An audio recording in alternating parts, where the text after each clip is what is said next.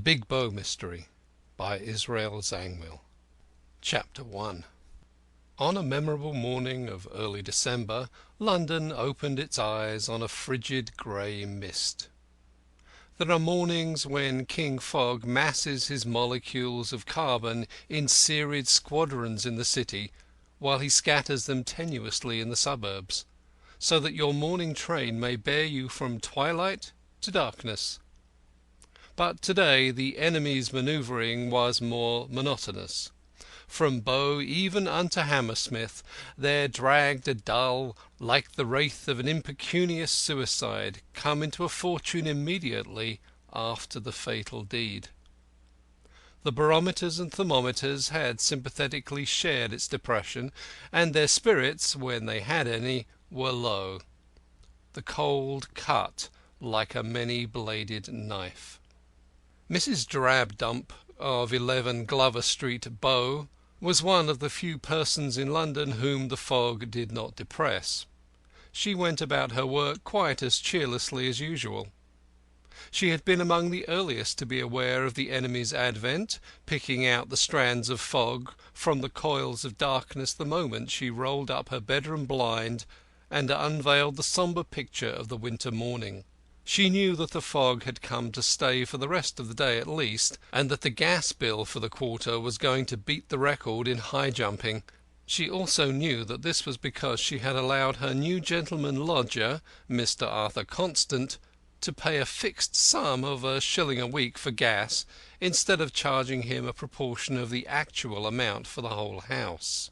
The meteorologists might have saved the credit of their science if they had reckoned with Mrs. Drabdump's next gas bill when they predicted the weather and made snow the favourite, and said that fog would be nowhere.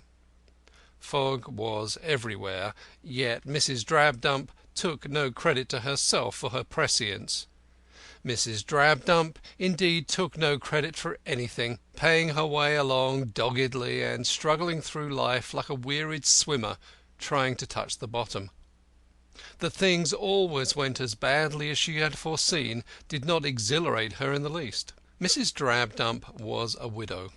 Widows are not born but made, else you might have fancied Mrs. Drabdump had always been a widow. Nature had given her that tall, spare form, and that pale, thin-lipped, elongated, hard-eyed visage, that painfully precise hair, which are always associated with widowhood in low life. It is only in higher circles that women can lose their husbands and yet remain bewitching. The late Mr. Drabdump had scratched the base of his thumb with a rusty nail, and Mrs. Drabdump's foreboding that he would die of lockjaw had not prevented her wrestling day and night with the shadow of death, as she had wrestled with it vainly twice before, when Katy died of diphtheria and little Johnny of scarlet fever. Perhaps it is from overwork among the poor that death has been reduced to a shadow. Mrs. Drabdump was lighting the kitchen fire. She did it very scientifically, as knowing the contrariety of coal and the anxiety of flaming sticks to end in smoke unless rigidly kept up to the mark. Science was a success as usual, and Mrs. Drabdump rose from her knees content, like a Farsi princess who had duly paid her morning devotions to her deity. Then she started violently and nearly lost her balance. Her eye had caught the hands of the clock on the mantel. They pointed to 15 minutes to 7. Mrs. Drabdump's devotion to the kitchen fire invariably terminated at 15 minutes past 6. What was the matter with the clock? Mrs. Drabdump had an immediate vision of Snoppet, the neighbouring horologist, keeping the clock in hand for weeks, and then returning it only superficially repaired and secretly injured more vitally for the good of the trade. The evil vision vanished as quickly as it came, exorcised by the deep boom of St. Dunstan's bells chiming the 3/4. In its place a great horror surged. Instinct had failed. Mrs. Drabdump had risen at 6:30 instead of 6, Now she understood why she had been feeling so dazed and so strange and sleepy. She had overslept herself. Chagrined and puzzled, she hastily set the kettle over the crackling coal, discovering a second later that she had overslept herself because Mr. Constant wished to be woke 3/4 of an hour earlier than usual, to have his breakfast at 7, having to speak at an early meeting of discontented tram men. She ran at once, candle in hand, to his bedroom. It was upstairs. All upstairs was Arthur Constant's domain, for it consisted of but two mutually independent rooms. Mrs. Drabdump knocked viciously at the door of the one he used for a bedroom, crying, "7 o'clock, sir. You'll be late, sir. You must get up at once." The usual slumberous "All right" was not forthcoming. But as she herself had varied her morning salute, her ear was less expectant of the echo. She went downstairs with no foreboding save that the kettle would come off second best in the race between its boiling and the lodger's dressing. For she knew there was no fear of Arthur Constant's lying deaf to the call of duty, temporarily represented by Mrs. Drabdump. He was a light sleeper, and the tram conductor's bells were probably ringing in his ears, summoning him to the meeting. Why, Arthur Constant, B.A., white-handed and white-shirted, and gentleman to the very purse of him, should concern himself with tram men when fortune had confined his necessary relations with drivers to cabmen at the least, Mrs. Drabdump could not make out. He probably aspired to represent Bow in Parliament. But then it would surely have been wiser to lodge with a landlady who possessed the vote, by having her husband alive. Nor was there much practical wisdom in his wish to black his own boots, an occupation in which he shone but little, and to live in every way like a Bow working man. Bow working men were not so lavish in their patronage of water, whether existing in drinking glasses, morning tubs, or laundresses' establishments. Nor did they eat the delicacies with which Mrs. Drabdump supplied him, with the assurance that they were the artisan's appanage. She could not bear to see him eat things unbefitting his station. Arthur Constant opened his mouth and ate what his landlady gave him, not first deliberately shutting his eyes according to the formula, the rather pluming himself on keeping them wide open. But it is difficult for saints to see through their own halos, and in practice an areola about the head is often indistinguishable from a mist. The tea to be scalded in Mr. Constant's pot, when that cantankerous kettle should boil, was not the coarse mixture of black and green sacred to herself and Mr. Mortlake, of whom the thoughts of breakfast now reminded her. Poor Mr. Mortlake, gone off without any to Devonport, somewhere about 4 in the fog-thickened darkness of a winter night. Well, she hoped his journey would be duly rewarded, that his perks would be heavy, and that he would make as good a thing out of travelling expenses as rival Labour leaders roundly accused him of to other people's faces. She did not grudge him his gains, nor was it her business if, as they alleged, in introducing Mr. Constant to her vacant rooms, his idea was not merely to benefit his landlady. He had done her an uncommon good turn, queer as was the lodger thus introduced. His own apostleship to the sons of toil gave Mrs. Drabdump no twinges of perplexity.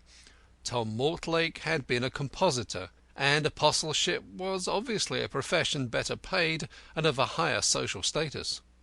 Tom Mortlake, the hero of 100 strikes, set up in print on a poster, was unmistakably superior to Tom Mortlake setting up other men's names at a case. Still, the work was not all beer and skittles, and Mrs. Drabdump felt that Tom's latest job was not enviable. She shook his door as she passed it on her way back to the kitchen, but there was no response. The street door was only a few feet off down the passage, and a glance at it dispelled the last hope that Tom had abandoned the journey. The door was unbolted and unchained, and the only security was the latchkey lock. Mrs. Drabdump felt a whit uneasy, though, to give her her due, she never suffered as much as most good housewives do from criminals who never come. Not quite opposite, but still only a few doors off, on the other side of the street, lived the celebrated ex-detective Grodman, and, illogically enough, his presence in the street gave Mrs. Drabdump a curious sense of security, as of a believer living under the shadow of the fane. That any human being of ill odour should consciously come within a mile of the scent of so famous a sleuth-hound seemed to her highly improbable. Grodman had retired with a competence, and was only a sleeping dog now. Still, even criminals would have sense enough to let him lie. So Mrs. Drabdump did not really feel that there had been any danger, especially as a second glance at the street door showed that Mortlake had been thoughtful enough to slip the loop that held back the bolt of the big lock. She allowed herself another throb of sympathy for the labour leader whirling on his dreary way towards Devonport Dockyard. Not that he told her anything of his journey beyond the town, but she knew Devonport had a dockyard because Jess Dymond, Tom's sweetheart, once mentioned that her aunt lived near there, and it lay on the surface that Tom had gone to help the dockers, who were imitating their London brethren. Mrs. Drabdump did not need to be told things to be aware of them. She went back to prepare Mr. Constant's superfine tea, vaguely wondering why people were so discontented nowadays. But when she brought up the tea and the toast and the eggs to Mr. Constant's sitting-room, which adjoined his bedroom, though without communicating with it, Mr. Constant was not sitting in it. She lit the gas and laid the cloth. Then she returned to the landing, and beat at the bedroom door with an imperative palm. Silence alone answered her. She called him by name, and told him the hour, but hers was the only voice she heard, and it sounded strangely to her in the shadows of the staircase. Then muttering, "Poor gentleman, he had the toothache last night, and perhaps he's only just got a wink of sleep. Pity to disturb him for the sake of them grizzling conductors. I'll let him sleep his usual time." She bore the teapot downstairs with a mournful, almost poetic consciousness that soft-boiled eggs, like love, must grow cold. 7:30 came, and she knocked again, but Constant slept on. His letters, always a strange assortment, arrived at 8, and a telegram came soon after. Mrs. Drabdump rattled his door, shouted, and at last put the wire under it. Her heart was beating fast enough now, though there seemed to be a cold, clammy snake curling around it. She went downstairs again and turned the handle of Mortlake's room, and went in without knowing why. The coverlet of the bed showed that the occupant had only laid down in his clothes, as if fearing to miss the early train. She had not for a moment expected to find him in the room, yet somehow the consciousness that she was alone in the house with the sleeping Constant seemed to flash for the first time upon her, and the clammy snake tightened its folds around her heart. She opened the street door, and her eye wandered nervously up and down. It was 8:30. The little street stretched cold and still in the grey mist, blinking bleary eyes at either end where the street lamps smouldered on. No one was visible for the moment, though smoke was rising from many of the chimneys to greet its sister mist. At the house of the detective across the way the blinds were still down and the shutters up. Yet the familiar prosaic aspect of the street calmed her. The bleak air set her coughing. She slammed the door to, and returned to the kitchen to make fresh tea for Constant, who could only be in a deep sleep. But the canister trembled in her grasp. She did not know whether she dropped it or threw it down, but there was nothing in the hand that battered again a moment later at the bedroom door. No sound within answered the clamour without.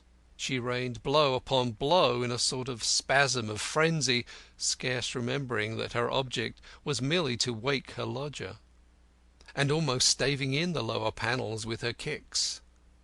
Then she turned the handle and tried to open the door, but it was locked. The resistance recalled her to herself. She had a moment of shocked decency at the thought that she had been about to enter Constant's bedroom. Then the terror came over her afresh. She felt that she was alone in the house with a corpse. She sank to the floor, cowering, with difficulty stifling a desire to scream.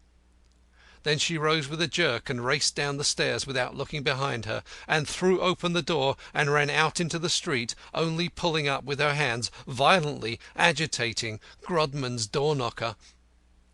In a moment the first-floor window was raised. The little house was of the same pattern as her own, and Grodman's full, fleshy face loomed through the fog in sleepy irritation from under a nightcap.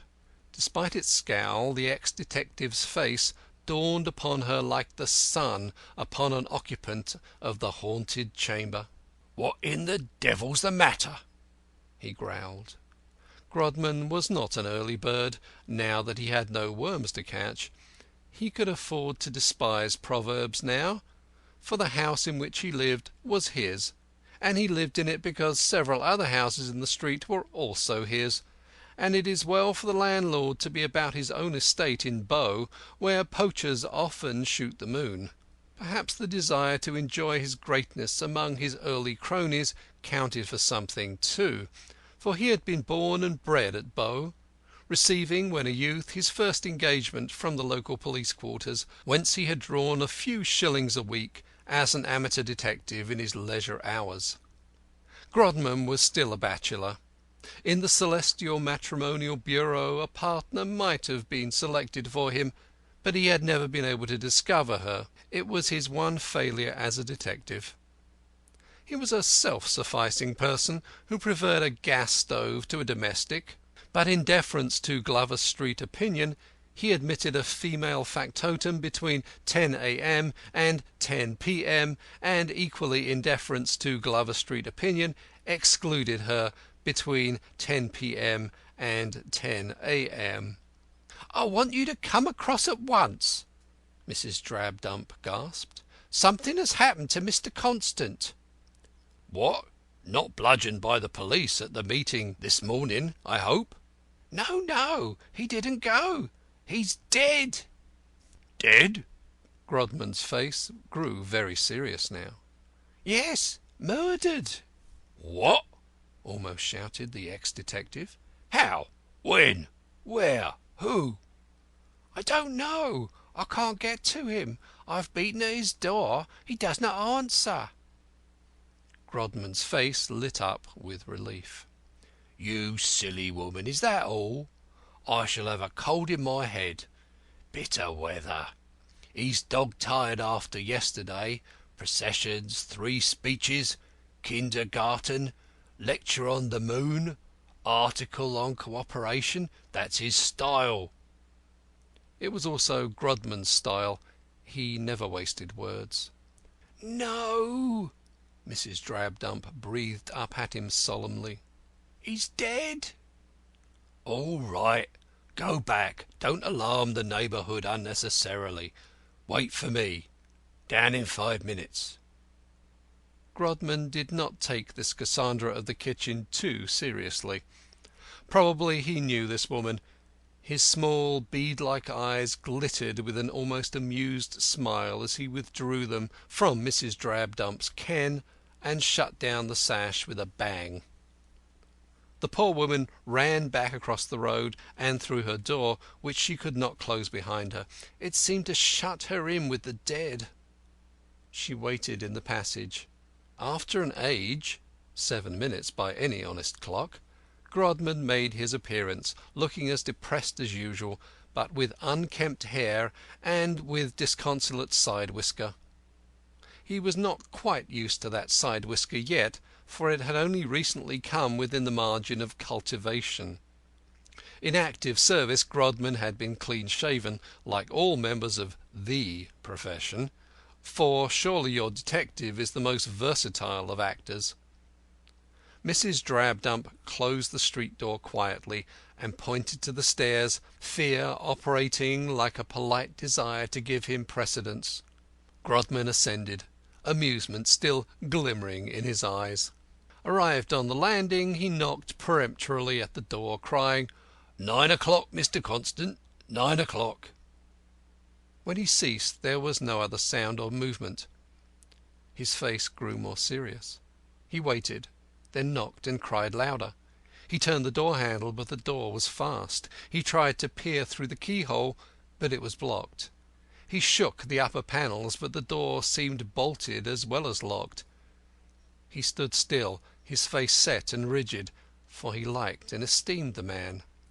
"I knock your loudest," whispered the pale-faced woman. "You'll not wake him now." The grey mist had followed them through the street door, and hovered about the staircase, charging the air with a moist, sepulchral odour. "Locked and bolted," muttered Grodman, shaking the door afresh. "Burst it open," breathed the woman, trembling violently all over, and holding her hand before her as if to ward off the dreadful vision. Without another word, Grodman applied his shoulder to the door, and made a violent muscular effort. He had been an athlete in his time, and the sap was yet in him. The door creaked. Little by little it began to give. The woodwork enclosing the bolt of the lock splintered. The panels bent inwards. The large upper bolt tore off its iron staple. The door flew back with a crash. Grodman rushed in. "My God!" he cried. The woman shrieked. The sight was too terrible. Within a few hours the jubilant newsboys were shrieking, "Horrible suicide in Bow!" and the Moon poster added, for the satisfaction of those too poor to purchase, "A philanthropist cuts his throat." End of Chapter 1. The Big Bow Mystery by Israel Zangwill. Chapter 2. But the newspapers were premature. Scotland Yard refused to prejudice the case despite the penny-a-liners. Several arrests were made, so that the later editions were compelled to soften suicide into mystery. The people arrested were a nondescript collection of tramps. Most of them had committed other offences for which the police had not arrested them. One bewildered-looking gentleman gave himself up, as if he were a riddle, but the police would have none of him, and restored him forthwith to his friends and keepers. The number of candidates for each new opening in Newgate is astonishing. The full significance of this tragedy of a noble young life cut short had hardly time to filter into the public mind when a fresh sensation absorbed it. Tom Mortlake had been arrested the same day at Liverpool on suspicion of being concerned in the death of his fellow lodger. The news fell like a bombshell upon a land in which Tom Mortlake's name was a household word. That the gifted artisan orator, who had never shrunk upon occasion from launching red rhetoric at society, should actually have shed blood seemed too startling, especially as the blood shed was not blue, but the property of a lovable young middle-class idealist, who had now literally given his life to the cause. But this supplementary sensation did not grow to a head, and everyone, save a few Labour leaders, was relieved to hear that Tom had been released almost immediately, being merely subpoenaed to appear at the inquest. In an interview which he accorded to the representative of a Liverpool paper the same afternoon, he stated that he put his arrest down entirely to the enmity and rancour entertained towards him by the police throughout the country. He had come to Liverpool to trace the movements of a friend about whom he was very uneasy, and he was making anxious inquiries at the docks to discover at what times steamers left for America, when the detectives stationed there had, in accordance with instructions from headquarters, arrested him as a suspicious-looking character. "Though," said Tom, "they must very well have known my fears, as I have been sketched and caricatured all over the shop. When I told 'em who I was, they had the decency to let me go, though they thought they'd scored off me enough, I reckon. Yes, it certainly is a strange coincidence that I might actually have had something to do with the poor fellow's death, which has cut me up as much as anybody. Though if they had known I had just come from the scene of the crime and actually lived in the house, they would probably have let me alone. Ha!" He laughed sarcastically. "They are a queer lot of muddleheads of the police. Their motto is, 'First catch your man, then cook the evidence.' If you're on the spot, you're guilty because you're there, and if you're elsewhere, you're guilty because you've gone away. Oh, I know them. If they could have seen their way to clap me in quod, they'd have done it. Luckily, I know the name of the cabman who took me to Euston before 5 this morning." "If they capped you in quod," the interviewer reported himself as facetiously observing, "the prisoners would be on strike in a week."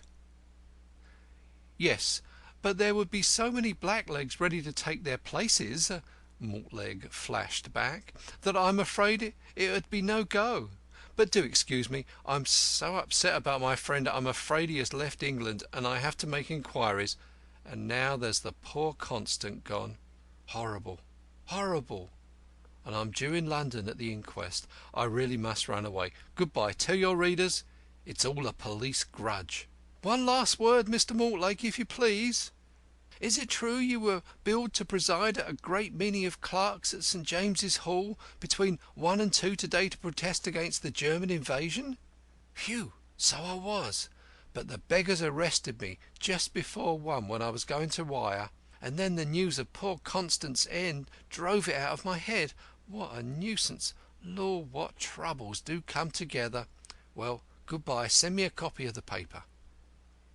Tom Mortlake's evidence at the inquest added little beyond this to the public knowledge of his movements on the morning of the mystery.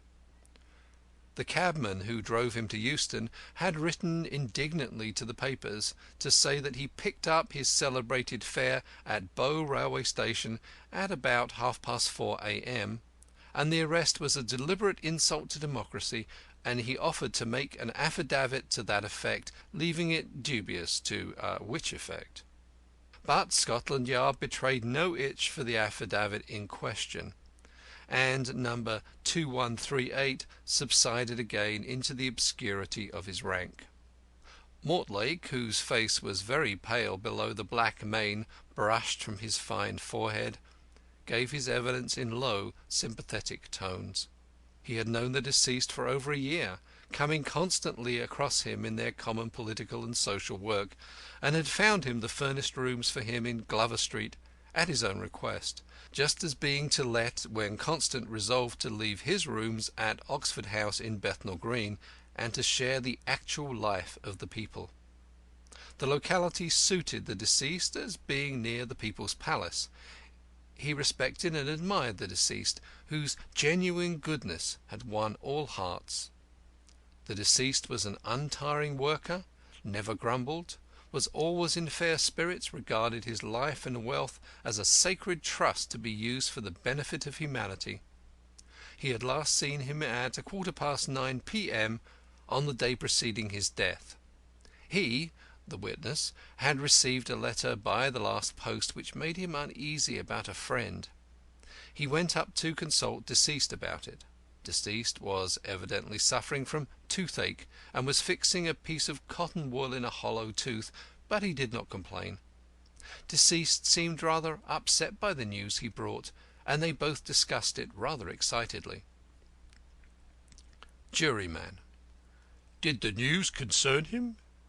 Mortlake: "Only impersonally. He knew my friend, and was keenly sympathetic when one was in trouble." Coroner: "Could you show the jury the letter you received?" Mortlake: "I have mislaid it, and I can't make out where it has got to. If you, sir, think it relevant or essential, I will state what the trouble was." Coroner: "Was the toothache very violent?" Mortlake: I cannot tell. I think not, though he told me it had disturbed his rest the night before. Coroner: What time did you leave him? Mortlake: About 20 to 10. Coroner: And what did you do then? Mortlake: I went out for an hour or so to make some inquiries. Then I returned and told my landlady I should be leaving by an early train for the country. Coroner: And that was the last you saw of the deceased? Mortlake (with emotion): The last. Coroner: How was he when you left him? Mortlake: Mainly concerned about my trouble. Coroner: Otherwise you saw nothing unusual about him? Mortlake: Nothing. Coroner: What time did you leave the house on Tuesday morning? Mortlake: About 25 minutes past 4. Coroner: Are you sure you shut the street door? Mortlake: Quite sure. Knowing my landlady was rather a timid person, I even slipped the bolt of the big lock, which was usually tied back. It was impossible for any one to get in, even with a latchkey. Mrs. Drabdump's evidence, which of course preceded his, was more important, and occupied a considerable time, unduly eked out by Drabdumpian padding. Thus she not only deposed that Mr. Constant had the toothache, but that it was going to last about a week, in tragi-comic indifference to the radical cure that had been effected. Her account of the last hours of the deceased tallied with Mortlake's, only that she feared Mortlake was quarrelling with him over something in the letter that had come by the 9 o'clock post. Deceased had left the house a little after Mortlake, and had returned before him, and had gone straight to his bedroom. She had not actually seen him come in, having been in the kitchen, but she heard his latchkey, followed by his light step up the stairs. A juryman: How did you know it was not somebody else? Sensation, of which the juryman tries to look unconscious. He called down to me over the banisters, and said in his sweetish voice, Be hextra sure to wake me at 7:15, Mrs. Drabdump, or else I shan't get to my tram meeting. Juryman collapses. Coroner: And did you wake him? Mrs. Drabdump (breaking down): Oh, my lud, how can you ask? Coroner: There, compose yourself. I mean, did you try to wake him? Mrs. Drabdump: I've taken in and done for lodgers these 17 years, my lud, and I've always gav satisfaction, and Mr. Mortlake he wouldn't have recommended me otherwise, though I wish to heaven the poor gentleman had never. Coroner: Yes, of course. You tried to rouse him? But it was some time before Mrs. Drabdump was sufficiently calm to explain that, though she had overslept herself, and though it would have been all the same anyhow, she had come up to time. Bit by bit the tragic story was forced from her lips, a tragedy that even her telling could not make tawdry. She told with superfluous detail how, when Mr. Grodman broke in the door, she saw her unhappy gentleman lodger lying on his back in bed, stone dead, with a gaping red wound in his throat. How her stronger-minded companion calmed her a little by spreading a handkerchief over the distorted face. How they then looked vainly about and under the bed for any instrument by which the deed could have been done, the veteran detective carefully making a rapid inventory of the contents of the room, and taking notes of the precise position and condition of the body before anything was disturbed by the arrival of gapers or bunglers. And how she had pointed out to him that both the windows were firmly bolted to keep out the cold night air. How, having noted this down with a puzzled, pitying shake of the head, he had opened the window to summon the police, and espied in the fog one Denzil Cantercot, whom he called and told to run to the nearest police station and asked them to send on an inspector and a surgeon. How they both remained in the room till the police arrived, Grodman pondering deeply the while and making notes every now and again as fresh points occurred to him, and asking her questions about the poor weak-headed young man. Pressed as to what she meant by calling the deceased weak-headed, she replied that some of her neighbours wrote him begging letters, though Heaven knew they were better off than herself, who had to scrape her fingers to the bone for every penny she earned.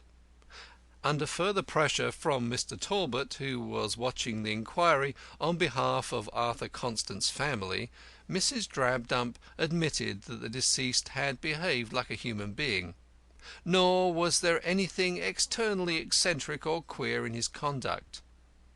He was always cheerful and pleasant spoken, though certainly soft, God rest his soul. No, he never shaved, but wore all the hair that Heaven had given him. A juryman. She thought deceased was in the habit of locking his door when he went to bed. Of course she couldn't say for certain. Laughter. There was no need to bolt the door as well. The bolt slid upwards and was at the top of the door. When she first let lodgings, her reasons for which she seemed anxious to publish, there had only been a bolt, but a suspicious lodger, she would not call him a gentleman, had complained that he could not fasten his door behind him, and so she had been put to the expense of having a lock made. The complaining lodger went off soon after without paying his rent. Laughter. She had always known he would. Coroner. Was the deceased at all nervous? Witness. No, he was a very nice gentleman. A laugh. Coroner. I mean, did he seem afraid of being robbed? Witness. No, he was always going to demonstrations. Laughter. I told him to be careful. I told him I lost a purse with 3 and twopence myself on Jubilee Day. Mrs. Drabdump resumed her seat, weeping vaguely. Coroner. Gentlemen, we shall have an opportunity of viewing the room shortly. The story of the discovery of the body was retold, though more scientifically, by Mr. George Grodman, whose unexpected resurgence into the realm of his early exploits excited as keen a curiosity as the reappearance, for this occasion only, of a retired prima donna. His book, Criminals I Have Caught, passed from the 23rd to the 24th edition merely on the strength of it. Mr. Grodman stated that the body was still warm when he found it. He thought that death was quite recent. The door he had had to burst was bolted as well as locked. He confirmed Mrs. Drabdump's statement about the windows. The chimney was very narrow. The cut looked as if it had been done by a razor. There was no instrument lying about the room. He had known the deceased about a month. He seemed a very earnest, simple-minded young fellow who spoke a great deal about the brotherhood of man. The hardened old man-hunter's voice was not free from a tremor as he spoke jerkily of the dead man's enthusiasms. He should have thought the deceased the last man in the world to commit suicide. Mr. Denzil Cantercot was next called. He was a poet. Laughter. He was on his way to Mr. Grodman's house to tell him he'd been unable to do some writing for him because he was suffering from writer's cramp, when Mr. Grodman called to him from the window of number 11 and asked him to run for the police. No, he did not run. He was an philosopher. Laughter. He returned with them to the door, but did not go up. He had no stomach for crude sensations. Laughter. The grey fog was sufficiently unbeautiful for him for one morning.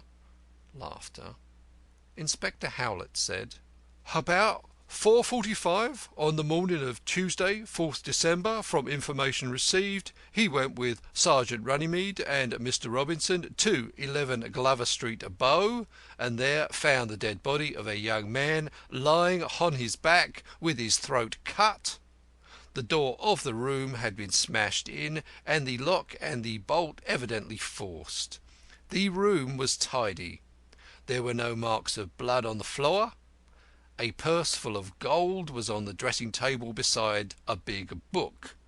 A hip bath with cold water stood beside the bed, over which was a hanging bookcase. There was a large wardrobe against the wall next to the door. The chimney was very narrow. There were 2 windows, one bolted. It was about 18 feet to the pavement. There was no way of climbing up.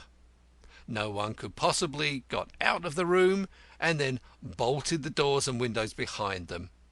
And he had searched all parts of the room in which any one might have been concealed.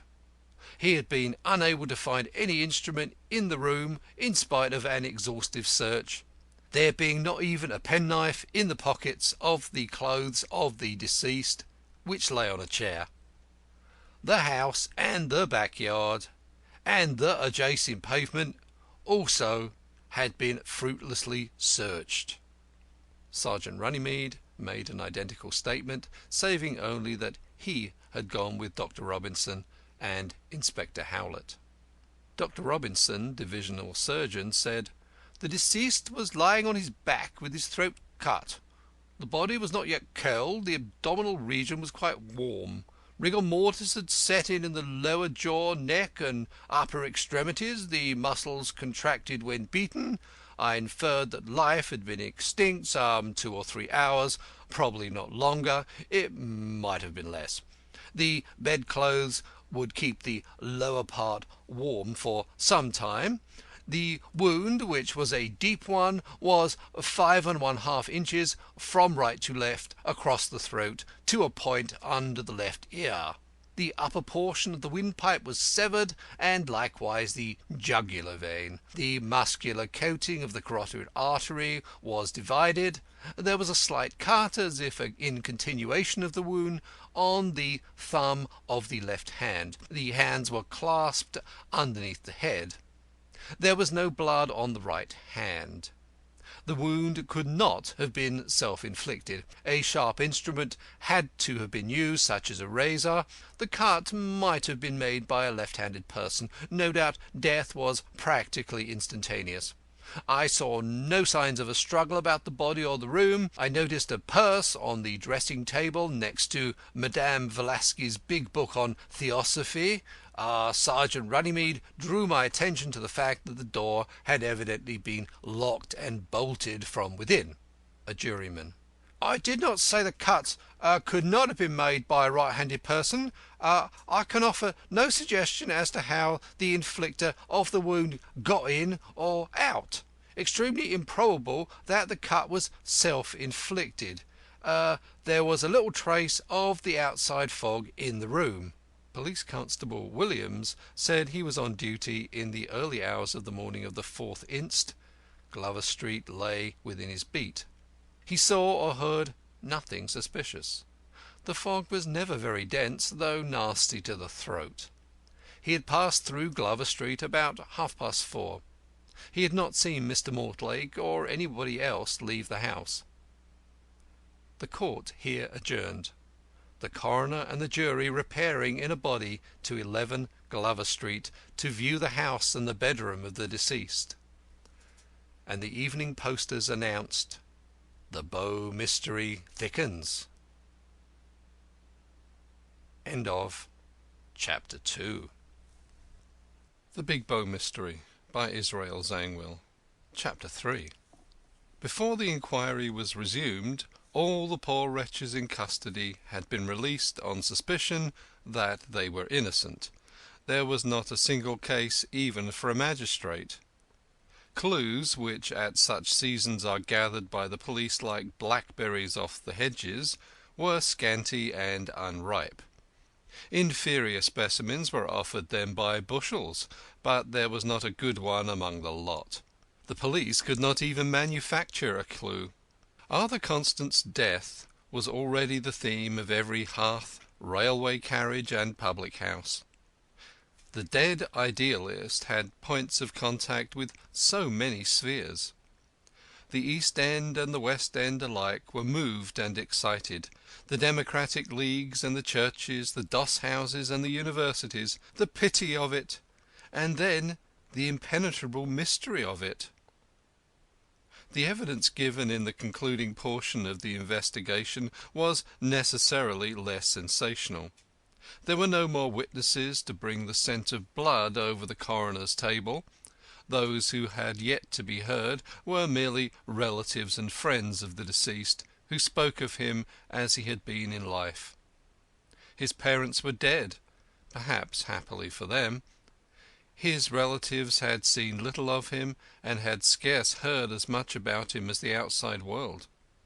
No man is a prophet in his own country, and even if he migrates, it is advisable for him to leave his family at home. His friends were a motley crew. Friends of the same friend are not necessarily friends of one another, but their diversity only made the congruity of the tale they had to tell more striking. It was the tale of a man who had never made an enemy even by benefiting him, nor lost a friend even by refusing his favours. The tale of a man whose heart overflowed with peace and goodwill to all men all the year round. Of a man to whom Christmas came not once but 365 times a year. It was the tale of a brilliant intellect who gave up to mankind what was meant for himself, and worked as a labourer in the vineyard of humanity, never crying that the grapes were sour. Of a man uniformly cheerful, and of good courage, living in that forgetfulness of self which is the truest antidote to despair. And yet there was not quite wanting the note of pain to jar the harmony and make it all human. Richard Elton, his chum from boyhood and vicar of Somerton in Midlandshire, handed to the coroner a letter received from the deceased about 10 days before his death, containing some passages which the coroner read aloud. "Do you know anything of Schopenhauer? I mean anything beyond the current misconceptions. I have been making his acquaintance lately. He is an agreeable rattle of a pessimist. His essay on the misery of mankind is quite lively reading. At first his assimilation of Christianity and pessimism, it occurs in his essay on suicide, dazzled me as an audacious paradox. But there is truth in it. Verily the whole creation groaneth and travaileth, and man is a degraded monster, and sin is all over. Ah, my friend, I have shed many of my illusions since I came to this seething hive of misery and wrong-doing. What shall one man's life, a million men's lives, avail against the corruption, the vulgarity, and the squalor of civilization? Sometimes I feel like a farthing rushlight in the halls of Eblis. Selfishness is so long and life so short. And the worst of it is that everybody is so beastly contented. The poor no more desire comfort than the rich culture. The woman to whom a penny school fee for her child represents an appreciable slice of her income is satisfied that the rich we shall always have with us. The real old Tories are the paupers in the workhouse. The radical working men are jealous of their own leaders, and the leaders are jealous of one another. Schopenhauer must have organised the Labour Party in his salad days, and yet one can't help feeling that he committed suicide as a philosopher by not committing it as a man. He claims kinship with Buddha too, though esoteric Buddhism at least seems spheres removed from the philosophy of the will and the idea. What a wonderful woman Madame Blavatsky must be! I can't say I follow her, for she is up in the clouds nearly all the time, and I haven't as yet developed an astral body. Shall I send you on her book? It is fascinating. I am becoming quite a fluent orator. One soon gets into the way of it. The horrible thing is that you catch yourself saying things to lead up to cheers instead of sticking to the plain realities of the business. Lucy is still doing the galleries in Italy. It used to pain me sometimes to think of my darling's happiness when I came across a flat-chested factory girl. Now I feel her happiness is as important as a factory girl's. Lucy, the witness explained, was Lucy Brent, the betrothed of the deceased. The poor girl had been telegraphed for and had started for England. The witness stated that the outburst of despondency in this letter was almost a solitary one, most of the letters in his possession being bright, buoyant, and hopeful. Even this letter ended with a humorous statement of the writer's manifold plans and projects for the new year. The deceased was a good churchman. Coroner: Was there any private trouble in his own life to account for the temporary despondency? Witness: Not so far as I am aware. His financial position was exceptionally favourable. Coroner: There had been no quarrel with Miss Brent? Witness: I have the best authority for saying that no shadow of difference had ever come between them. Coroner: Was the deceased left-handed? Witness: Certainly not. He was not even an ambidexter. A juryman: Isn't Schopenhauer one of those infidel writers published by the Free Thought Publication Society? Witness: I do not know who publishes his books. Juryman: A small grocer and big raw-boned Scotchman rejoicing in the name of Sandy Sanderson and the dignities of deaconry and membership of the committee of the Bow Conservative Association. No equivocation, sir. Is he not a secularist who has lectured at the Hall of Science? Witness: No, he is a foreign writer. Mr. Sanderson was heard to thank heaven for this small mercy. Who believes that life is not worth living. Juryman: Were you not shocked to find the friend of a minister reading such impure literature? Witness: The deceased read everything. Schopenhauer is the author of a system of philosophy, and not what you seem to imagine.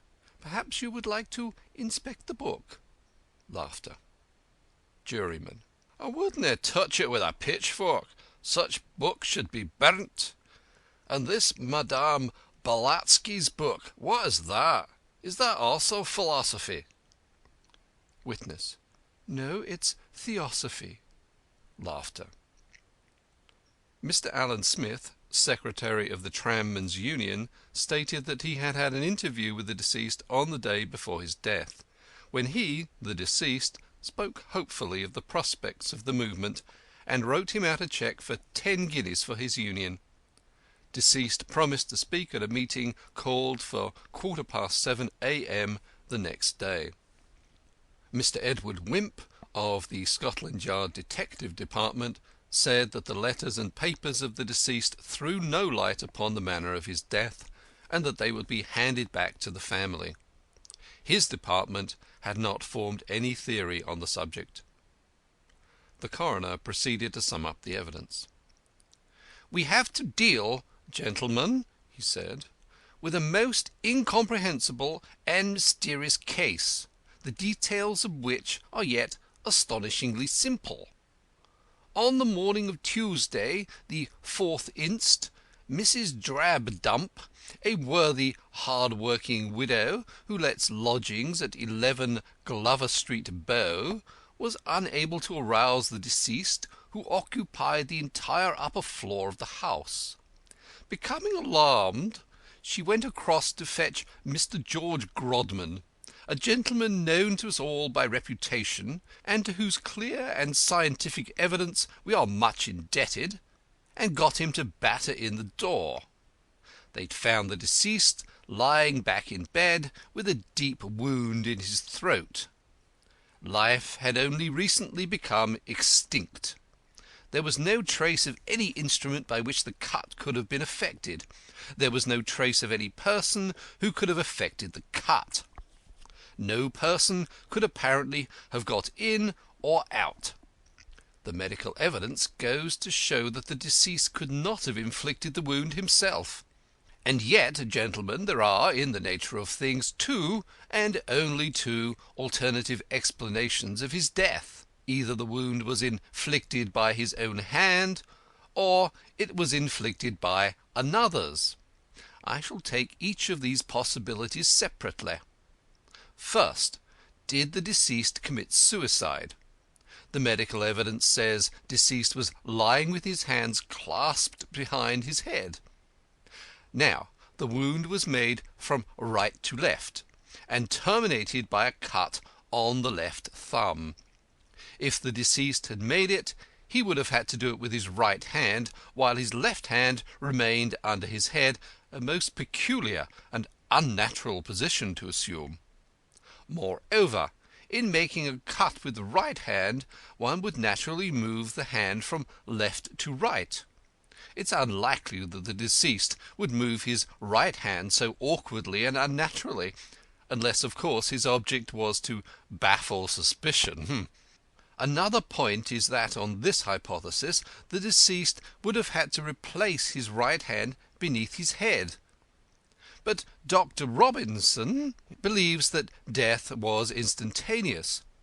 If so, deceased could have had no time to pose so neatly. It is just possible the cut was made with the left hand, but then the deceased was right-handed. The absence of any signs of a possible weapon undoubtedly goes to corroborate the medical evidence. The police have made an exhaustive search of all places where the razor or other weapon or instrument might have had any possibility have been concealed, including the bedclothes, the mattress, the pillow, and the street into which it might have been dropped. But all theories involving the wilful concealment of the fatal instrument have to reckon with the fact or probability that the death was instantaneous, also with the fact that there was no blood about the floor. Finally, the instrument used was in all likelihood a razor, and the deceased did not shave, and was never known to be in possession of such an instrument. If, then, we were to confine ourselves to the medical and police evidence, there would, I think, be little hesitation in dismissing the idea of suicide. Nevertheless, it is well to forget the physical aspect of the case for a moment, and to apply our minds to an unprejudiced inquiry into the mental aspect of it. Was there any reason why the deceased should wish to take his own life? He was young, wealthy and popular, loving and loved. Life stretched fair before him. He had no vices. Plain living, high thinking, and noble doing were the three guiding stars of his life. If he had had ambition, an illustrious public career was within his reach. He was an orator of no mean power, a brilliant and industrious man. His outlook was always on the future. He was always sketching out ways in which he could be useful to his fellow men. His purse and his time were ever at the command of whomsoever should show fair claim upon them. If such a man were likely to end his own life, the science of human nature would be at an end. Still, some of the shadows of the picture have been presented to us. The man had his moments of despondency. Which of us has not? But they seem to have been few and passing. Anyhow, he was cheerful enough on the day before his death. He was suffering, too, from toothache, but it does not seem to have been violent, nor did he complain. Possibly, of course, the pain became very acute in the night, nor must we forget that he may have overworked himself and got his nerves into a morbid state. He worked very hard, never rising later than 7:30, and doing far more than the professional labour leader. He taught and wrote. as well as spoke and organised. But on the other hand, all witnesses agreed that he was looking forward eagerly to the meeting of tram men on the morning of the 4th inst. His whole heart was in the movement. Is it likely that this was the night he would choose for quitting the scene of his usefulness? Is it likely that if he had chosen it he would not have left letters and a statement behind, or made a last will and testament? Mr. Wimp has found no possible clue to such conduct in his papers. Or is it likely that he would have concealed the instrument?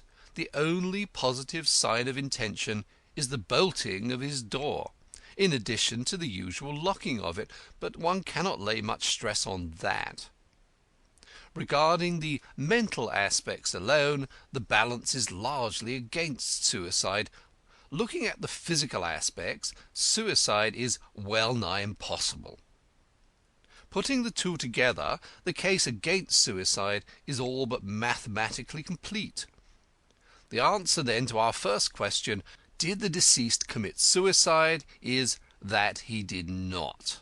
The coroner paused, and everybody drew a long breath. The lucid exposition had been followed with admiration. If the coroner had stopped now, the jury would have unhesitatingly returned a verdict of murder. But the coroner swallowed a mouthful of water and went on. We come now to the second alternative. Was the deceased the victim of homicide? In order to answer that question in the affirmative, it is essential that we should be able to form some conception of the modus operandi. It is all very well for Dr. Robinson to say the cut was made by another hand, but in the absence of any theory as to how the cut could possibly have been made by that other hand, we should be driven back to the theory of self-infliction, however improbable it may seem to a medical gentleman.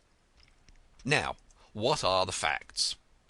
When Mrs. Drabdump and Mr. Grodman found the body, it was yet warm, and Mr. Grodman, a witness fortunately qualified by special experience, states that the death had been quite recent. This tallies closely enough with the view of Dr. Robinson, who, examining the body about an hour later, put the time of death at 2 or 3 hours before, say at 7 o'clock. Mrs. Drabdump had attempted to wake the deceased at 7:15, which would put back the act to a little earlier. As I understand from Dr. Robinson that it is impossible to fix the time very precisely, death may very well have taken place several hours before Mrs. Drabdump's first attempt to wake deceased. Of course, it may have taken place between the first and second calls, as he may merely have been sound asleep at first. It may also not impossibly have taken place considerably earlier than the first call, for all the physical data seem to prove. Nevertheless, on the whole, I think we shall least likely to err if we assume the time of death to be 6:30. Gentlemen, let us picture to ourselves number 11 Glover Street at 6:30. We have seen the house. We know exactly how it is constructed. On the ground floor, a front room tenanted by Mr. Mortlake, with 2 windows giving on the street, both securely bolted, a back room occupied by the landlady, and a kitchen. Mrs. Drabdump did not leave her bedroom till 6:30, so we may be sure all the various doors and windows have not yet been unfastened, while the season of the year is a guarantee that nothing had been left open. The front door, through which Mr. Mortlake has gone out before 4:30, is guarded by the latch-key lock and the big lock. On the upper floor are 2 rooms, a front room used by deceased for a bedroom, and a back room which he used as a sitting room. The back room has been left open with the key inside, but the window is fastened. The door of the front room is not only locked, but bolted. We have seen the splintered mortice and the staple of the upper bolt violently forced from the woodwork, and resting on the pin. The windows are bolted, the fasteners being firmly fixed in the catches. The chimney is too narrow to admit of the passage of even a child. This room, in fact, is as firmly barred in as if besieged. It has no communication with any other part of the house. It is as absolutely self-centred and isolated as if it were a fort in the sea or a log hut in the forest. Even if any strange person is in the house, nay, in the very sitting-room of the deceased, he cannot get into the bedroom, for the house is one built for the poor, with no communication between the different rooms, so that separate families, if need be, may inhabit each. Now, however, let us grant that some person has achieved the miracle of getting into the front room, first floor, 18 feet from the ground. At 6:30 or thereabouts he cuts the throat of the sleeping occupant. How is he then to get out without attracting the attention of the now roused landlady? But let us concede him that miracle too. How is he to go away and yet leave the doors and windows locked and bolted from within? This is a degree of miracle at which my credulity must draw the line. No, the room had been closed all night. There is scarce a trace of fog in it. No one could get in or out. Finally, murders do not take place without motive. Robbery and revenge are the only conceivable motives. The deceased had not an enemy in the world. His money and valuables were left untouched. Everything was in order. There were no signs of a struggle. The answer, then, to our second inquiry, was the deceased killed by another person, is that he was not. Gentlemen, I am aware that this sounds impossible and contradictory, but it is the facts that contradict themselves. It seems clear that the deceased did not commit suicide. It seems equally clear that the deceased was not murdered. There is nothing for it, therefore, gentlemen, to return a verdict tantamount to an acknowledgment of our incompetence to come to any adequately grounded conviction whatever as to the means or the manner by which the deceased met his death. It is the most inexplicable mystery in all my experience. Sensation.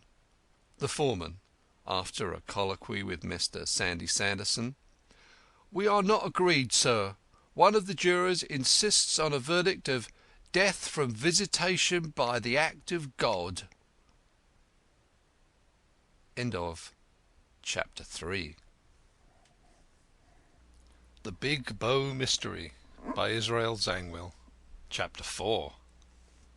But Sandy Sanderson's burning solicitude to fix the crime flickered out in the face of opposition, and in the end he bowed his head to the inevitable open verdict. Then the floodgates of Inkland were opened, and the deluge pattered for 9 days on the deaf coffin where the poor idealist mouldered. The tongues of the press were loosened, and the leader writers revelled in recapitulating the circumstances of the Big Bow Mystery, though they could contribute nothing but adjectives to the solution. The papers teemed with letters. It was a kind of Indian summer of the silly season, but the editors could not keep them out, nor cared to. The mystery was the one topic of conversation everywhere. It was on the carpet and the bare boards alike, in the kitchen and the drawing-room. It was discussed with science or stupidity, with aspirates or without. It came up for breakfast with the rolls, and was swept off the supper-table with the last crumbs. No. 11 Glover Street, Bow, remained for days a shrine of pilgrimage. The once sleepy little street buzzed from morning till night. From all parts of the town people came to stare up at the bedroom window and wonder with a foolish face of horror. The pavement was often blocked for hours together, and itinerant vendors of refreshment made it a new market centre, while vocalists hastened thither to sing the delectable ditty of the deed without having any voice in the matter. It was a pity the Government did not elect a toll gate at either end of the street, but Chancellors of the Exchequer rarely avail themselves of the more obvious expedients for paying the national debt. Finally, familiarity bred contempt, and the wits grew facetious at the expense of the mystery. Jokes on the subjects appeared even in the comic papers. To the proverb, "You must not say boo to a goose," one added, "or else she will explain you the mystery." The name of the gentleman who asked whether the Bow mystery was not arrowing should not be divulged. There was one more point in Dragonet's remark, that if he had been one of the unhappy jurymen, he should have been driven to suicide. A professional paradox monger pointed triumphantly to the somewhat similar situation in the Murder in the Rue Morgue, and said that Nature had been plagiarising again, like the monkey she was, and he recommended Poe's publishers to apply for an injunction. More seriously, Poe's solution was suggested by Constant Reader as an original idea. He thought that a small organ-grinder's monkey might have got down the chimney with its master's razor, and, after attempting to shave the occupant of the bed, have returned the way it came. This idea created considerable sensation, but a correspondent with a long train of letters draggling after his name pointed out that a monkey small enough to get down so narrow a flue would not be strong enough to inflict so deep a wound. This was disputed by a third writer, and the contest raged so keenly about the power of a monkey's muscles that it was almost taken for granted that a monkey was the guilty party. The bubble was pricked by the pen of Common Sense, who laconically remarked that no traces of soot or blood had been discovered on the floor, or on the nightshirt, or on the counterpane. The Lancet's leader on the mystery was awaited with interest. It said, "We cannot join in the praises that have been showered upon the coroner's summing up. It shows again the evils resulting from having coroners who are not medical men. He seems to have appreciated but inadequately the significance of the medical evidence. He should certainly have directed the jury to return a verdict of murder on that. What was it to do with him that he could see no way by which the wound could have been inflicted by an outside agency? It was for the police to find out how that was done. Enough that it was impossible for the young man to have inflicted such a wound, and then have the strength and will-power enough to hide the instrument and to remove perfectly every trace of his having left the bed for the purpose." It is impossible to enumerate all the theories propounded by the amateur detectives, while Scotland Yard religiously held its tongue. Ultimately the interest in the subject became confined to a few papers which had received the best letters. Those papers that couldn't get interesting letters stopped the correspondence, and sneered at the sensationalism of those that could. Among the mass of fantasy there were not a few notable solutions, which failed brilliantly, like rockets posing as fixed stars. One was that in the obscurity of the fog the murderer had ascended the window of the bedroom by means of a ladder from the pavement. He had then with a diamond cut one of the panes away, and effected an entry through the aperture. On leaving, he fixed in the pane of the glass again, or another which he had brought with him, and thus the room remained with its bolts and locks untouched. On its being pointed out that the panes were too small, a third correspondence showed that that didn't matter, as it was only necessary to insert a hand and undo the fastening, when the entire window could be opened, the process being reversed by the murderer on leaving. This pretty edifice of glass was smashed by a glazier, who wrote to say that a pane could hardly be fixed in from only one side of a window frame, that it would fall out when touched, and that in any case the wet putty would not have escaped detection. A door panel sliced out and replaced was also put forward, and as many trap-doors and secret passages were ascribed to number 11 Glover Street as if it were a mediaeval castle. Another of these clever theories was that the murderer was in the room the whole time the police were there, hidden in the wardrobe, or that he had got behind the door when Grodman broke it open, so that he was not noticed in the excitement of the discovery, and escaped with his weapon at the moment when Grodman and Mrs. Drabdump were examining the window fastenings. Scientific explanations were to hand to explain how the assassin locked and bolted the door behind him. Powerful magnets outside the door had been used to turn the key and push the bolt within. Murderers armed with magnets loomed on the popular imagination like a new microbe. There was only one defect in this ingenious theory: the thing could not be done. A physiologist recalled the conjurers who swallow swords by an anatomical peculiarity of the throat, and said that the deceased might have swallowed the weapon after cutting his own throat. This was too much for the police to swallow. As for the idea that the suicide had been effected with a penknife or its blade, or a bit of steel which had then got buried in the wound, not even the quotation of Shelley's line, "Make such a wound, the knife is lost in it," could secure it a moment's acceptance.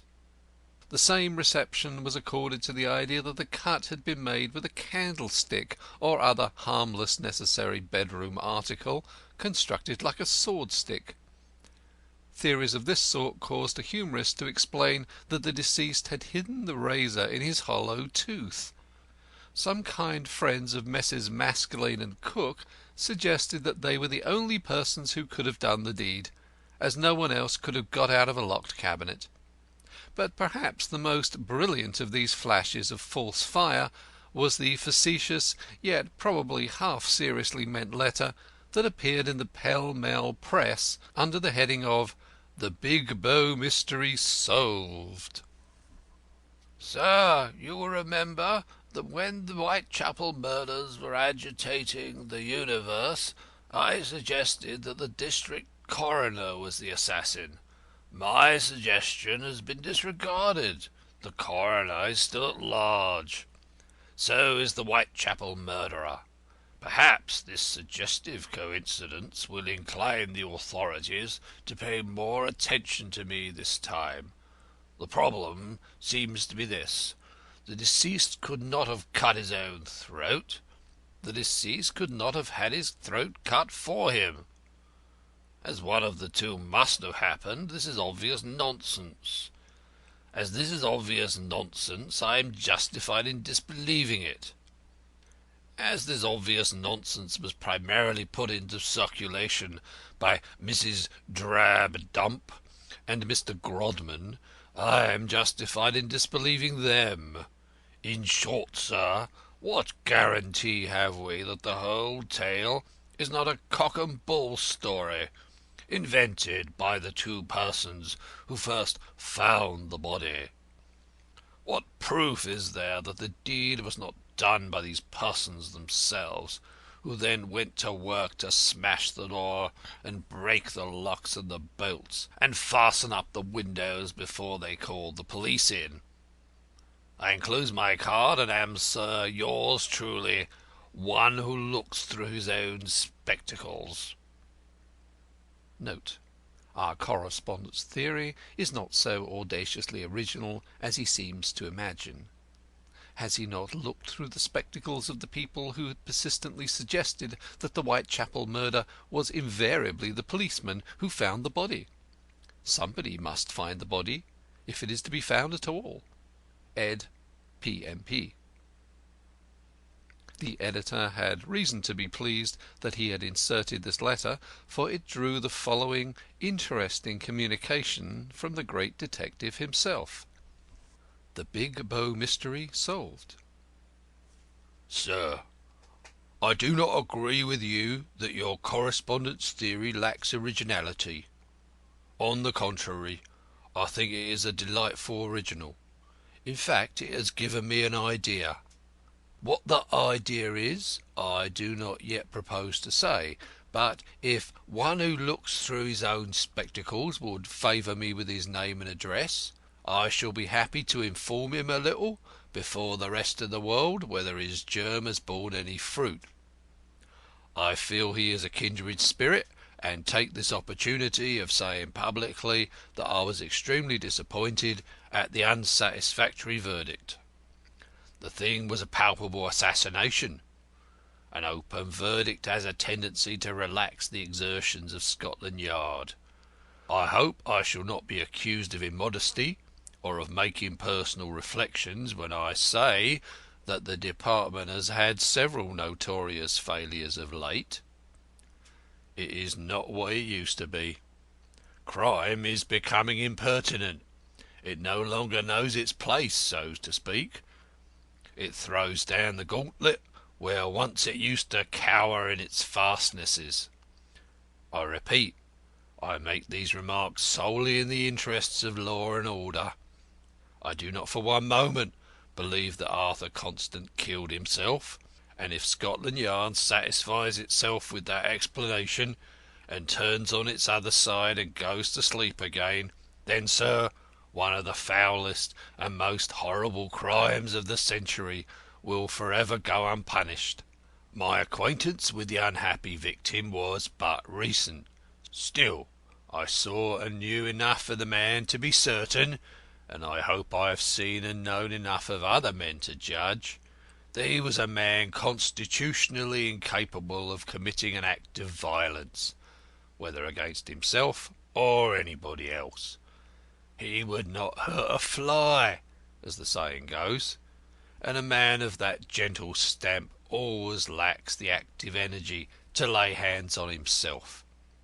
He was a man to be esteemed in no common degree, and I feel proud to be able to say that he considered me a friend. I am hardly at the time of life at which a man cares to put on his harness again, but, sir, it is impossible that I should ever know a day's rest till the perpetrator of this foul deed is discovered.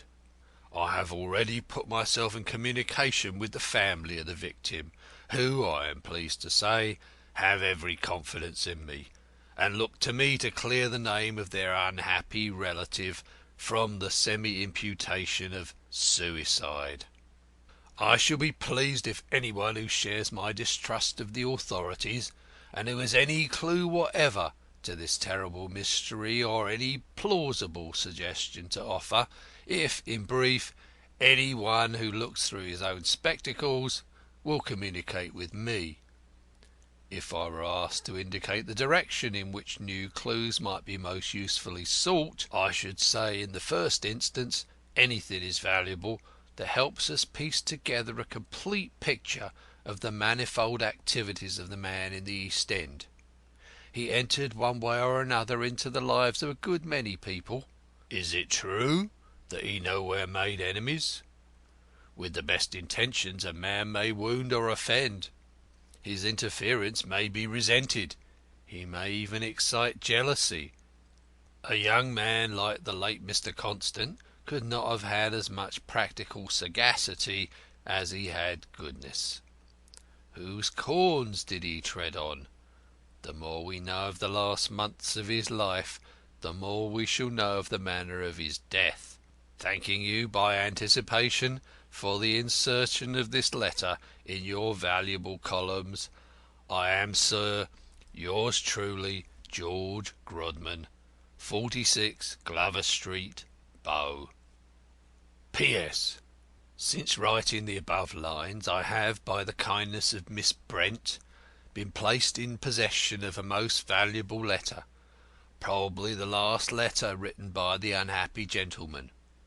It is dated Monday, 3 December, on the very eve of the murder, and was addressed to her at Florence, and has now, after some delay, followed her back to London, where the sad news unexpectedly brought her. It is a letter couched, on the whole, in the most hopeful spirit, and speaks in details of his schemes. Of course, there are things in it not meant for the ears of the public, but there can be no harm in transcribing an important passage.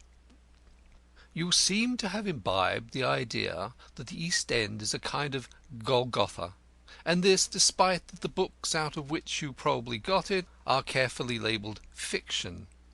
Lamb says somewhere that we think of the Dark Ages as literally without sunlight, and so I fancy, like you, dear, think of the East End as a mixture of mire, misery, and murder. How's that for alliteration?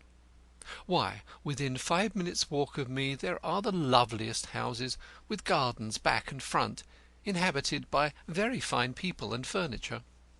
Many of my university friends' mouths would water if they knew the income of some of these shopkeepers in the High Road. The rich people about here may not be so fashionable as those in Kensington and Bayswater, but they are every bit as stupid and materialistic. I don't deny, Lucy, I do have my black moments, and I do sometimes pine to get away from all this to the lands of sun and lotus eating, but on the whole I'm too busy even to dream of dreaming. My real black moments are when I doubt that I'm really doing any good. But yet, on the whole, my conscience or my self-conceit tells me that I am. If one cannot do much with the mass, there is at least the consolation of doing good to the individual. And after all, is it not enough to have been an influence for good over 1 or 2 human souls? There are quite fine characters hereabout, especially in the women. Natures capable not only of self-sacrifice, but of delicacy of sentiment. To have learned to know of such, to have been of service to 1 or 2 of such, is not that ample return? I could not get to St. James's Hall to hear your friend's symphony at the Henschel concert.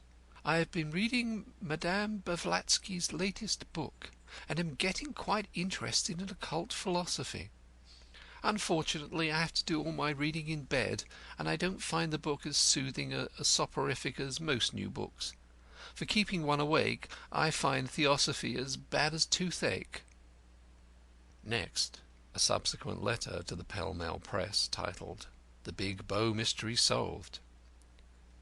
Sir, I wonder if anyone besides myself has been struck by the incredible bad taste of Mr. Grodman's letter in your last issue. That he, a former servant of the department, should publicly insult and run it down can only be charitably explained by the supposition that his judgment is failing him in his old age. In view of this letter, are the relatives of the deceased justified in entrusting him with any private documents? It is no doubt very good of him to avenge one whom he sees snobbishly anxious to claim as a friend. But all things considered, should not this letter have been headed "The Big Bow Mystery Shelved"? I enclose my card, and am, sir, your obedient servant, Scotland Yard. George Grodman read this letter with annoyance, and, crumpling up the paper, murmured scornfully, "Edward Wimp." End of Chapter 4. The Big Bow Mystery by Israel Zangwill. Chapter 5. "Yes, but what will become of the beautiful?" said Denzil Cantercot. "Hang the beautiful!" said Peter Crowl, as if he were on the committee of the Academy. "Give me the true." Denzil did nothing of the sort. He didn't happen to have it about him. Denzil Cantercot stood smoking a cigarette in his landlord's shop, and imparting an air of distinction and an agreeable aroma to the close, leathery atmosphere. Crowl cobbled away, talking to his tenant without raising his eyes. He was a small, big-headed, sallow, sad-eyed man, with a greasy apron. Denzil was wearing a heavy overcoat with a fur collar. He was never seen without it in public during the winter. In private he removed it and sat in his shirt-sleeves. Crowl was a thinker, or thought he was, which seems to involve original thinking anyway. His hair was thinning rapidly at the top, as if his brain was struggling to get as near as possible to the realities of things. He prided himself on having no fads. Few men are without some foible or hobby. Crowl felt almost lonely at times in his superiority. He was a vegetarian, a secularist, a blue ribbonite, a Republican and an anti-tobacconist. Meat was a fad. Drink was a fad. Religion was a fad. Monarchy was a fad. Tobacco was a fad. "A plain man like me," Crowl used to say, "can live without fads." "A plain man" was Crowl's catchword. When of a Sunday morning he stood on Mile End Waste, which was opposite his shop, and held forth to the crowds on the evils of kings, priests, and mutton chops, the plain man turned up at intervals like the theme of a symphonic movement. "I'm only a plain man, and I want to know," was a phrase that sabred the spider webs of logical refinement and held them up scornfully on the point. When Crowl went for a little recreation in Victoria Park on Sunday afternoons, it was with this phrase that he invariably routed the supernaturalists. Crowl knew his Bible better than most ministers, and always carried a miniature printed copy in his pocket, dog-eared to mark contradictions in the text. The second chapter of Jeremiah says one thing, the first chapter of Corinthians says another. Two contradictory statements may both be true, but "I'm only a plain man, and I want to know." Crowl spent a large part of his time in setting the word against the word. Cockfighting affords its votaries no acuter pleasure than Crowl derived from setting two texts by the ears. Crowl had a metaphysical genius which sent his Sunday morning disciples frantic with admiration, and struck the enemy dumb with dismay. He had discovered, for instance, that the Deity could not move, owing to already filling up all space. He was also the first to invent, for the confusion of the clerical, the crucial case of a saint dying at the Antipodes contemporaneously with another in London. Both went skyward to heaven, yet the two travelled in directly opposite directions. In all eternity they would never meet. Which, then, got to heaven? Or was there no such place? "I'm only a plain man, and I want to know." Preserve us our open spaces. They exist to testify to the incurable interest of humanity in the unknown and the misunderstood. Even 'Arry is capable of 5 minutes' attention to speculative theology if 'Arriet isn't in a hurry. Peter Crowl was not sorry to have a lodger like Denzil Cantercot, who, though a man of parts and thus worth powder and shot, was so hopelessly wrong on all subjects under the sun. In only one point did Peter Crowl agree with Denzil Cantercot. He admired Denzil Cantercot secretly. When he asked him for the true, which was about twice a day on the average, he didn't really expect to get it from him. He knew that Denzil was a poet. "The beautiful," he went on, "is a thing that only appeals to men like you. The true is for all men. The majority have the first claim, till you poets must stand aside. The true and the useful, that's what we want. The good of society is the only test of things. Everything stands or falls by the good of society." "The good of society?" echoed Denzil scornfully. "What's the good of society? The individual is before all. The mass must be sacrificed to the great man. Otherwise the great man will be sacrificed to the mass. Without great men there would be no art. Without art life would be a blank." "Ah, but we should fill it up with bread and butter," said Peter Crowl. "Yes, it is bread and butter that kills the beautiful," said Denzil Cantercot bitterly. "Many of us start by following the butterfly through the verdant meadows, but we turn aside—" "To get the grub," chuckled Peter, cobbling away. "Peter, if you make a jest of everything, I'll not waste my time on you." Denzil's wild eyes flashed angrily. He shook his long hair. Life was very serious to him. He never wrote comic verse intentionally. There are three reasons why men of genius have long hair. One is that they forget it is growing. The second is that they like it. The third is that it comes cheaper. They wear it long for the same reason they wear their hats long. Owing to this peculiarity of genius, you may get quite a reputation for lack of twopence. The economic reason did not apply to Denzil, who could always get credit with the profession on the strength of his appearance. Therefore, when street Arabs vocally commanded him to "get his hair cut," they were doing no service to barbers. Why does all the world watch over barbers and to conspire to promote their interests? Denzil would have told you it was not to serve the barbers, but to gratify the crowd's instinctive resentment of originality. In his palmy days Denzil had been an editor, but he no more thought of turning his scissors against himself than of swallowing his paste. The efficacy of hair was changed since the days of Samson, otherwise Denzil would have been a Hercules instead of a long, thin, nervous man, looking too brittle and delicate to be used even for a pipe cleaner. The narrow oval of his face sloped to a pointed, untrimmed beard.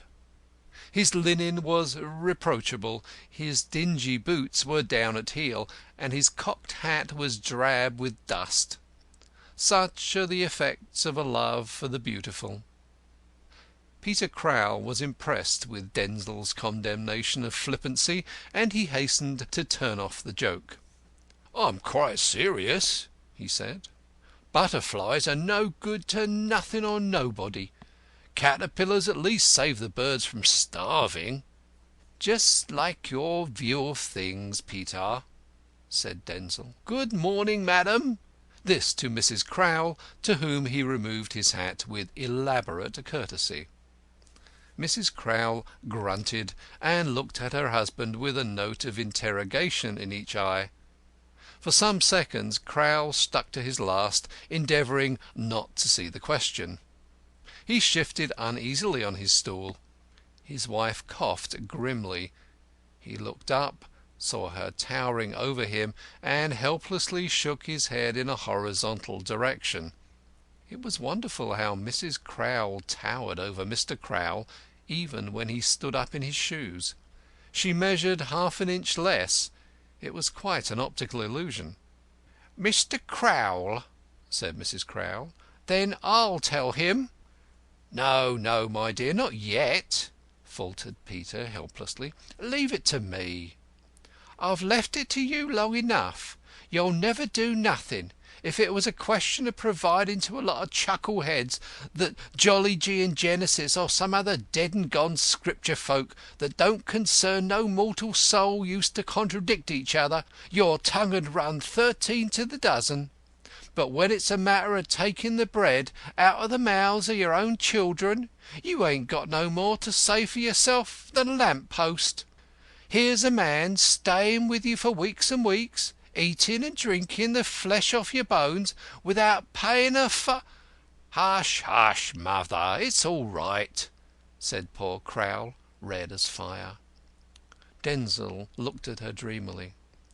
"Is it possible you're alluding to me, Mrs. Crowl?" he said. "Who then should I be alluding to, Mr. Cantercot? Here's 7 weeks come and gone, and not a blessed halfpenny have I." "My dear Mrs. Crowl," said Denzil, removing his cigarette from his mouth with a pained air, "why reproach me with your neglect?" "My neglect? I like that." "I don't," said Denzil more sharply. "If you had sent me in the bill, you would have had the money long ago. How do you expect me to think of these details?" "We ain't so grand down here. People pays their way. They don't get no bills," said Mrs. Crowl, accentuating the word with infinite scorn. Peter hammered away at a nail as though to drown his spouse's voice. "It's £3 14 and 8pence, if you're so anxious to know," Mrs. Crowl resumed. "And there ain't a woman in the Mile End Road has done it cheaper, with bread at 4pence 3 farthing a quartern, and landlords clamouring for rent every Monday morning almost afore the sun's up, and folks dragging and slithering on till their shoes is only fit to throw after brides, and Christmas coming, and sevenpence a week for schooling." Peter winced under the last item. He had felt it coming, like Christmas. His wife and he parted company on the question of free education. Peter felt that, having brought 9 children into the world, it was only fair that he should pay a penny a week for each of those old enough to bear educating. His better half argued that, having so many children, they ought in reason to be exempted. Only people who had few children could spare the penny. But the one point on which the cobbler specific of the Mile End Road got his way was this of the fees. It was a question of conscience, and Mrs. Crowl had never made application for their remission, though she often slapped her children in vexation instead. They were used to slapping, and when nobody else slapped them, they slapped one another. They were bright, ill-mannered brats who pestered their parents and worried their teachers, and were as happy as the road was long. "Oh, bother the school fees!" Peter retorted, vexed. "Mr. Cantercott's not responsible for your children." "I should hope not indeed, Mr. Crowl," Mrs. Crowl said sternly. "I'm ashamed of you." And with that she flounced out of the shop into the back parlour. "It's all right," Peter called after her soothingly. "The money'll be all right, mother." In lower circles it is customary to call your wife your mother. In somewhat superior circles it is the fashion to speak of her as the wife, as you speak of the Stock Exchange or the Thames, without claiming any particular property. Instinctively men are ashamed of being moral and domesticated. Denzil puffed his cigarette unembarrassed.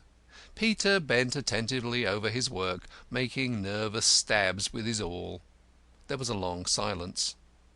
An organ grinder played a waltz outside unregarded, and, failing to annoy anybody, moved on. Denzil lit another cigarette. The dirty-faced clock on the wall chimed 12.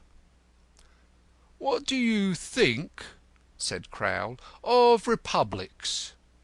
"They are low," Denzil replied. "Without a monarch there is no visible incarnation of authority." "What? Do you call Queen Victoria visible?" "Peter, do you want to drive me from the house? Leave frivolousness to women whose minds are only large enough for domestic difficulties. Republics are low. Plato mercifully kept the poets out of his. Republics are not congenial soil for poetry." "What nonsense! If England dropped its fad of monarchy and became a republic to morrow, do you mean to say that—" "I mean to say there would be no poet laureate to begin with." "Who's fibbing now, you or me, Cantercot?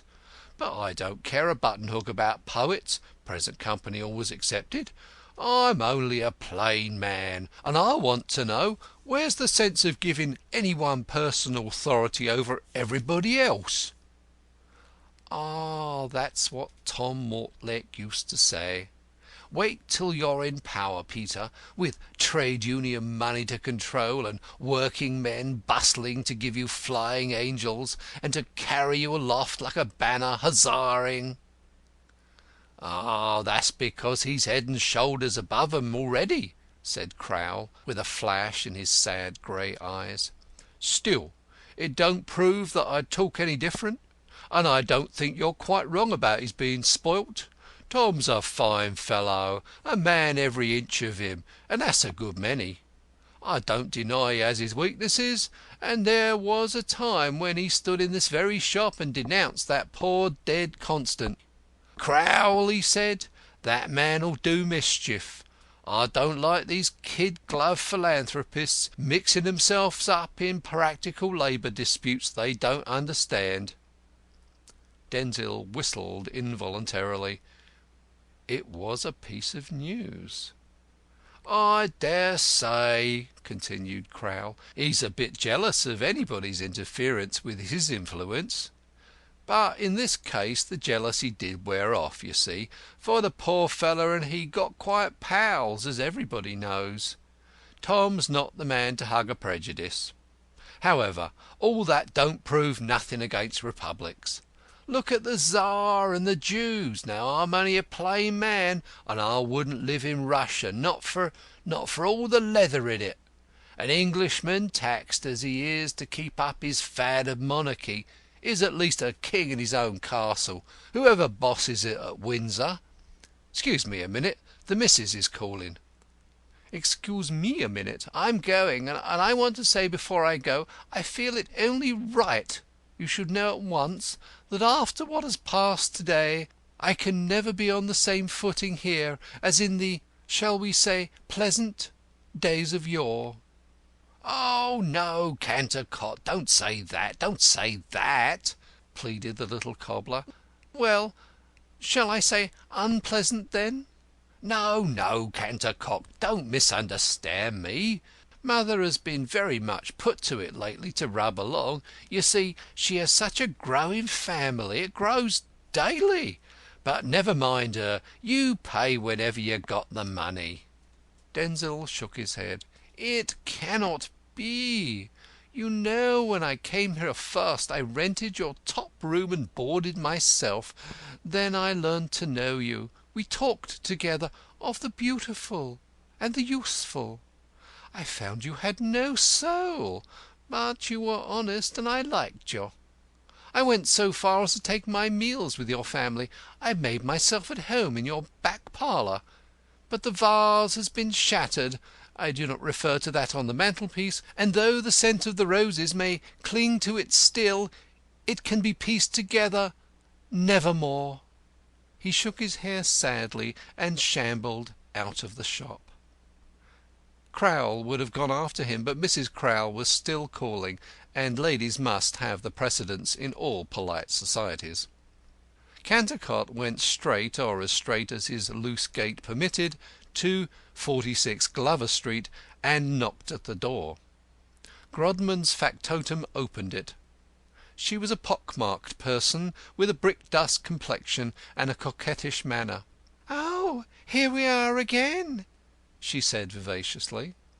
"Don't talk like a clown," Cantercot snapped. "Is Mr. Grodman in?"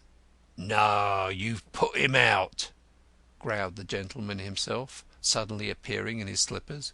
Come in. What the devil have you been doing with yourself since the inquest? Drinking again? I've sworn off. Haven't touched a drop since... The murder? Eh? Said Denzil Cantercot, startled. What do you mean?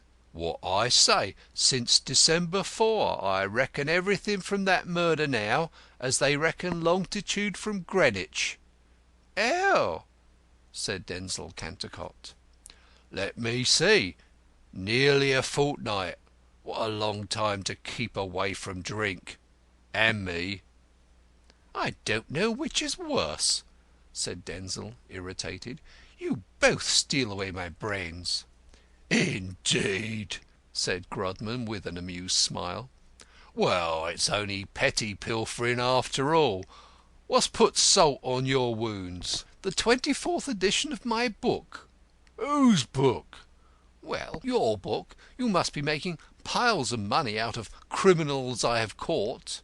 Criminals I have caught, corrected Grodman. My dear Denzil, how often am I to point out that I went through the experiences that made the backbone of my book, not you? In each case, I cooked the criminal's goose. Any journalist could have supplied the dressing. The contrary. The journeymen of journalism would all have left the truth naked. You yourself could have done that, for there is no man to beat you at cold, lucid, scientific statement. But I idealised the bare facts and lifted them into the realm of poetry and literature. The 24th edition of the book attests my success. Rot. the 24th edition was all owing to the murder. Did you know that?" "You take one up so sharply, Mr. Grodman," said Denzil, changing his tone. "No, I've retired," laughed Grodman. Denzil did not reprove the ex-detective's flippancy. He even laughed a little. "Well, give me another fiver and I'll cry quits. I'm in debt." "Not a penny. Why haven't you been to see me since the murder? I had to write that letter to the Pell Mell Press myself. You might have earned £1. "I've had writer's cramp and couldn't do your last job. I was coming to tell you on the morning of the—" "Murder. So you said at the inquest." "It's true." "Of course. Weren't you on your oath? It was very zealous of you to get up so early to tell me. In which hand did you have this cramp?" "Why, in the right, of course." "And you couldn't write with your left?" "I don't think I could even held a pen." "Or any other instrument, mayhap? What had you been doing to bring it on?" "Writing too much. That's the only possible cause." "Oh, I didn't know. Writing what?" Denzil hesitated. "An epic poem." "No wonder you're in debt. Will a sovereign get you out of it?" "No, it wouldn't be the least use to me." "Here it is, then." Denzil took the coin and his hat. "Aren't you going to earn it, you beggar? Sit down and write something for me." Denzil got pen and paper and took his place. "What do you want me to write?" "Your epic poem." Denzil started and flushed, but he set to work. Grodman leaned back in his armchair and laughed, studying the poet's grave face. Denzil wrote 3 lines and paused. "Can't remember any more? Well, read me the start."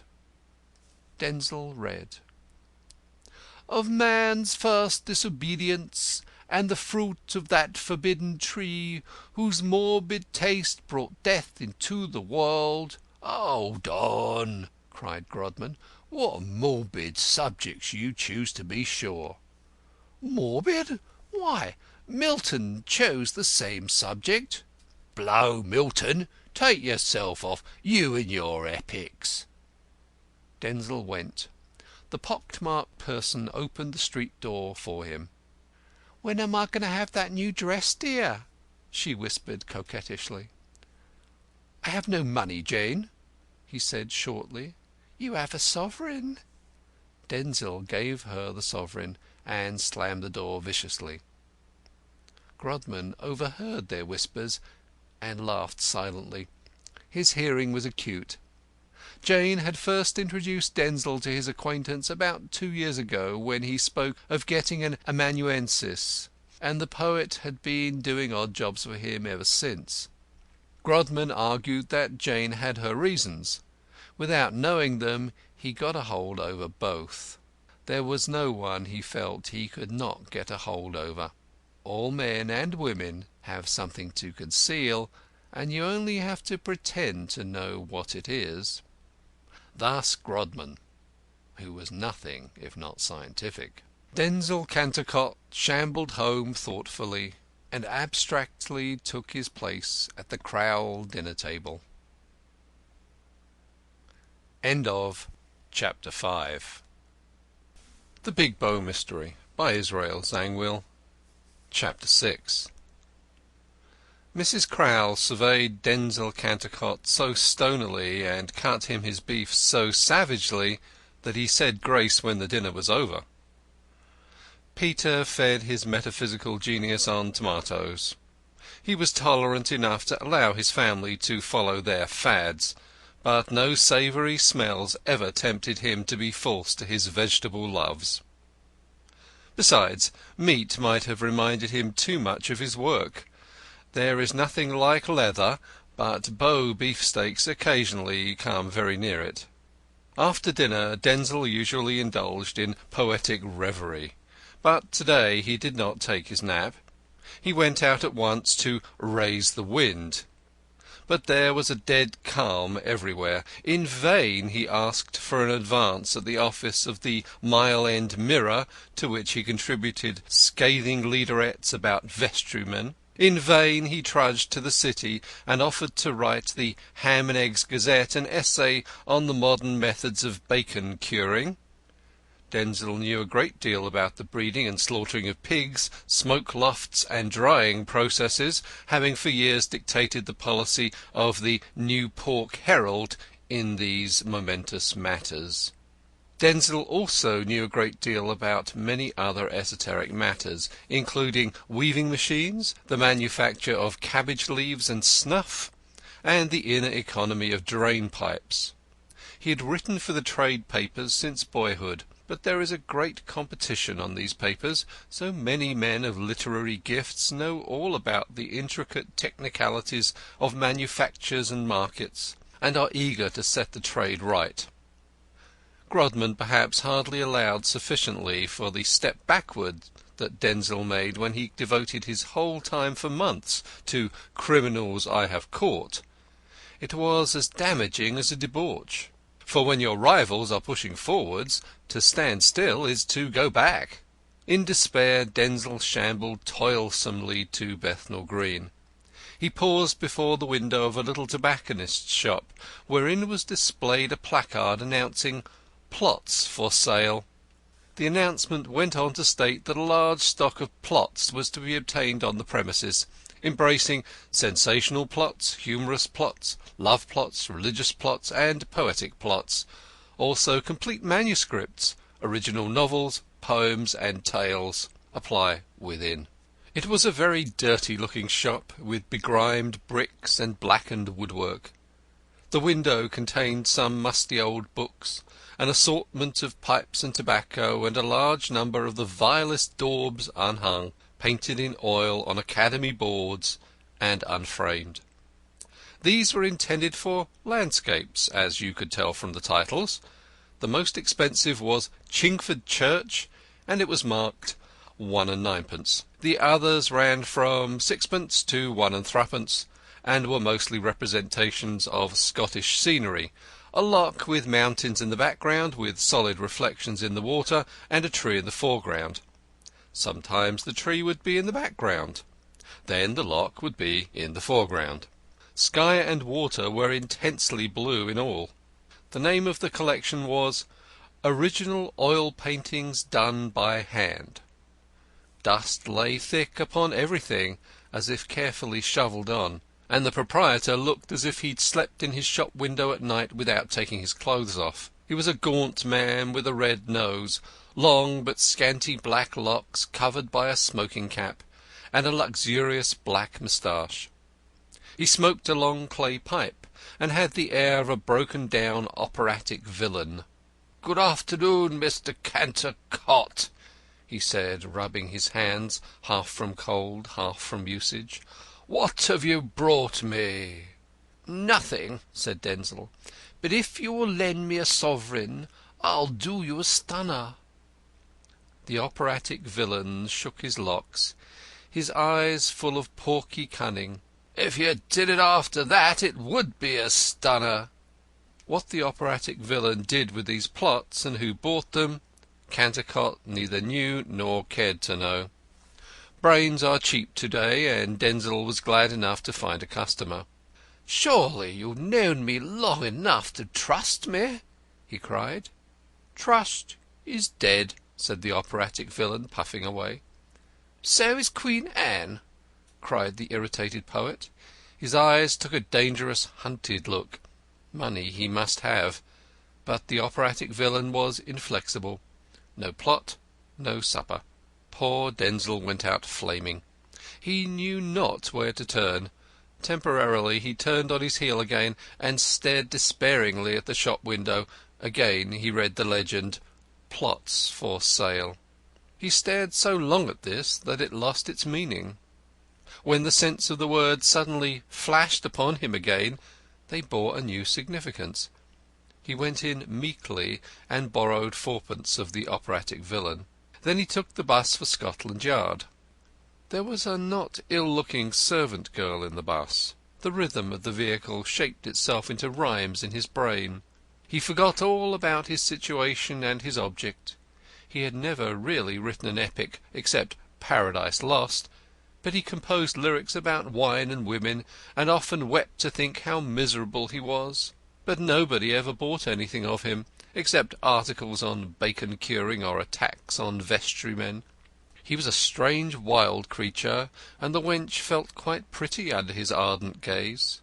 It almost hypnotized her, though she looked down at her new French kid boots to escape it.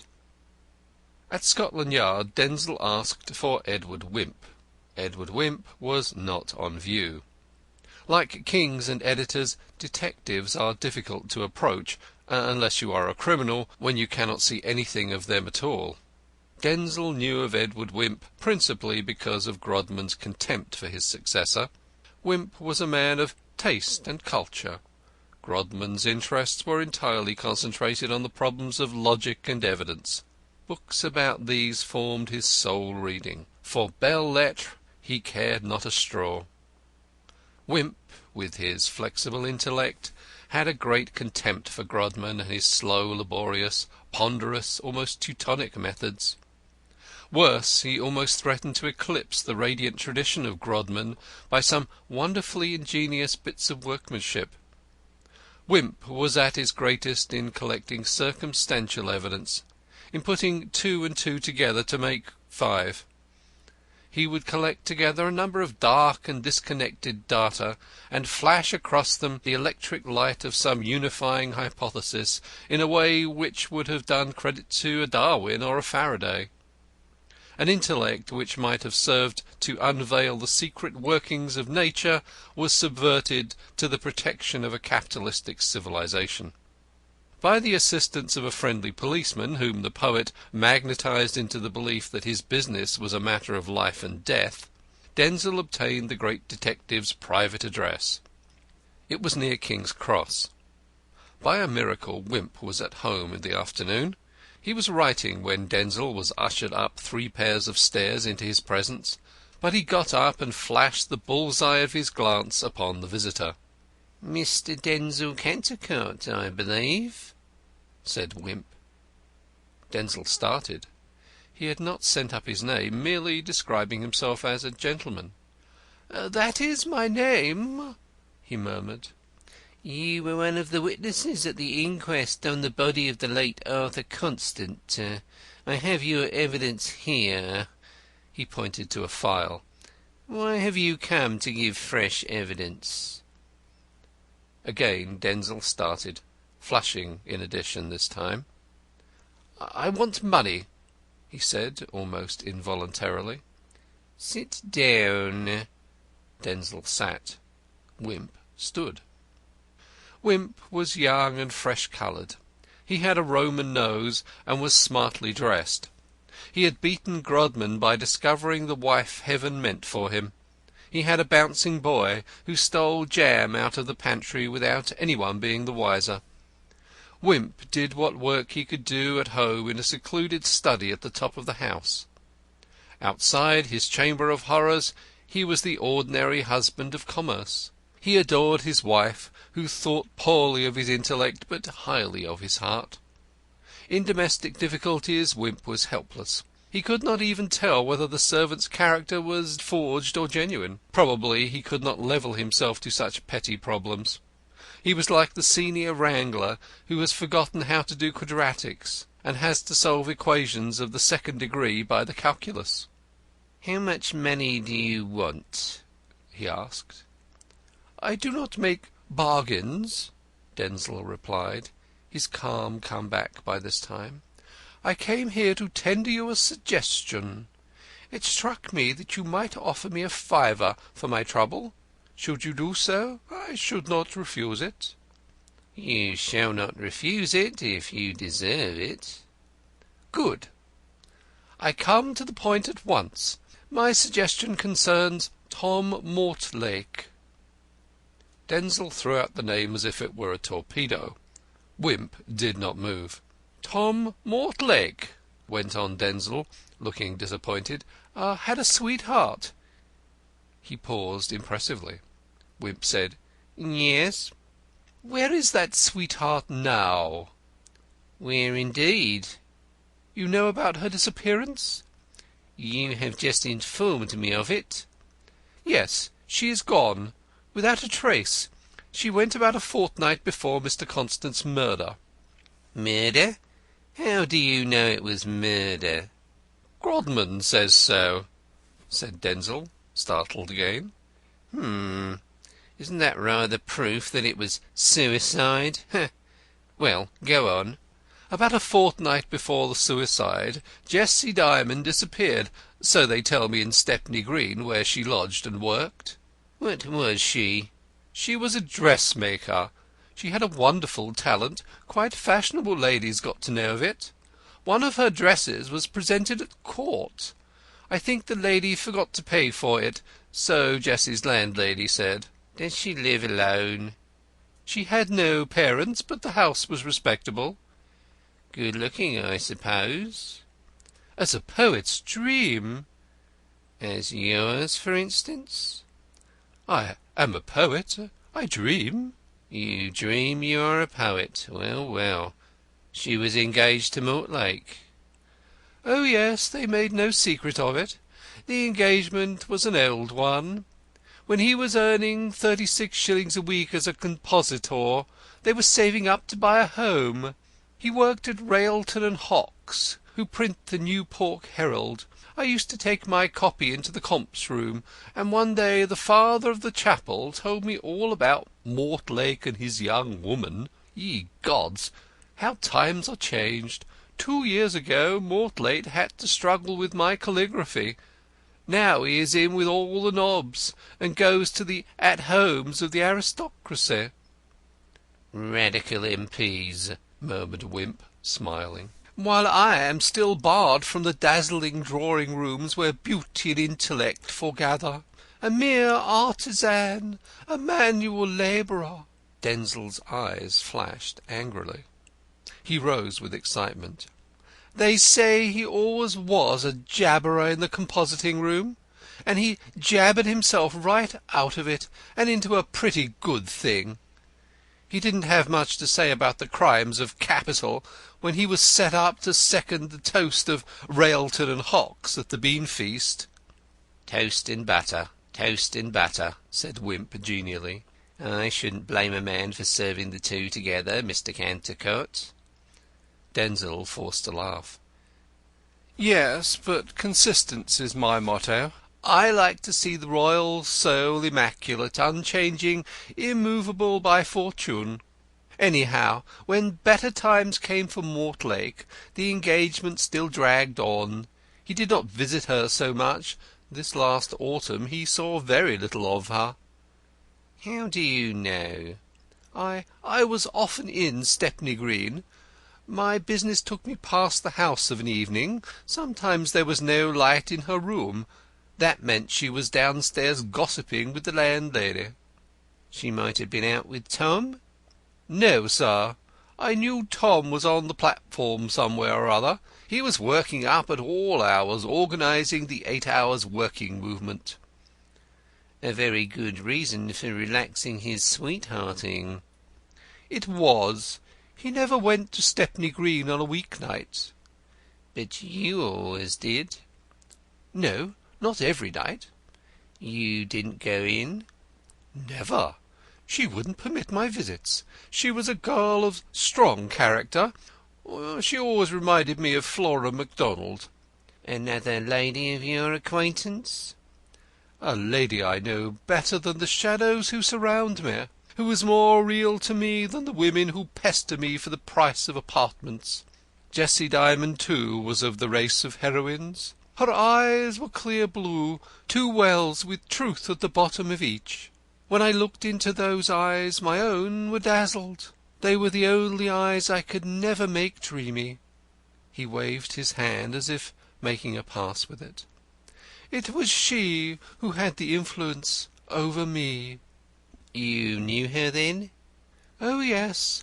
I knew Tom from the old New Pork Herald days, and when I first met him with Jessie hanging on his arm, he was quite proud to introduce her to a poet.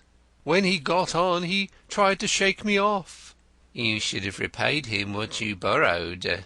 "It was only a trifle," stammered Denzil. "Yes, but the world turns on trifles," said the wise wimp. "The world is itself a trifle," said the pensive poet. "The beautiful alone is deserving of our regard." "And when the beautiful was not gossiping with her landlady, did she gossip with you as you passed the door?" "Alas, no. She sat in her room reading, and cast a shadow." "On your life?" "No, on the blind." "Always one shadow?" "No, sir. Once or twice two." "Ah, you had been drinking?" "On my life, not. I have sworn off the treacherous wine cup." "That's right. Beer is bad for poets. It makes their feet shaky. Whose was the second shadow?" "A man's." "Naturally. Mortlake's, perhaps." "Impossible. He was still striking 8 hours." "You found out whose shadow? You didn't leave a shadow of doubt?" "No. I waited till the substance came out." "It was Arthur Constant." "You are a magician. You terrify me. Yes, it was he." "Only once or twice, you say?" "I didn't keep watch over them." No, of course not. You only passed casually. I understand you thoroughly." Denzil did not feel comfortable at the assertion. "What did he go there for?" Wimp went on. "I don't know. I'd stake my soul on Jessie's honour." "You might double your stake without risk." "Yes, I might. I would. You see her with my eyes." "For the moment they are the only ones available. When was the last time you saw the two together?" "About the middle of November." "Mortlake knew nothing of the meetings?" "I don't know. Perhaps he did. Mr. Constant had probably enlisted her in his social mission work. I knew she was one of the attendants at the big children's tea in the great Assembly Hall early in November. He treated her quite like a lady. She was the only attendant who worked with her hands." "The others carried the cups on their feet, I suppose?" "No. How could that be? My meaning is that all the other attendants were real ladies, and Jessie was only an amateur, so to speak. There was no novelty for her in handling kids' cups of tea. I dare say she had helped her landlady often enough at that. There's quite a bushel of brats below stairs. It's almost as bad as at friend Crowl's. Jessie was a real brick.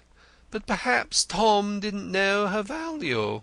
Perhaps he didn't like Constant to call on her, and it led to a quarrel.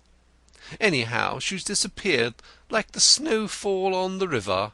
There's not a trace. The landlady, who was such a friend of hers that Jessie used to make her up her stuff into dresses for nothing, tells me that she's dreadfully annoyed at not having been left the slightest clue to her late tenant's whereabouts."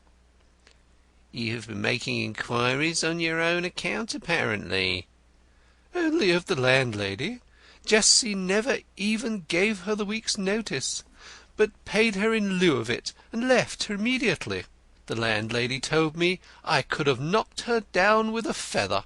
Unfortunately, I wasn't there to do it, or I should certainly have knocked her down for not keeping her eyes open better. She says if she had only the least suspicion beforehand that the minx—she dared to call Jessie a minx—was going, she'd have known where, or her name would have been somebody else's.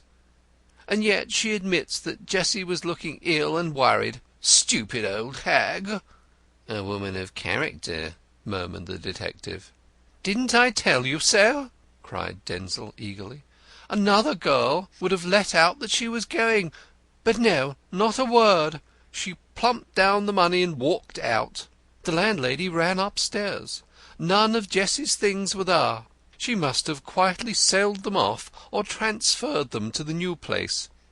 I never in my life met a girl who so thoroughly knew her own mind, or had a mind so worth knowing. She always reminded me of the Maid of Saragossa." "Indeed. And when did she leave?" On the 19th of November. Mortlake, of course, knows where she is? I can't say. Last time I was at the house to inquire, it was at the end of November. He hadn't been seen there for 6 weeks. He wrote to her, of course, sometimes. The landlady knew his writing. Wimp looked Denzil straight in the eyes and said, You mean, of course, to accuse Mortlake of the murder of Mr. Constant? No, not at all, stammered Denzil. Only, you know what Mr. Grodman wrote in the Pell Mell? The more we know about Mr. Constant's life, the more we shall know about the manner of his death. I thought my information would be valuable to you, so I brought it in. And why didn't you take it to Mr. Grodman? Because I thought it wouldn't be valuable to me. You wrote criminals I have caught? How did you know that? Wimp was startling him today with a vengeance. Your style, my dear Mr. Cantercot, the unique, noble style. Yes, I was afraid it would betray me, said Denzil. And since you know, I may tell you that Grodman's a mean curmudgeon. What does he want with all that money in those houses? A man with no sense of the beautiful. He'd have taken my information and given me more kicks than halfpence for it, so to speak. Yes, he's a shrewd man after all. I don't see anything valuable in your evidence against Mortlake. No, said Denzil in a disappointed tone, and fearing he was going to be robbed. Not when Mortlake was already jealous of Mr. Constant, who was a sort of rival organiser, unpaid. A kind of blackleg doing the work cheaper, nay, for nothing. Did Mortlake tell you he was jealous? Said Wimp, a shade of sarcastic contempt piercing through his tones. Oh, yes, he said to me, that man will work mischief. I don't like your kid-glove philanthropists meddling in matters they don't understand. Those were his very words? His ipsissima verba. Very well. I have taken your address in my files. Here is a sovereign for you. Only a sovereign? It's not the least use to me. Very well. It's of great use to me. I have a wife to keep. I haven't, said Denzil with a sickly smile, so perhaps I can manage on it after all. He took his hat and the sovereign. Outside the door he met a rather pretty servant, just bringing in some tea to her master. He nearly upset her tray at the sight of her. She seemed more amused at the rencontre than he. "Good afternoon, dear," she said coquettishly. "You might let me have that sovereign. I do so want a Sunday bonnet." Denzil gave her the sovereign, and slammed the hall door viciously when he got to the bottom of the stairs. He seemed to be walking arm in arm with the long arm of coincidence. Wimp did not hear the duologue.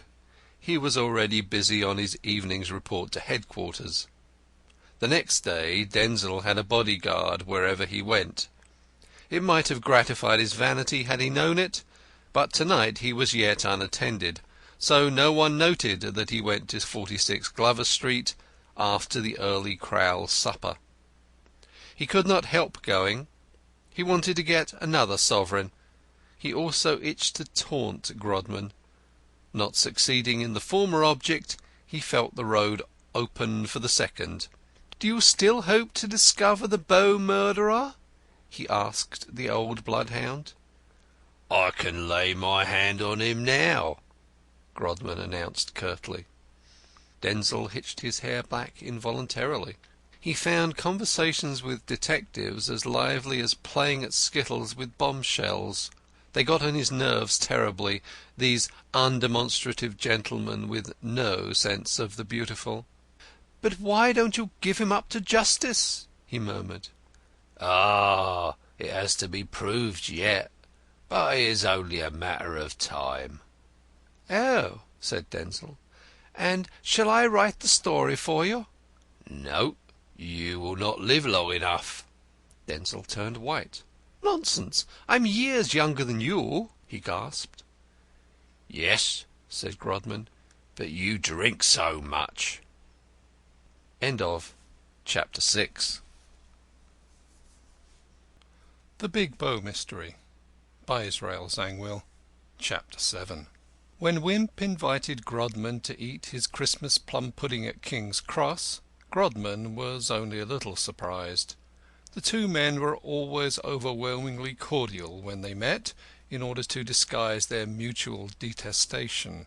When people really like each other, they make no concealment of their mutual contempt. In his letter to Grodman, Wimp said that he thought it might be nicer for him to keep Christmas in company than in solitary state. There seems to be a general prejudice in favour of Christmas numbers, and Grodman yielded to it.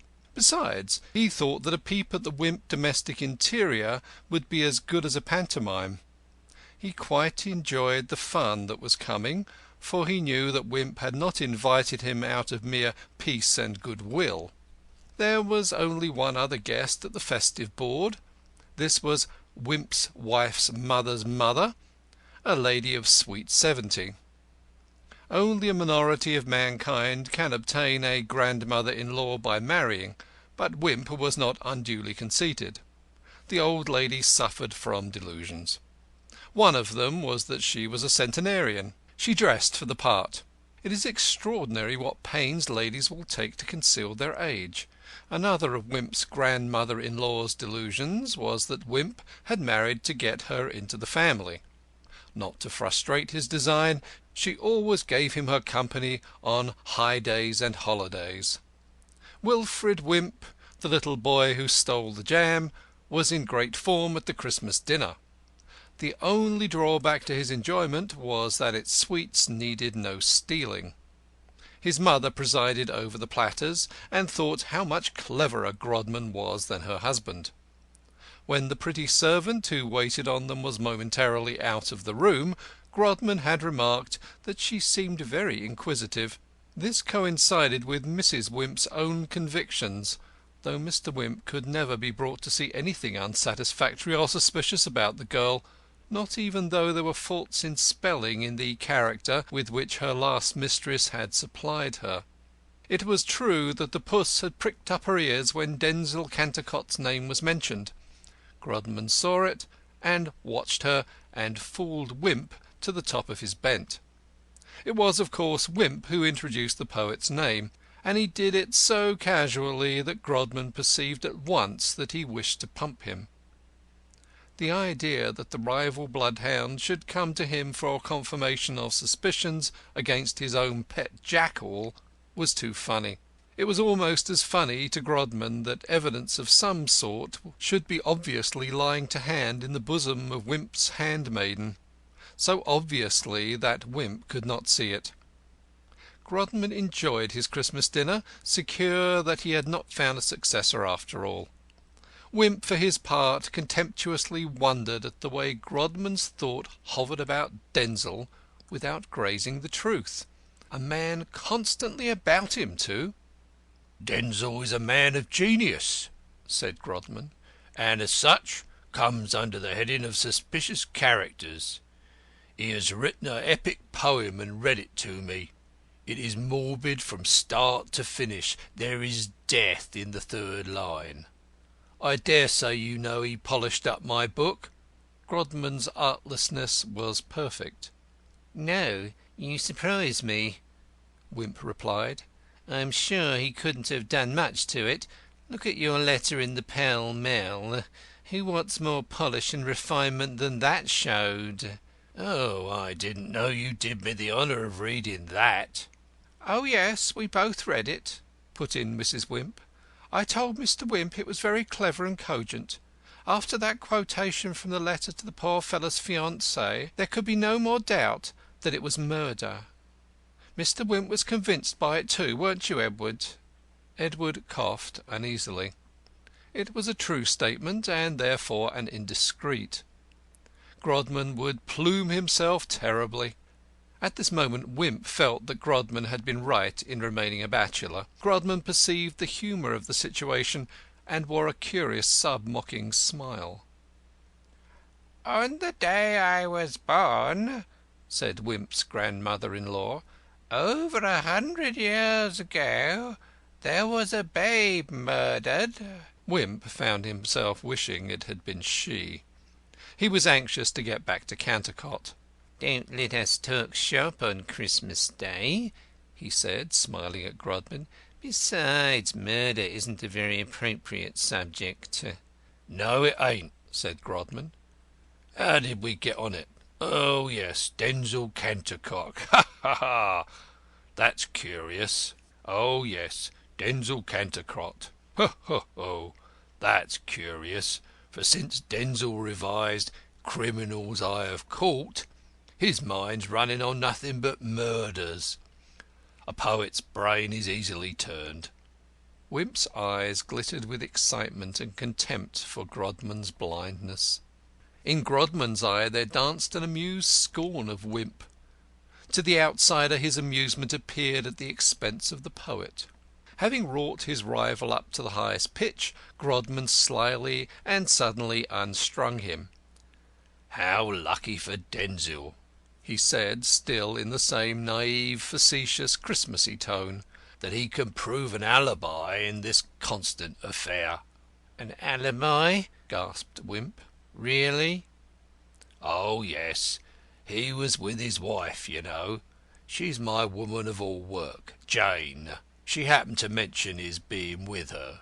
Jane had done nothing of the kind. After the colloquy he had overheard, Grodman had set himself to find out the relation between his two employees. By casually referring to Denville as "your husband," he so startled the poor woman that she did not attempt to deny the bond. Only once did he use the two words, but he was satisfied. As to the alibi, he had not yet troubled her, but to take its existence for granted would upset and discomfort Wimp. For the moment that was triumph enough for Wimp's guest. "Pa," said Wilfred Wimp, "what's a alibi? A marble?" "No, my lad," said Grodman. "It means being somewhere else when you're supposed to be somewhere." "Oh, playing truant," said Wilfred self-consciously. His schoolmaster had often proved an alibi against him. "Then Denzil will be hanged." Was it a prophecy? Wimp accepted it as such, as an oracle from the gods bidding him mistrust Grodman. Out of the mouths of little children issueth wisdom, sometimes even when they are not saying their lessons. "When I was in my cradle a century ago," said Wimp's grandmother-in-law, "men were hanged for stealing horses." They silenced her with Snapdragon performances. Wimp was busy thinking how to get at Grodman's factotum. Grodman was busy thinking how to get at Wimp's domestic. Neither received any of the usual messages from the Christmas bells. The next day was sloppy and uncertain. A thin rain drizzled languidly. One can stand that sort of thing on a summer bank holiday. One expects it. But to have a bad December bank holiday is too much of a bad thing. Some steps should surely be taken to confuse the weather clerk's chronology. Once let him know that bank holiday is coming, and he writes to the company for more water. To-day his stock seemed low, and he was dribbling it out. At times the wintry sun would shine in a feeble, diluted way, and though the holiday makers would have preferred to take their sunshine neat, they swarmed forth in their myriads whenever there was a ray of hope. But it was only dodging the raindrops. Up went the umbrellas again, and the streets became meadows of ambulating mushrooms. Denzil Cantercot sat in his fur overcoat at the open window, looking at the landscape in water-colours. He smoked an after-dinner cigarette, and spoke of the beautiful. Crowl was with him. They were in the first-floor front, Crowl's bedroom, which, from its view of the Mile End Road, was livelier than the parlour with its outlook on the backyard. Mrs. Crowl was an anti-tobacconist as regards the best bedroom, but Peter did not like to put the poet or his cigarette out. He felt there was something in common between smoke and poetry, over and above their both being fads. Besides, Mrs. Crowl was sulking in the kitchen. She had been arranging for an excursion with Peter and the children to Victoria Park. She had dreamed of the Crystal Palace, But Santa Claus had put no gifts in the cobbler's shoes. Now she could not risk spoiling the feather in her bonnet. The 9 brats expressed their disappointment by slapping one another on the staircases. Peter felt that Mrs. Crowl connected him in some way with the rainfall, and was unhappy. Was it not enough that he had been deprived of the pleasure of pointing out to a superstitious majority the mutual contradictions of Leviticus and the Song of Solomon? It was not often that Crowl could count on such an audience. "And you still call Nature beautiful?" he said to Denzil, pointing to the ragged sky and the dripping eaves. "Ugly old scarecrow." "Ugly she seems to day," admitted Denzil. "But what is ugliness but a higher form of beauty? You have to look deeper into it to see it. Such vision is the priceless gift of the few. To me this wan desolation of sighing rain is lovely as the sea-washed ruins of cities." "Ah, but you would like to go out in it," said Peter Crowl. As he spoke the drizzle suddenly thickened into a torrent. "We do not always kiss the woman we love." "Speak for yourself, Denzil. I'm only a plain man, and I want to know if Nature isn't a fad. Hallo, there goes Mortlake. Lord, a minute of this will soak him to the skin." The Labour leader was walking along with bowed head. He did not seem to mind the shower. It was some seconds before he even heard Crowl's invitation to him to take shelter. When he did hear it he shook his head. "I know I can't offer you a drawing-room with duchesses stuck about it," said Peter, vexed. Tom turned the handle of the shop door and went in. There was nothing in the world which now galled him more than the suspicion that he was stuck up and wished to cut old friends. He picked his way through the 9 brats, who clung affectionately to his wet knees, dispersing them finally by a jet of coppers to scramble for. Peter met him on the stairs, and shook his hand lovingly and admiringly, and took him into Mrs. Crowl's bedroom. "Don't mind what I say, Tom. I'm only a plain man, and my tongue will say what comes uppermost. But it ain't from the soul, Tom. It ain't from the soul," said Peter, punning feebly, and letting a mirthless smile play over his sallow features. "You know Mr. Cantercot, I suppose, the poet?" "Oh, yes. How do you do, Tom?" cried the poet. "Seen the New Pork Herald lately? Not bad. Those old times, eh?" "No," said Tom. "I wish I was back in 'em." "Nonsense, nonsense," said Peter, in much concern. "Look at the good you are doing to the working man. Look at how you are sweeping away the fads. Ah, it's a grand thing to be gifted, Tom. The idea of your chucking yourself away on a compositing room. Manual labour is all very well for plain men like me, with no gifts, but just enough brains to see into the reality of things, to understand that we've got no soul and no immortality, and all that, and too selfish to look after anybody's comfort but my own and mother's and the kids. But men like you and Cantercot, it ain't right that you should be pegging away at low material things. Not that I think Cantercot's gospel any value to the masses. The beautiful is all very well for folks who's got nothing else to think of, but give me the true. You're the man for my money, Mortlake. No reference to the funds, Tom, to which I contribute little enough, heaven knows, though how a place can know anything, heaven alone knows. You give us the useful, Tom. That's what the world wants more than the beautiful." "Socrates said that the useful is the beautiful," said Denzil. "That may be," said Peter, "but the beautiful ain't the useful." "Nonsense," said Denzil. "What about Jessie? I mean Miss Dymond. There's a combination for you. She always reminds me of Grace Darling. How is she, Tom?" "She's dead," snapped Tom. "What?" Denzil turned as white as a Christmas ghost. "It was in the papers," said Tom. "All about her in the lifeboat." "Oh, you mean Grace Darling," said Denzil, visibly relieved. "I meant Miss Dymond." "You needn't be so interested in her," said Tom surlily. "She don't appreciate it. Ah, the shower is over. I must be going." "No, stay a little longer, Tom," pleaded Peter. "I can see a lot about you in the papers, but little of your dear old phiz now. I can't spare the time to go and hear you, but I really must give myself a treat. When's your next show?"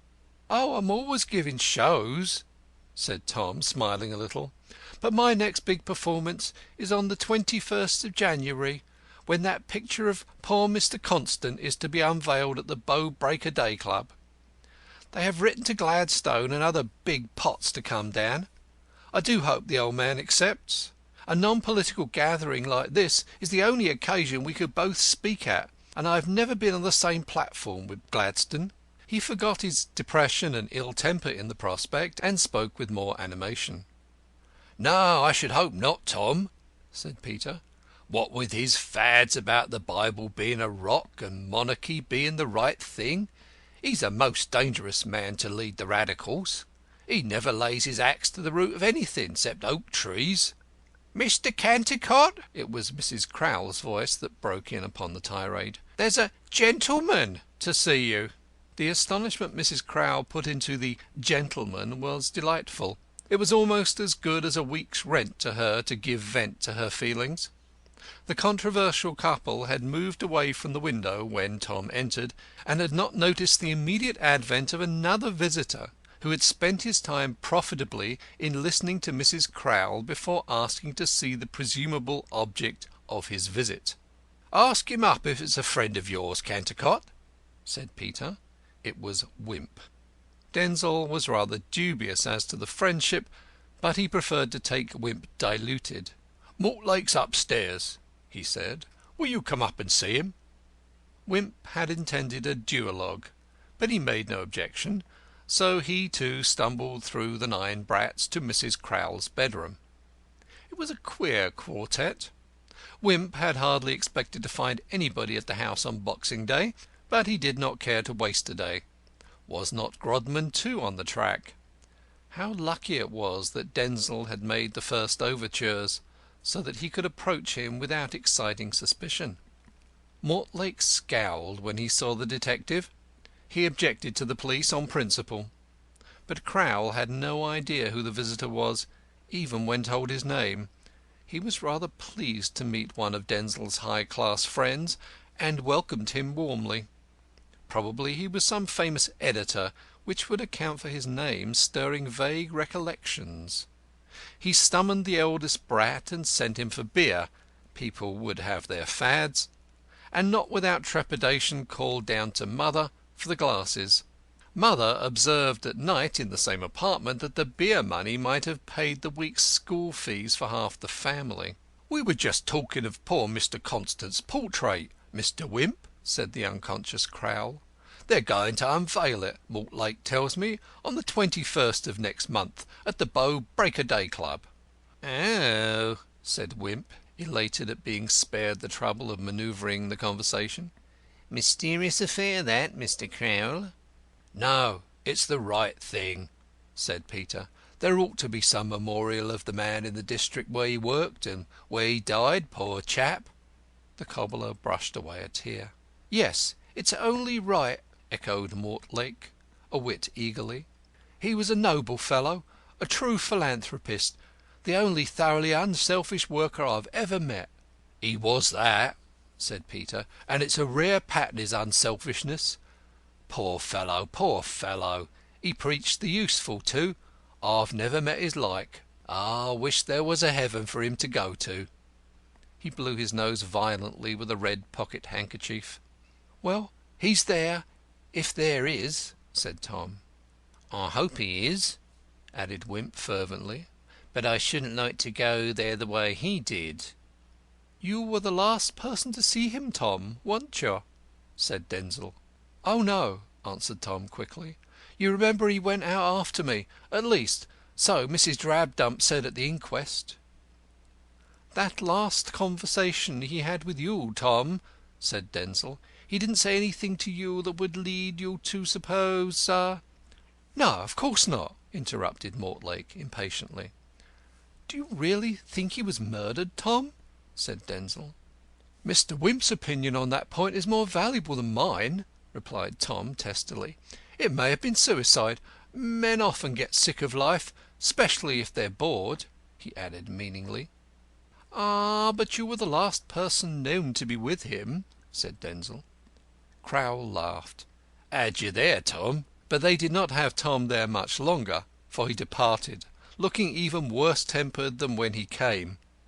Wimp went soon after, and Crowl and Denzil were left to their interminable argumentation concerning the useful and the beautiful. Wimp went west. He had several strings, or chords, to his bow, and he ultimately found himself at Kensal Green Cemetery.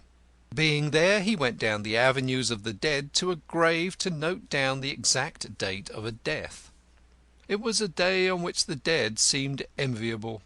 The dull, sodden sky, the dripping, leafless trees, the wet, spongy soil, the reeking grass, everything combined to make one long to be in a warm, comfortable grave away from the leaden ennui of life. Suddenly the detective's keen eye sought a sight of a figure that made his heart throb with sudden excitement. It was that of a woman in a grey shawl and a brown bonnet, standing before a railed-in grave. She had no umbrella. The rain plashed mournfully upon her, and left no trace on her soaking garments. Wimp crept up behind her, but she paid no heed to him. Her eyes were lowered to the grave, which seemed to be drawing them towards it by some strange morbid fascination. His eyes followed hers. The simple headstone bore the name Arthur Constant. Wimp tapped her suddenly on the shoulder. "How do you do, Mrs. Drabdump?" Mrs. Drabdump went deadly white. She turned round, staring at Wimp without any recognition. "You remember me, surely?" he said. "I've been down once or twice to your place about that poor gentleman's papers." His eye indicated the grave. "Law, I remember you now," said Mrs. Drabdump. "Won't you come under my umbrella? You must be drenched to the skin." "Oh, it don't matter, sir. I can't take no hurt. I've had the rheumatics this 20 year." Mrs. Drabdump shrank from accepting Wimp's attentions, not so much perhaps because he was a man as because he was a gentleman. Mrs. Drabdump liked to see the fine folks keep their place and not contaminate their skirts by contact with the lower castes. "It's set wet. It'll rain right into the new year," she announced. "But they say a bad beginning makes a worse ending." Mrs. Drabdump was one of those persons who give you the idea that they just missed being born barometers. "But what are you doing in this miserable spot so far from home?" queried the detective. "It's Bank Holiday," Mrs. Drabdump reminded him in tones of acute surprise. "I always make a excursion on Bank Holiday."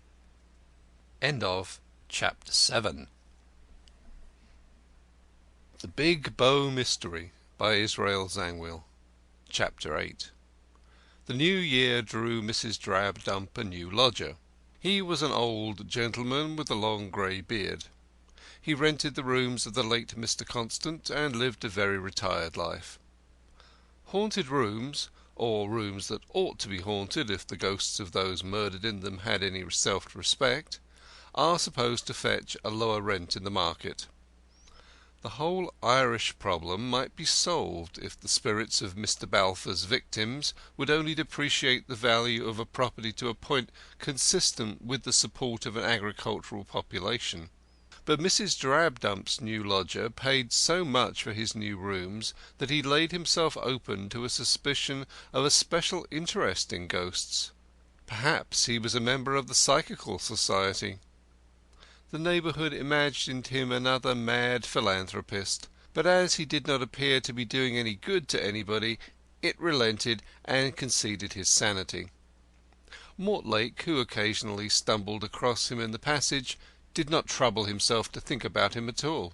He was too full of other troubles and cares. Though he worked harder than ever, the spirit appeared to have gone out of him. Sometimes he forgot himself in a fine rapture of eloquence, lashing himself up into a divine resentment of injustice or a passion of sympathy with the sufferings of his brethren, but mostly he plodded on in a dull mechanical fashion. He still made brief provincial tours, starring a day here and a day there, and everywhere his admirers remarked how jaded and overworked he looked. There was talk of starting a subscription to give him a holiday on the Continent, a luxury obviously unobtainable on the few pounds allowed him per week. The new lodger would doubtless have been pleased to subscribe, for he seemed quite to like occupying Mortlake's chamber the nights he was absent, though he was thoughtful enough not to disturb the hard-worked landlady in the adjoining room by unseemly noise. Wimp was always a quiet man. Meanwhile the 21st of the month approached, and the East End was in excitement. Mr. Gladstone had consented to be present at the ceremony of unveiling the portrait of Arthur Constant, presented by an unknown donor to the Bow Break-a-Day Club, and it was to be a great function. The whole affair was outside the lines of party politics, so that even Conservatives and Socialists considered themselves justified in pestering the committee for tickets, to say nothing of ladies. As the committee desired to be present themselves, 9/10 of the applications for admission had to be refused, as is usual on these occasions. The committee agreed among themselves to exclude the fair sex altogether as the only way of disposing of their womankind, who were making speeches as long as Mr. Gladstone's. Each committee man told his sisters, female cousins, and aunts that the other committee men had insisted on divesting the function of all grace, and what could a man do when he was in a minority of one? Crowl, who was not a member of the Break-a-Day Club, was particularly anxious to hear the great orator, whom he despised. Fortunately, Mortlake remembered the cobbler's anxiety to hear himself, and on the eve of the ceremony sent him a ticket. Crowl was in the first flush of possession when Denzil Cantercot returned, after a sudden and unannounced absence of 3 days. His clothes were muddy and tattered, his cocked hat was deformed, his cavalier beard was matted, and his eyes were bloodshot. The cobbler nearly dropped the ticket at the sight of him. "Hullo, Cantercot!" he gasped. "Why, where have you been away all these days?" "Terribly busy. Here, give me a glass of water. I'm as dry as the Sahara." Crowl ran inside and got the water, trying hard not to inform Mrs. Crowl of their lodger's return. Mother had expressed herself freely on the subject of the poet during his absence, and not in terms which would have commended themselves to the poet's fastidious literary sense. Indeed, she did not hesitate to call him a sponger and a low swindler who had run away to avoid paying the piper. Her fool of a husband might be quite sure that he would never set eyes on the scoundrel again. However, Mrs. Crowl was wrong. Here was Denzil back again. And yet Mr. Crowl felt no sense of victory. He had no desire to crow over his partner and to utter that, "See, didn't I tell you so?" which is a greater consolation than religion in most of the misfortunes of life. Unfortunately, to get the water, Crowl had to go to the kitchen, and as he was usually such a temperate man, this desire for drink in the middle of the day attracted the attention of the lady in possession. Crowl had to explain the situation. Mrs. Crowl ran into the shop to improve it. Mr. Crowl followed in dismay, leaving a trail of spilt water in his wake. "You good-for-nothing, disreputable scarecrow! Where have you—" "Oh, hush, mother! Let him drink. Mr. Cantercot is thirsty." "Does he care if my children are hungry?" Denzil tossed the water greedily down his throat, almost at a gulp, as if it were brandy. "Madam," he said, smacking his lips, "I do care. I care intensely. Few things in life would grieve me more deeply than to hear a child, a dear little child, the beautiful in a nutshell, had suffered hunger. You wrong me." His voice was tremulous with the sense of injury. Tears stood in his eyes. "Wrong you? I had no wish to wrong you," said Mrs. Crowl. "I should like to hang you." "Don't talk of such ugly things," said Denzil, touching his throat nervously. "Well, what have you been doing all this time?" "Why, what should I be doing?" "How should I know what became of you? I thought it was another murder." What? Denzil's glass smashed to fragments on the floor. What do you mean? But Mrs. Crowl was glaring too viciously at Mr. Crowl to reply. He understood the message as if it were printed. It ran: "You have broken one of my best glasses. You have annihilated threepence or a week's school fees for half the family." Peter wished she would turn the lightning upon Denzil, a conductor down whom it would run innocuously. He stooped down and picked up the pieces as carefully as if they were cuttings from the Koh-i-Noor. Thus the lightning passed harmlessly over his head and flew towards Cantercot. What do I mean? Mrs. Crowl echoed, as if there had been no interval. I mean that it would be a good thing if you had been murdered." "What unbeautiful ideas you have, to be sure," murmured Denzil. "Yes, but they'd be useful," said Mrs. Crowl, who had not lived with Peter all these years for nothing. "And if you haven't been murdered, what have you been doing?" My dear," put in Crowl deprecatingly, looking up from his quadrupedal position like a sad dog, "you're not Mr. Cantercot's keeper." "Oh, ain't I?" flashed his spouse. "Who else keeps him, I should like to know?" Peter went on picking up the pieces of the Koh-i-Noor. "I have no secrets from Mrs. Crowl," Denzil explained courteously. "I have been working day and night, bringing out a new paper. I haven't had a wink of sleep for 3 nights." Peter looked up at his bloodshot eyes with respectful interest. "The capitalist met me in the street, an old friend of mine. I was overjoyed at the rencontre, and told him the idea I had been brooding over for months, and he promised to stand all the racket." "What sort of a paper?" said Peter. "Can you ask? To what do you think I've been devoting my days and nights but to the cultivation of the beautiful?" "Is that what the paper will be devoted to?" "Yes, to the beautiful." "I know," snorted Mrs. Crowl, "with portraits of actresses." "Portraits? Oh, no," said Denzil. "That would be the true, not the beautiful." "And what's the name of the paper?" asked Crowl. "Oh, that's a secret, Peter. Like Scott, I prefer to remain anonymous." "Just like your fads. I'm only a plain man, and I want to know where the fun of anonymity comes in. If I had any gifts, I should like to get the credit. It's a right and a natural feeling to my thinking." "Unnatural, Peter, unnatural. We're all born anonymous, and I'm for sticking close to nature. Enough for me that I should disseminate the beautiful. Any letters come during my absence, Mrs. Crowl?" "No," she snapped, "but a gent named Grodman called. He said you hadn't been to see him for some time, and looked annoyed to hear you disappeared. How much have you let him in for?" "The man's in my debt," said Denzil, annoyed. "I wrote a book for him, and he's taken all the credit for it, the rogue. My name doesn't appear even in the preface. What's that ticket you're looking so lovingly at, Peter?" "That's for to-night. The unveiling of Constant's portrait. Gladstone speaks. Awful demand for places." "Gladstone?" sneered Denzil. "Who wants to hear Gladstone? A man who's devoted his life to pulling down the pillars of Church and State." "A man who's devoted his life to propping up the crumbling fads of religion and monarchy. But for all that, the man has his gifts, and I'm burning to hear him."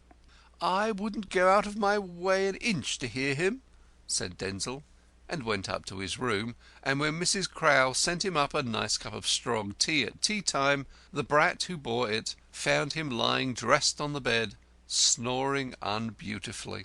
The evening wore on. It was fine frosty weather.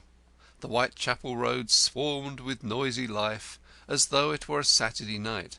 The stars flared in the sky like the lights of celestial costermongers. Everybody was on the alert for the advent of Mr. Gladstone. He must surely come through the road on his journey from the West Bow wards.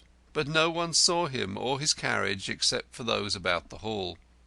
Probably he went by tram most of the way. He would have caught cold in an open carriage, or bobbing his head out of the window of a closed.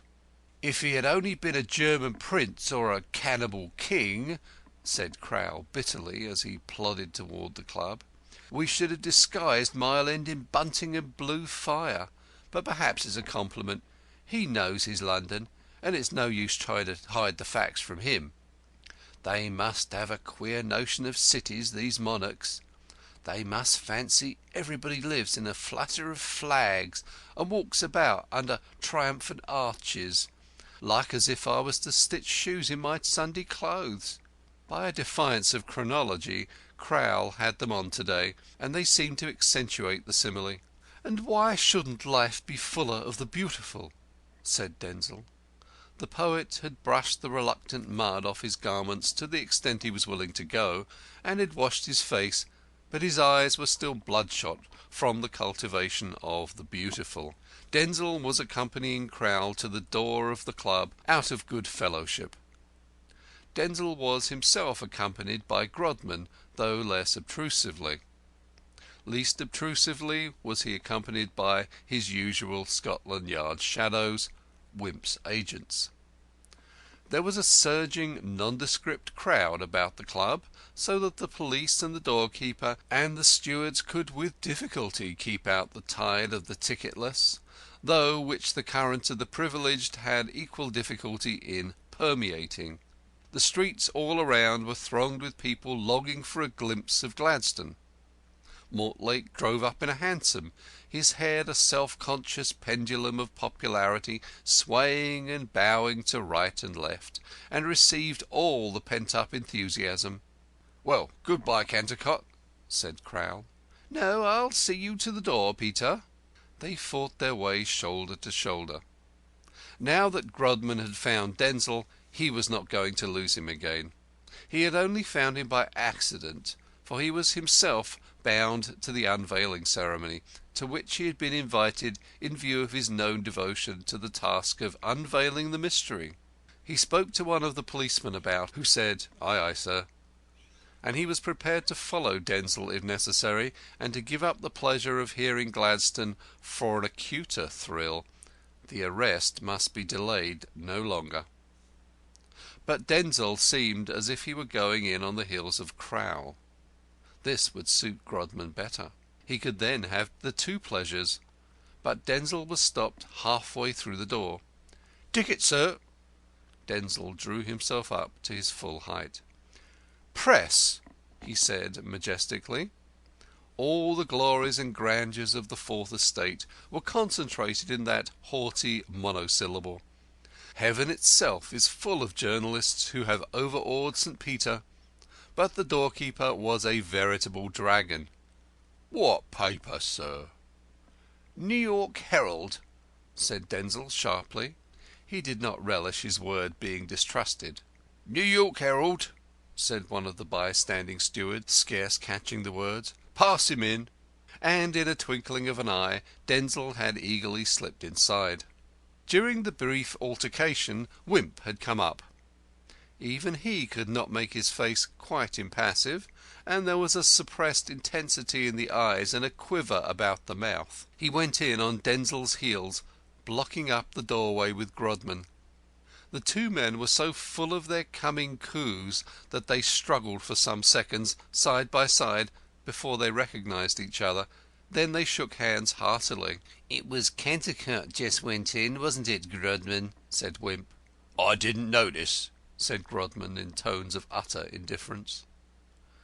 At bottom Wimp was terribly excited. He felt that his coup was going to be executed under very sensational circumstances. Everything would combine to turn the eyes of the country upon him, nay, of the world, for had not the Big Bow mystery been discussed in every language under the sun? In these electric times the criminal receives a cosmopolitan reputation. It is a privilege he shares with few other artists. This time Wimp would be one of them, and, he felt, deservedly so. If the criminal had been cunning to the point of genius in planning the murder, he had been acute to the point of divination in detecting it. Never before had he pieced together so broken a chain. He could not resist the unique opportunity of setting a sensational scheme in a sensational framework. The dramatic instinct was strong in him. He felt like a playwright who has constructed a strong melodramatic plot and has the Drury Lane stage suddenly offered him to present it on. It would be folly to deny himself the luxury, though the presence of Mr. Gladstone and the nature of the ceremony should perhaps have given him pause. Yet, on the other hand, these were the very factors of the temptation. Wimp went in and took a seat behind Denzil. All the seats were numbered, so that everybody might have the satisfaction of occupying somebody else's. Denzil was in the special reserved places in the front row just behind the central gangway. Crowl was squeezed into a corner behind a pillar near the back of the hall. Grodman had been honoured with a seat on the platform, which was accessible by steps on the right and left, but he kept his eye on Denzil.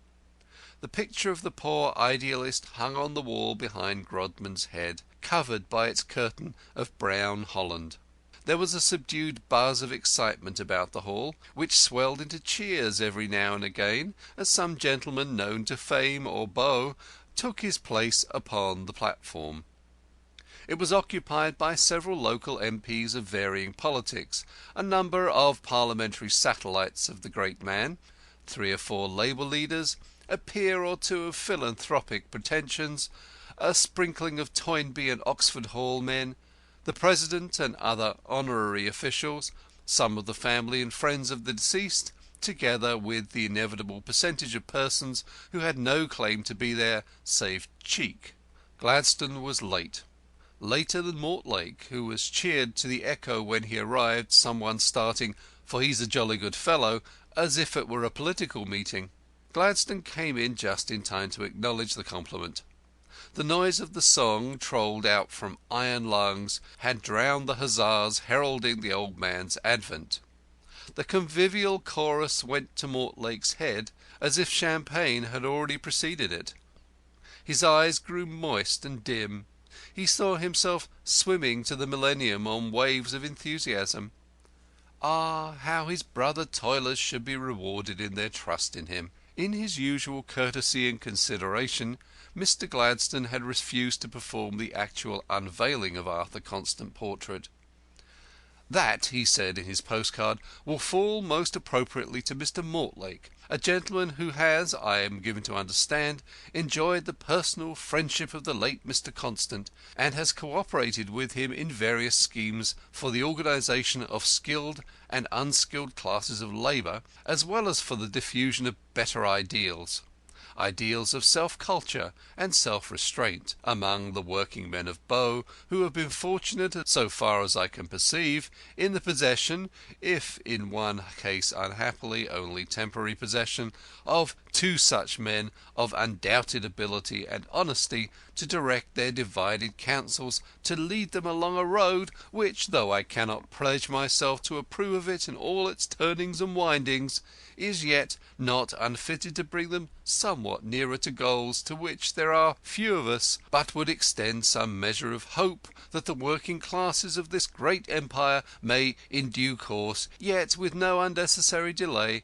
be enabled to arrive." Mr. Gladstone's speech was an expansion of his postcard, punctuated by cheers. The only new thing in it was the grateful and touching way in which he revealed what had been a secret up till then, that the portrait had been painted and presented to the Bow Break-a-Day Club by Lucy Brent, who in the fullness of time would have been Arthur Constant's wife. It was a painting for which he had sat to her while alive, and yet she had stifled yet pampered her grief by working harder since his death.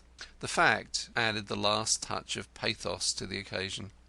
Crowl's face was hidden behind his red handkerchief. Even the fire of excitement in Wimp's eye was quenched for a moment by a teardrop as he thought of Mrs. Wimp and Wilfred. As for Grodman, there was almost a lump in his throat. Denzil Cantercot was the only unmoved man in the room. He thought the episode quite too beautiful, and was already weaving it into rhyme. At the conclusion of his speech, Mr. Gladstone called upon Tom Mortlake to unveil the portrait. Tom rose, pale and excited. He faltered as he touched the cord. He seemed overcome with emotion. Was it the mention of Lucy Brent that had moved him to his depths? The brown holland fell away. The dead stood revealed as he had been in life. Every feature painted by the hand of love was instinct with vitality. The fine earnest face, the sad kindly eyes, the noble brow seemed still athrob with the thought of humanity. A thrill ran through the room. There was a low, undefinable murmur. Oh, the pathos and the tragedy of it! Every eye was fixed, misty with emotion, upon the dead man in the picture, and the living man, who stood, pale and agitated, and visibly unable to commence his speech, at the side of the canvas. Suddenly a hand was laid upon the Labour leader's shoulder, and there rang through the hall, in Wimp's clear, decisive tones, the words, "Tom Mortlake, I arrest you for the murder of Arthur Constant." End of Chapter 8. The Big Bow Mystery by Israel Zangwill. Chapter 9. For a moment there was an acute, terrible silence. Mortlake's face was that of a corpse. The face of the dead man at his side was flushed with the hues of life. To the overstrung nerves of the onlookers, the brooding eyes of the picture seemed sad and stern with menace, and charged with the lightnings of doom. It was a horrible contrast. For Wimp alone the painted face had fuller, more tragical meanings. The audience seemed turned to stone. They sat or stood in every variety of attitude, frozen, rigid.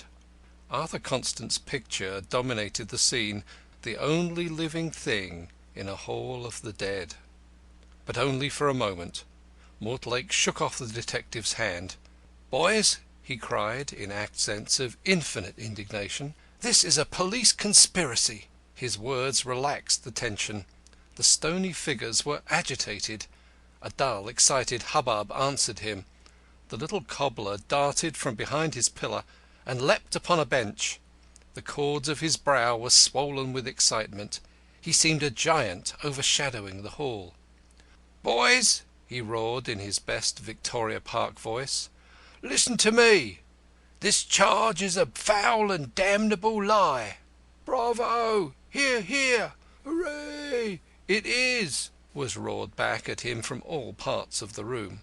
Everybody rose and stood in tentative attitudes, excited to the last degree. "Boys," Peter roared on, "you all know me. I'm a plain man, and I want to know if it's likely a man would murder his best friend. No!" in a mighty volume of sound. Wimp had scarcely calculated upon Mortlake's popularity.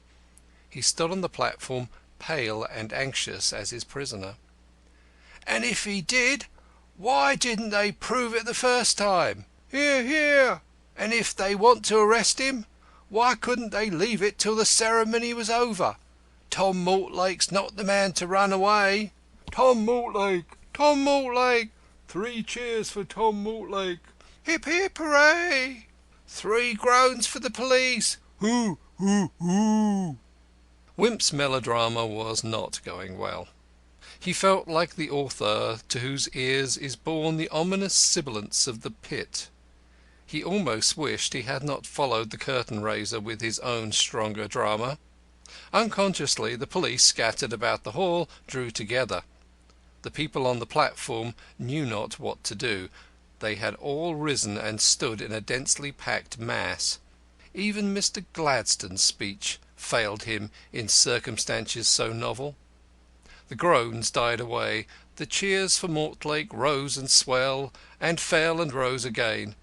Sticks and umbrellas were banged and rattled. Handkerchiefs were waved. The thunder deepened.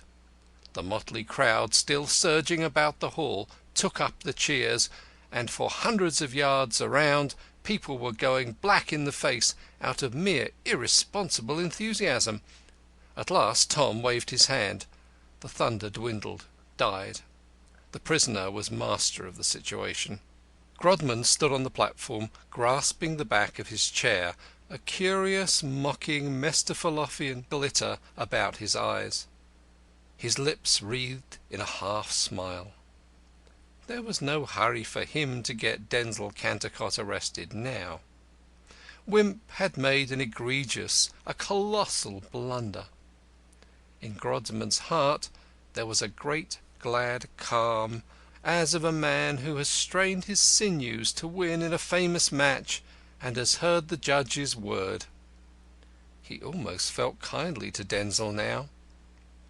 Tom Mortlake spoke. His face was set and stony.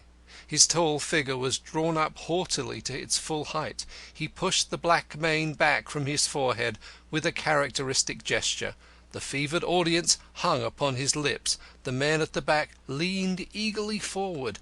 The reporters were breathless with fear lest they should miss a word. What would the great Labour leader have to say at this supreme moment?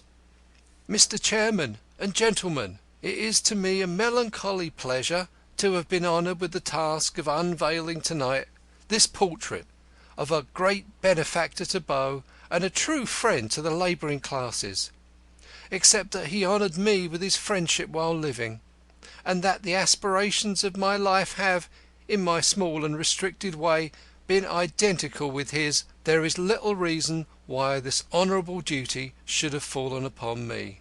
Gentlemen, I trust that we shall all find an inspiring influence in the daily vision of the dead, who yet liveth in our hearts and in this noble work of art, wrought, as Mr. Gladstone has told us, by the hand of one who loved him." The speaker paused a moment, his low, vibrant tones faltering into silence. "If we humble working men of Bow can never hope to exert individually a tithe of the beneficial influence wielded by Arthur Constant, it is yet possible for each of us to walk in the light he has kindled in our midst, a perpetual lamp of self-sacrifice and brotherhood." That was all. The room rang with cheers. Tom Mortlake resumed his seat. To Wimp, the man's audacity verged on the sublime. To Denzil, on the beautiful.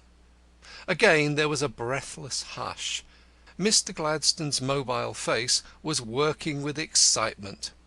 No such extraordinary scene had occurred in the whole of his extraordinary experience. He seemed about to rise. The cheering subsided to a painful stillness. Wimp cut the situation by laying his hand again upon Tom's shoulder. "Come quietly with me," he said. The words were almost a whisper, but in the supreme silence they travelled to the ends of the hall. "Don't you go, Tom!" The trumpet tones were Peter's. The call thrilled an answering chord of defiance in every breast, and a low, ominous murmur swept through the hall. Tom rose, and there was silence again. "Boys," he said, "let me go. Don't make any noise about it. I shall be with you again to-morrow." But the blood of the Break-o'-Day boys was at fever heat. A hurtling mass of men struggled confusedly from their seats. In a moment all was chaos. Tom did not move. Half a dozen men, headed by Peter, scaled the platform. Wimp was thrown to one side, and the invaders formed a ring round Tom's chair. The platform people scampered like mice from the centre. Some huddled together in the corners, others slipped out at the rear. The committee congratulated themselves on having had the self-denial to exclude ladies. Mr. Gladstone's satellites hurried the old man off and into his carriage, though the fight promised to become Homeric. Grodman stood at the side of the platform, secretly more amused than ever, concerning himself no more with Denzil Cantercot, who was already strengthening his nerves at the bar upstairs. The police about the hall blew their whistles, and policemen came rushing in from outside and the neighbourhood. An Irish MP on the platform was waving his gingham like a shillelagh in sheer excitement, forgetting his new-found respectability and dreaming himself back at Donnybrook Fair. Him a conscientious constable floored with a truncheon, but a shower of fists fell upon the zealot's face, and he tottered back bleeding. Then the storm broke in all its fury. The upper air was black with staves, sticks, and umbrellas, mingled with the pallid hailstones of knobby fists. Yells and groans, and hoots and battle cries blent in grotesque chorus, like one of Dvorak's weird diabolical movements. Mortlake stood impassive, with arms folded, making no further effort, and the battle raged round him as the water swirls round some steadfast rock.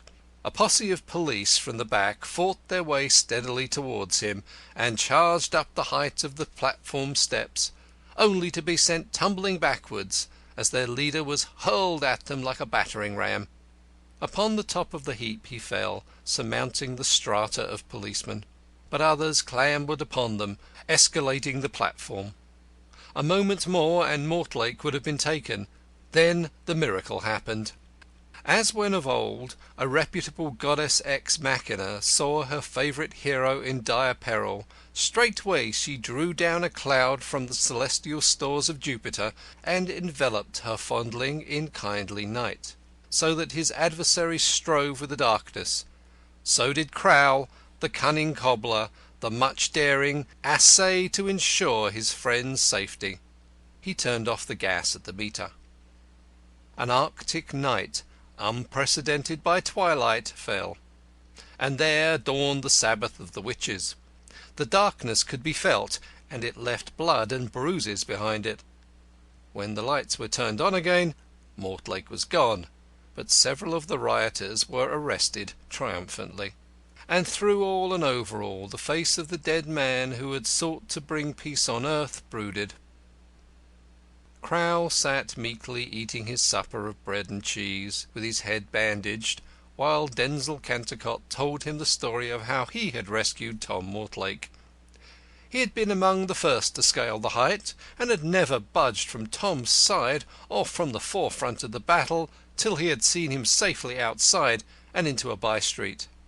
"I'm so glad you saw that he got away safely," said Crowl. "I wasn't quite sure he would." "Yes, but I wish some cowardly fool hadn't turned off the gas. I like men to see that they are beaten."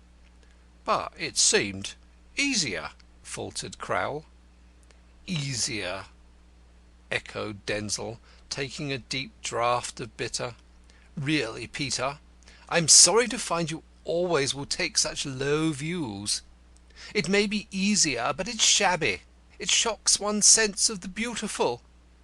Crowl ate his bread and cheese shamefacedly. "But what was the use of breaking your head to save him?"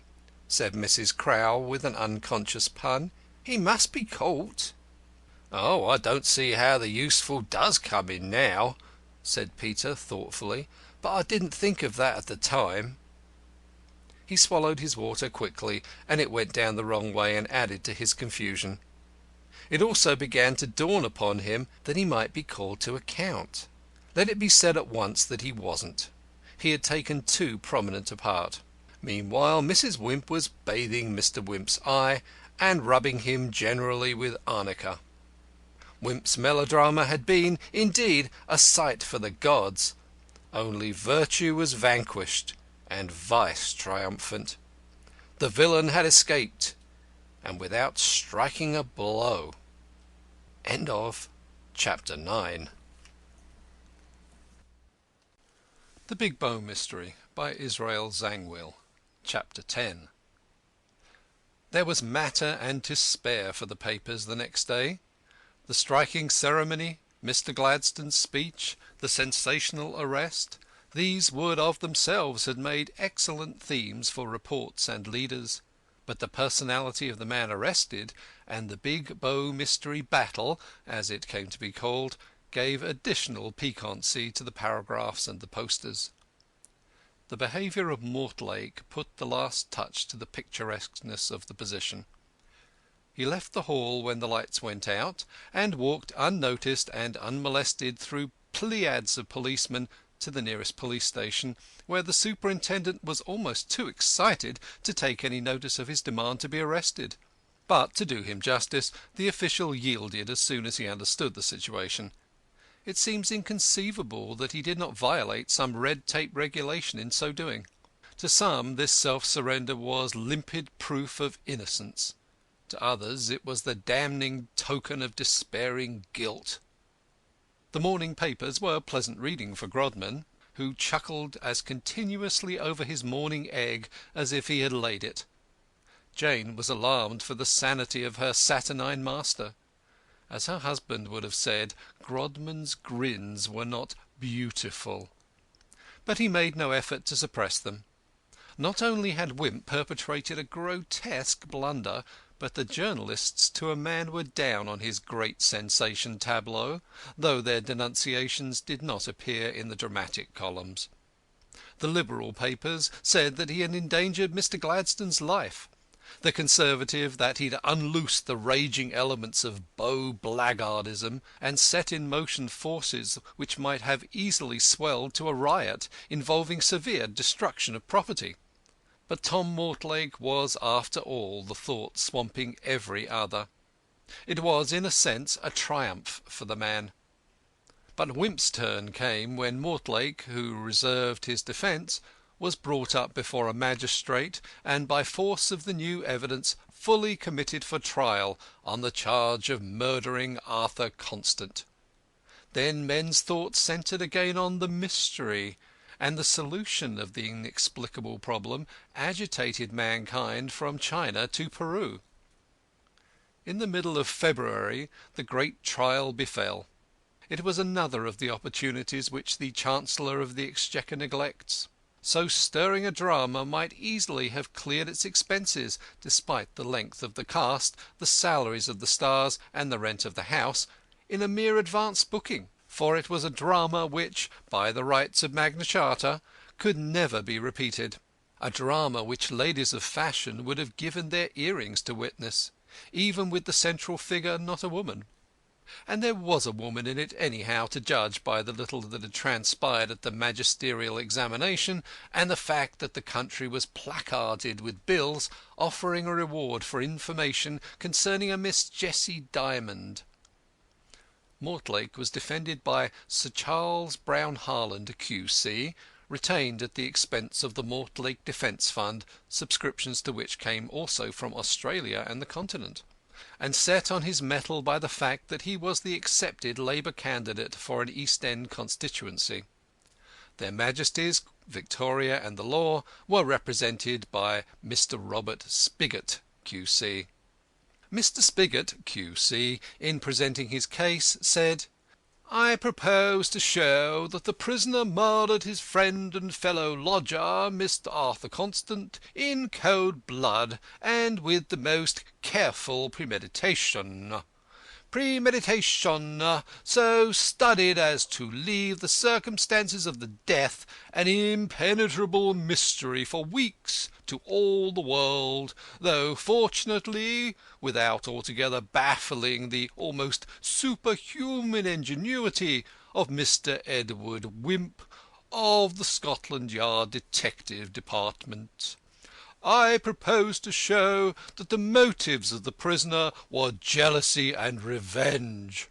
Jealousy not only of his friend's superior influence over the working men he himself aspired to lead, but the more commonplace animosity engendered by the disturbing element of a woman having relations to both. If, before my case is complete, it will be my painful duty to show that the murdered man was not the saint the world has agreed to paint him, I shall not shrink from unveiling the truer picture in the interests of justice, which cannot say nil nisi bonum, even of the dead. I propose to show that the murder was committed by the prisoner.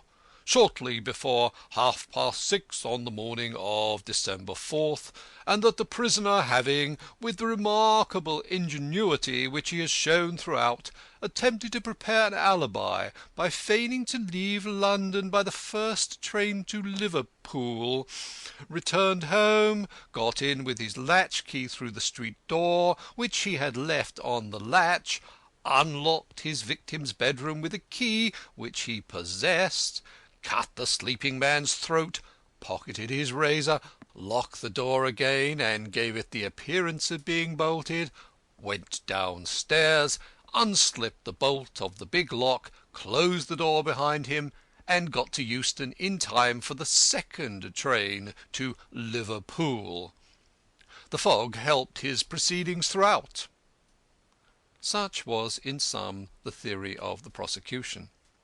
The pale defiant figure in the dock winced perceptibly under parts of it.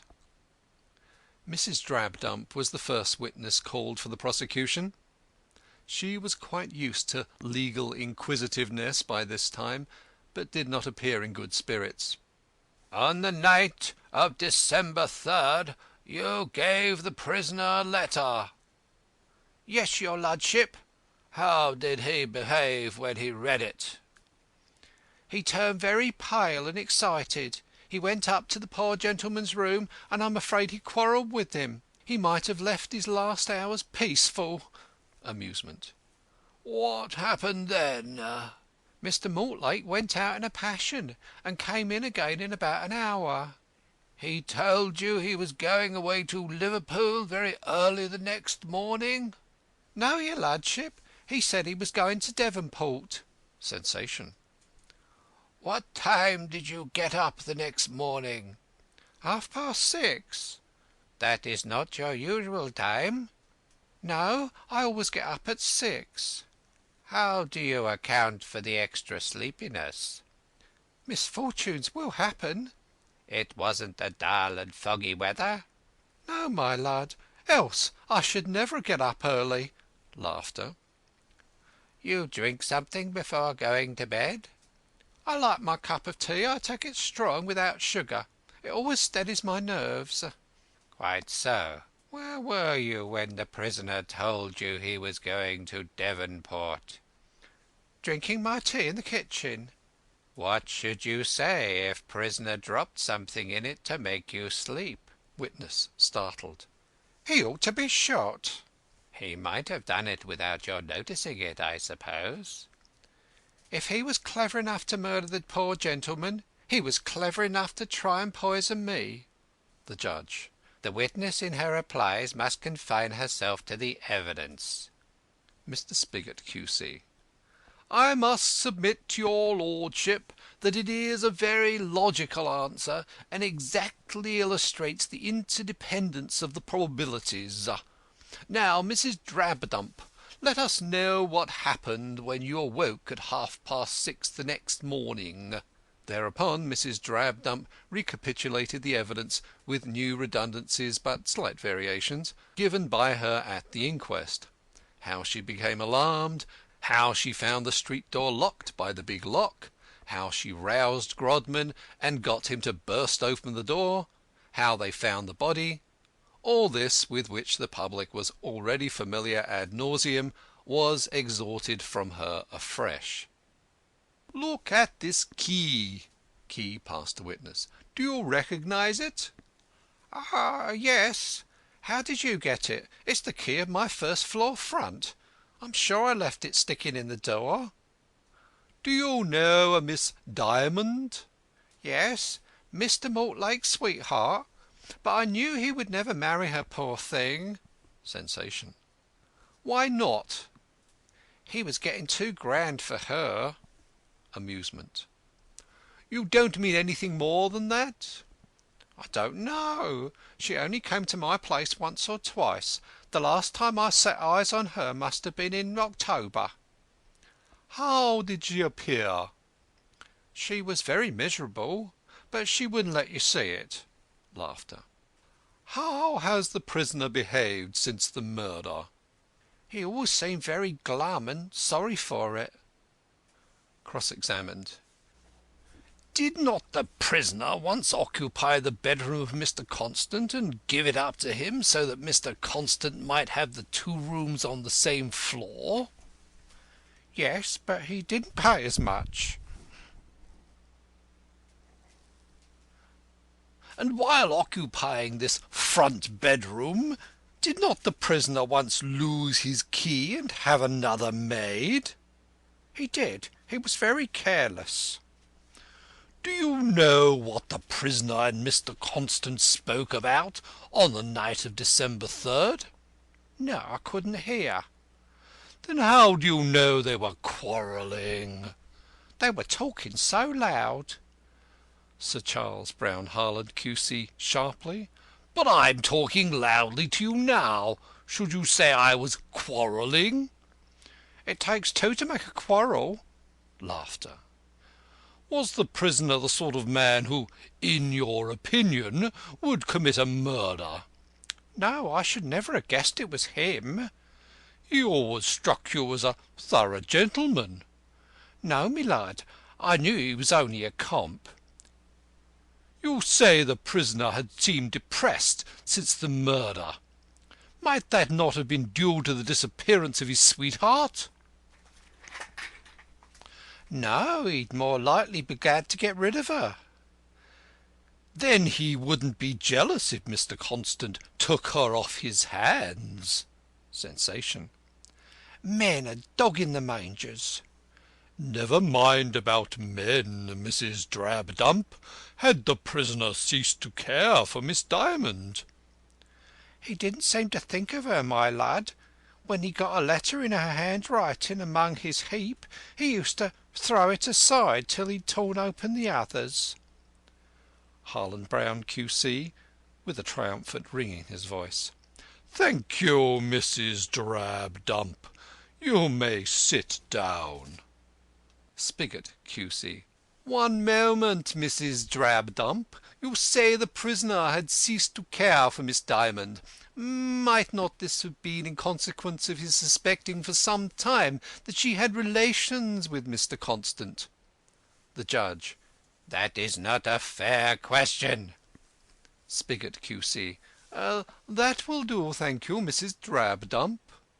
Brown-Harlan, Q.C. No. One more question, Mrs. Drabdump.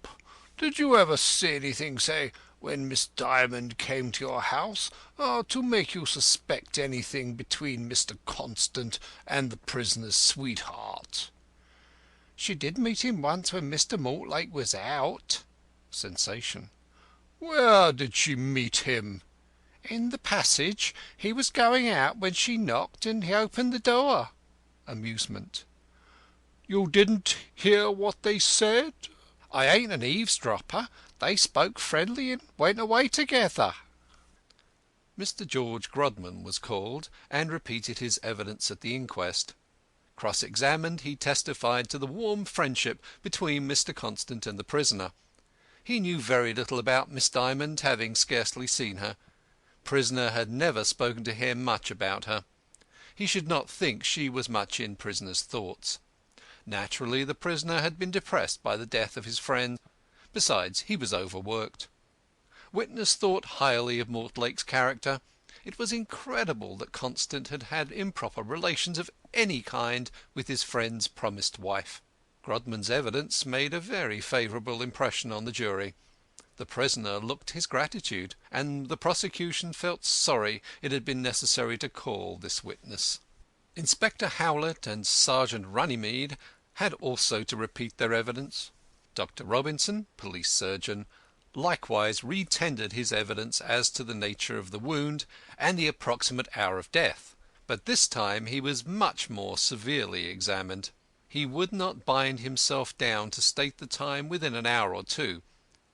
He thought life had been extinct 2 or 3 hours when he arrived, so that the deed had been committed between 7 and 8. Under gentle pressure from the prosecuting counsel, he admitted that it might possibly have been between 6 and 7. Cross-examined, he reiterated his impression in favour of the later hour. Supplementary evidence from medical experts proved as dubious and uncertain as if the court had confined itself to the original witness. It seemed to be generally agreed that the data for determining the time of death of any body were too complex and variable to admit of very precise inference, rigor mortis and other symptoms setting in within very wide limits and differing largely in different persons. All agree that death from such a cut must have been practically instantaneous, and the theory of suicide was rejected by all. As a whole, the medical evidence tended to fix the time of death with a high degree of probability between the hours of 6 and 8:30. The efforts of the prosecution were bent upon throwing back the time of death to as early as possible after about 5:30.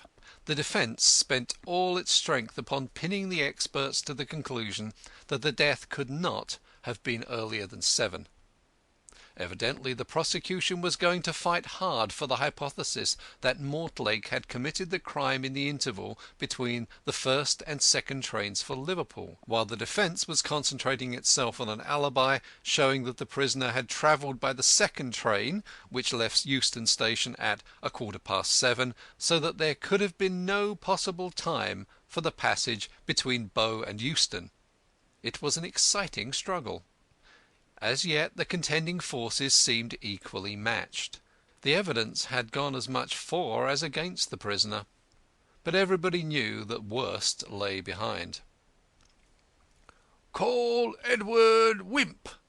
The story Edward Wimp had to tell began tamely enough with thrice threshed out facts. But at last the new facts came. In consequence of suspicions that had formed in your mind, you took up your quarters disguised in the late Mr. Constant's room? I did, at the commencement of the year. My suspicions had gradually gathered against the occupants of number 11 Glover Street, and I resolved to quash or confirm these suspicions once and for all. Will you tell the jury what happened? Whenever the prisoner was away for the night, I searched his room. I found the key of Mr. Constant's bedroom buried deeply in the side of prisoner's leather sofa. I found what I imagined to be the letter he received on December 3rd in the pages of a Bradshaw lying under the same sofa. There were 2 razors about. Mr. Spigot, Q.C., said, "The key has already been identified by Mrs. Drabdump. The letter I now propose to read." It was undated, and ran as follows: "Dear Tom, this is to bid you farewell. It is best for all. I am going a long way, dearest. Do not seek to find me, for it will be useless. Think of me as one swallowed up by the waters, and be assured that it is only to spare you shame and humiliation in the future that I tear myself from you and all the sweetness of life. Darling, there is no other way. I fear you could never marry me now. I have felt it for months. Dear Tom, you will understand what I mean. We must look facts in the face. I hope you will always be friends with Mr. Constant. Good-bye, dear. God bless you. May you always be happy, and find a worthier wife than I. Perhaps when you are great and rich and famous, as you deserve, you will sometimes think not unkindly of one who, however faulty and unworthy of you, will at least love you till the end. Yours till death, Jessie." By the time this letter was finished, numerous old gentlemen, with wigs or without, were observed to be polishing their glasses. Mr. Wimp's examination was resumed. "After making these discoveries, what did you do?" I made inquiries about Miss Dymond, and found Mr. Constant had visited her once or twice in the evening. I imagined there would be some traces of a pecuniary connection. I was allowed by the family to inspect Mr. Constant's cheque book, and found a paid cheque made out for £25 in the name of Miss Dymond. By inquiry at the bank, I found it had been cashed on November 12th of last year. I then applied for a warrant against the prisoner.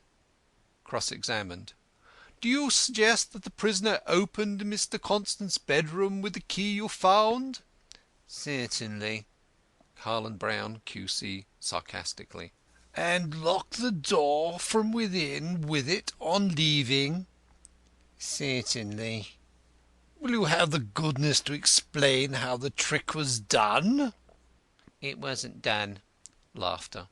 The prisoner probably locked the door from the outside. Those who broke it open naturally imagined it had been locked from the inside when they found the key inside. The key would, on this theory, be on the floor, as the outside locking could not have been effected if it had been in the lock. The first persons to enter the room would naturally believe it had been thrown down in the bursting of the door. Or it might have been left sticking very loosely inside the lock, so as not to interfere with the turning of the outside key, in which case it would also probably have been thrown to the ground. "Indeed, very ingenious. And can you also explain how the prisoner could have bolted the door within from the outside?" I can. Renewed sensation. There is only one way in which it was possible, and that was, of course, a mere conjurer's illusion. To cause a locked door to appear bolted in addition, it would only be necessary for the person on the inside of the door to wrest the staple containing the bolt from the woodwork.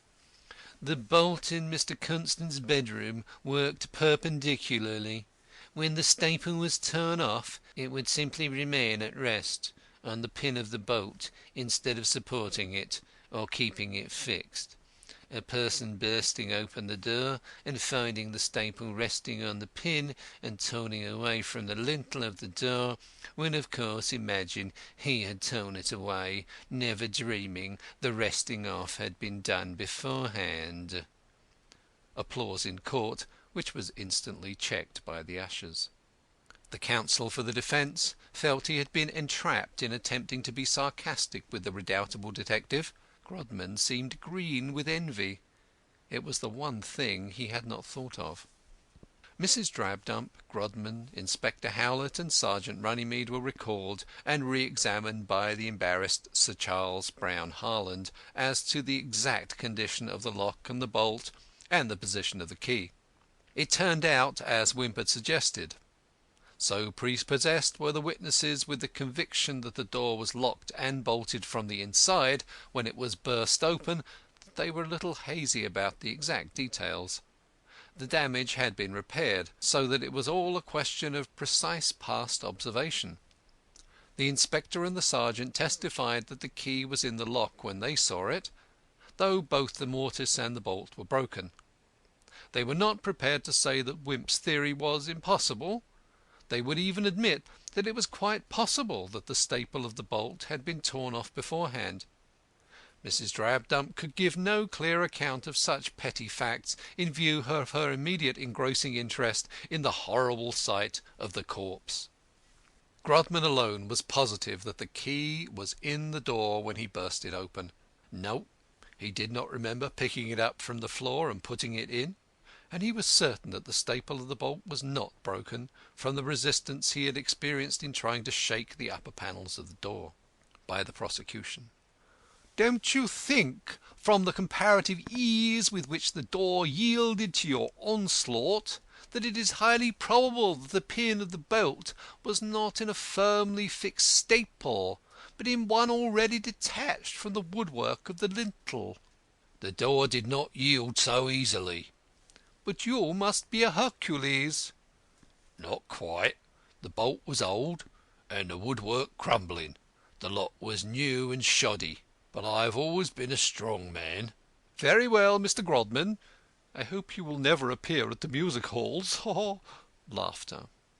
Jessie Dymond's landlady was the next witness for the prosecution. She corroborated Wimp's statements as to Constant's occasional visits, and narrated how the girl had been enlisted by the dead philanthropist as a collaborator in some of his enterprises. But the most telling portion of her evidence was the story of how, late at night on December 3rd, the prisoner called upon her and inquired wildly about the whereabouts of his sweetheart. He said he had just received a mysterious letter from Miss Dymond saying she was gone. She, the landlady, replied that she could have told him that weeks ago, as her ungrateful lodger was gone now some 3 weeks without leaving a hint behind her.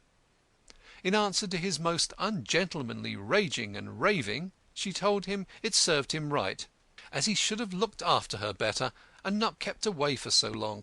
She reminded him that there were as good fish in the sea as ever came out, and a girl of Jessie's attractions need not pine away, as she has seemed to be pining away, for lack of appreciation. He then called her a liar and left her, and she hoped never to see his face again, though she was not surprised to see it in the dock. Mr. Fitzjames Montgomery, a bank clerk, remembered cashing the cheque produced. He particularly remembered it because he paid the money to a very pretty girl. She took the entire amount in gold. At this point the case was adjourned. Denzil Cantercot was the first witness called for the prosecution on the resumption of the trial. Pressed as to whether he had not told Mr. Wimp that he had overheard the prisoner denouncing Mr. Constant, he could not say. He had not actually heard the prisoner's denunciations. He might have given Mr. Wimp a false impression, but then Mr. Wimp was so prosaically literal. Laughter. Mr. Crowl had told him something of the kind. Cross-examined, he said Jessie Dymond was a rare spirit, and she always reminded him of Joan of Arc. Mr. Crowl, being called, was extremely agitated. He refused to take the oath, and informed the court that the Bible was a fad.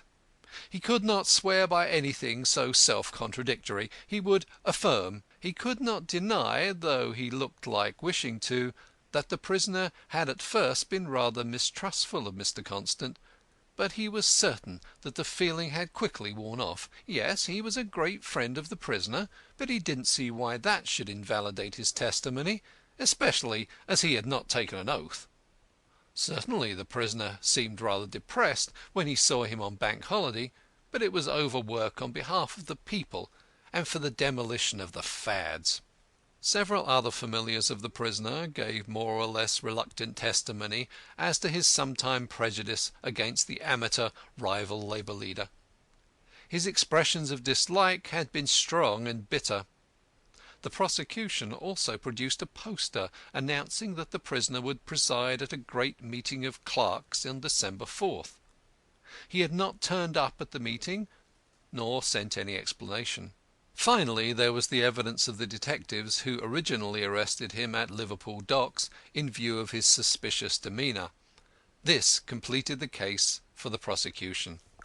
Sir Charles Brown Harland, Q.C., rose with a swagger and a rustle of his silk gown, and proceeded to set forth the theory of the defence. He said that he did not propose to call many witnesses. The hypothesis of the prosecution was so inherently childish and inconsequential, and so dependent upon a bundle of interdependent probabilities, that it crumbled away at the merest touch. The prisoner's character was of unblemished integrity. His last public appearance had been made on the same platform with Mr. Gladstone, and his honesty and high-mindedness had been vouched for by statesmen of the highest standing. His movements could be accounted for from hour to hour, and those with which the prosecution credited him rested on no tangible evidence whatever. He was also credited with superhuman ingenuity and diabolical cunning, of which he had shown no previous symptom. Hypothesis was piled on hypothesis, as in the old Oriental legend, where the world rested on the elephant and the elephant on the tortoise. It might be worth while, however, to point out that it was at least quite likely that the death of Mr. Constant had not taken place before 7, and as the prisoner left Euston Station at 7:15 for Liverpool, he could certainly not have got there from Bow in the time. Also that it was hardly possible for the prisoner, who could prove being at Euston Station at 5:25 a.m., to travel backwards and forwards to Glover Street and commit the crime all within less than 2 hours. "The real facts," said Sir Charles impressively, "are most simple. The prisoner, partly from pressure of work, partly, he had no wish to conceal, from worldly ambition, had begun to neglect Miss Dymond, to whom he was engaged to be married. The man was but human, and his head was a little turned by his growing importance. Nevertheless, at heart he was still deeply attached to Miss Dymond. She, however, appears to have jumped to the conclusion that he had ceased to love her, that she was unworthy of him, unfitted by education to take her place side by side with him in the new spheres to which he was mounting, that, in short, she was a drag on his career. Being by all accounts a girl of remarkable force of character, she resolved to cut the Gordian knot by leaving London, and fearing lest her affianced husband's conscientiousness should induce him to sacrifice himself to her, dreading also perhaps her own weakness, she made the parting absolute, and the place of her refuge a mystery. A theory has been suggested which drags an honoured name in the mire, a theory so superfluous that I shall only allude to it. That Arthur Constant could have seduced or had any improper relations with his friend's betrothed is an hypothesis to which the lives of both give the lie. Before leaving London or England, Miss Dymond wrote to her aunt in Devonport, her only living relative in this country, asking her as a great favour to forward an addressed letter to the prisoner a fortnight after receipt. The aunt obeyed implicitly. This was the letter which fell like a thunderbolt on the prisoner on the night of December 3rd. All his old love returned. He was full of self-reproach and pity for the poor girl. The letter read ominously. Perhaps she was going to put an end to herself. His first thought was to rush up to his friend Constant to seek his advice. Perhaps Constant knew something of the affair. The prisoner knew the two were in not infrequent communication. It is possible, my lord and gentlemen of the jury, I do not wish to follow the methods of the prosecution and confuse theory with fact, so I say it is possible, that Mr. Constant had supplied her with the £25 to leave the country. He was like a brother to her, perhaps even acted imprudently in calling upon her, though neither dreamed of evil. It is possible that he may have encouraged her in her abnegation and in her altruistic aspirations, perhaps even without knowing their exact drift, for does he not speak in his very last letter of the fine female characters he was meeting, and the influence for good he had over individual human souls? Still, this we can now never know, unless the dead speak or the absent return. It is also not impossible that Miss Dymond was entrusted with the £25 for charitable purposes. But to come back to certainties. The prisoner consulted Mr. Constant about the letter. He then ran to Miss Dymond's lodgings in Stepney Green, knowing beforehand his trouble would be futile. The letter bore the postmark of Devonport. He knew the girl had an aunt there. Possibly she might have gone to her. He could not telegraph, for he was ignorant of the address. He consulted his Bradshaw, and resolved to leave by the 5:30 a.m. from Paddington, and told his landlady so. He left the letter in the Bradshaw, which ultimately got thrust among a pile of papers under the sofa, so that he had to get another. He was careless and disorderly, and the key found by Mr. Wimp in his sofa, which he was absurdly supposed to have hidden there after the murder, must have lain there for some years, having been lost there in the days when he occupied the bedroom afterwards rented by Mr. Constant. For it was his own sofa removed from that room, and the suction of sofas was well known. Afraid to miss his train, he did not undress on that distressful night. Meanwhile, the thought occurred to him that Jessie was too clever a girl to leave so easy a trail, and he jumped to the conclusion that she would be going to her married brother in America, and had gone to Devonport merely to bid her aunt farewell. He determined, therefore, to get to Liverpool without wasting time at Devonport to institute inquiries. Not suspecting the delay in the transit of the letter, he thought he might yet stop her, even at the landing stage or on the tender. Unfortunately, his cab went slowly in the fog. He missed the first train, and wandered about brooding disconsolately in the mist till the second. At Liverpool his suspicious, excited demeanour procured his momentary arrest. Since then the thought of the lost girl has haunted and broken him. That is the whole, the plain and the sufficing story." The effective witnesses for the defence were indeed few. It is so hard to prove a negative. There was Jessie's aunt, who bore out the statement of the counsel for the defence.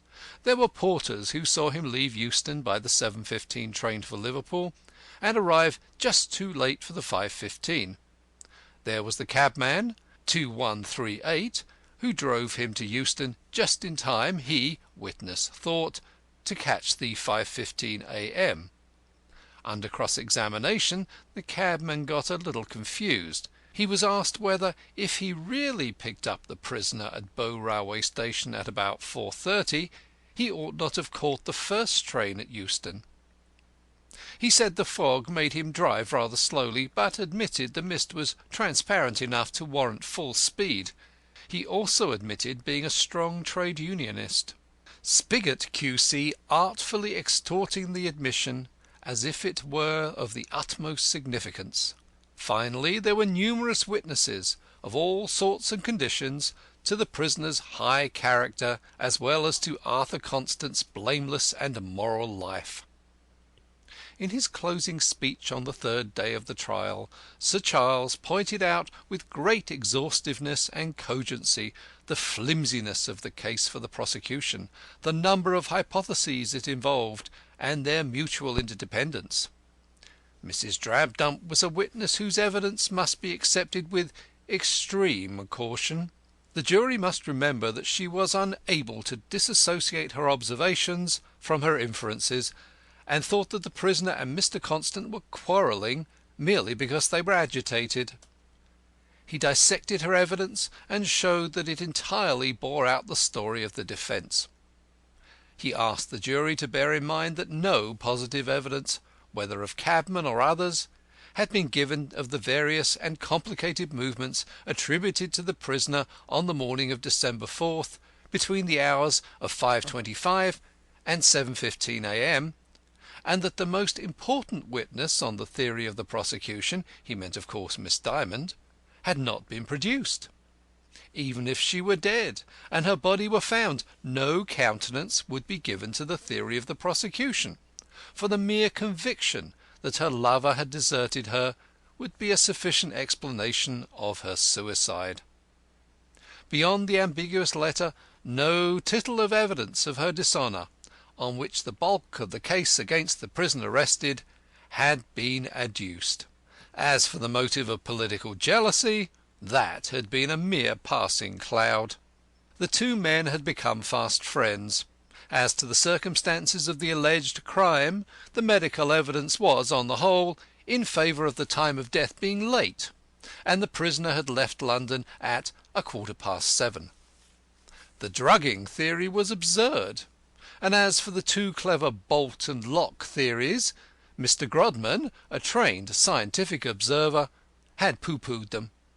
He would solemnly exhort the jury to remember that if they condemned the prisoner, they would not only send an innocent man to an ignominious death on the flimsiest circumstantial evidence, but they would deprive the working men of this country of one of their truest friends and their ablest leader. The conclusion of Sir Charles's vigorous speech was greeted with irrepressible applause.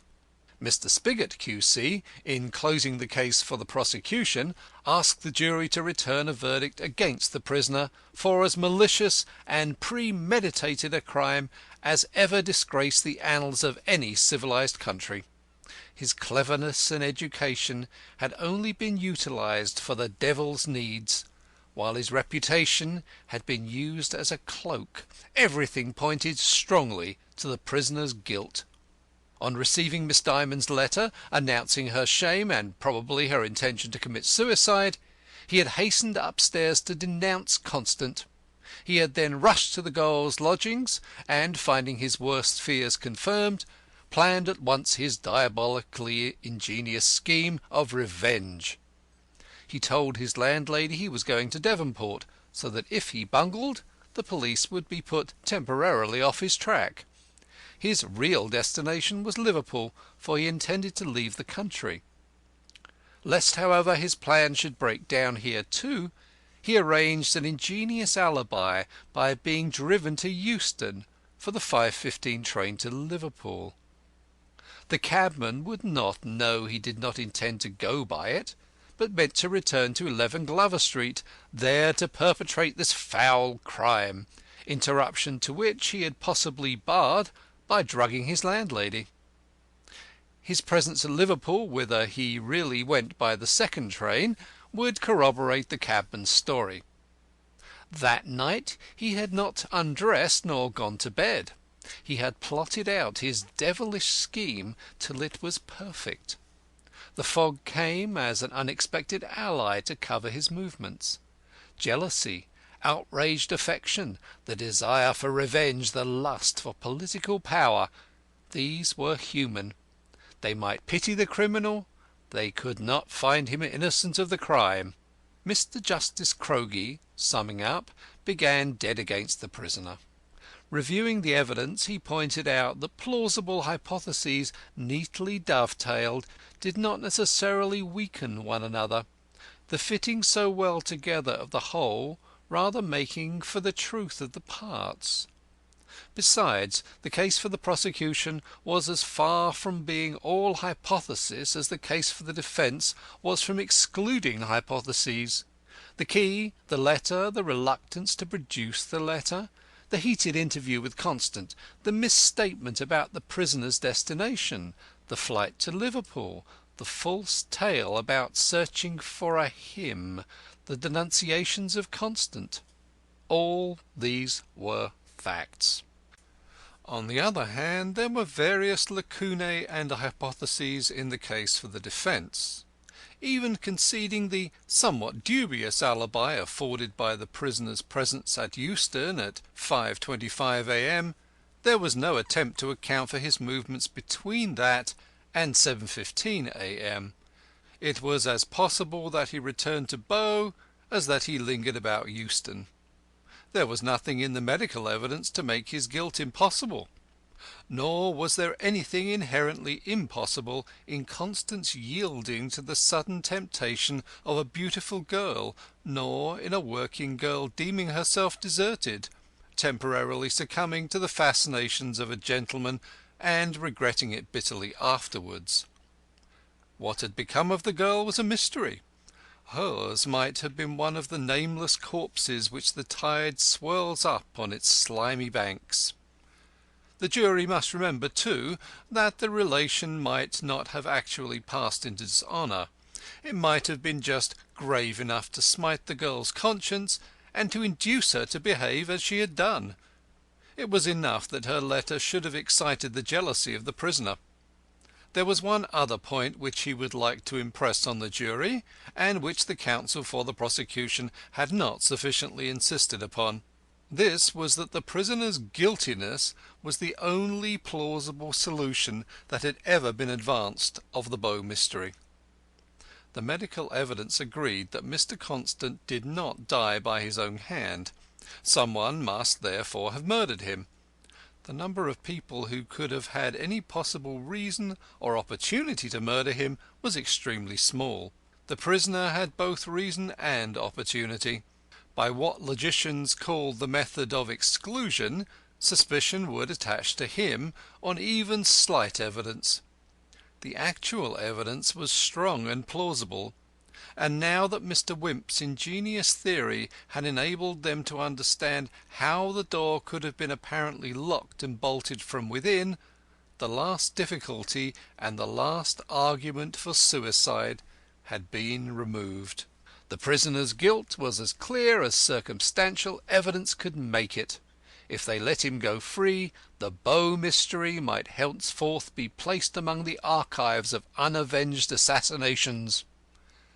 Having thus well nigh hung the prisoner, the judge wound up by insisting on the high probability of the story for the defence, though that too was dependent in important details upon the prisoner's mere private statements to his counsel. The jury, being by this time sufficiently muddled by his impartiality, were dismissed, with the exhortation to allow due weight to every fact and probability in determining their righteous verdict. The minutes ran into hours, but the jury did not return. The shadows of night fell across the reeking, fevered court before they announced their verdict. "Guilty." The judge put on his black cap. The great reception arranged outside was a fiasco. The evening banquet was indefinitely postponed. Wimp had won. Grodman felt like a whipped cur. End of chapter 10. The Big Bow Mystery by Israel Zangwill. Chapter 11. "So you were right," Denzil could not help saying as he greeted Grodman a week afterwards. "I shall not live to tell the story of how you discovered the Bow murderer." "Sit down," growled Grodman. "Perhaps you will after all." There was a dangerous gleam in his eyes. Denzil was sorry he had spoken. "I sent for you," Grodman said, "to tell you that on the night Wimp arrested Mortlake, I had made preparations for your arrest." Denzil gasped. "What for?" "My dear Denzil, there is a little law in this country invented for the confusion of the poetic. The greatest exponent of the beautiful is only allowed the same number of wives as the greengrocer. I do not blame you for not being satisfied with Jane. She's a good servant, but a bad mistress. But it was cruel to Kitty not to inform her that Jane had a prior right to you, and unjust to Jane not to let her know of the contract with Kitty." "They both know it now well enough, curse them," said the poet. "Yes, your secrets are like your situations. You can't keep 'em long.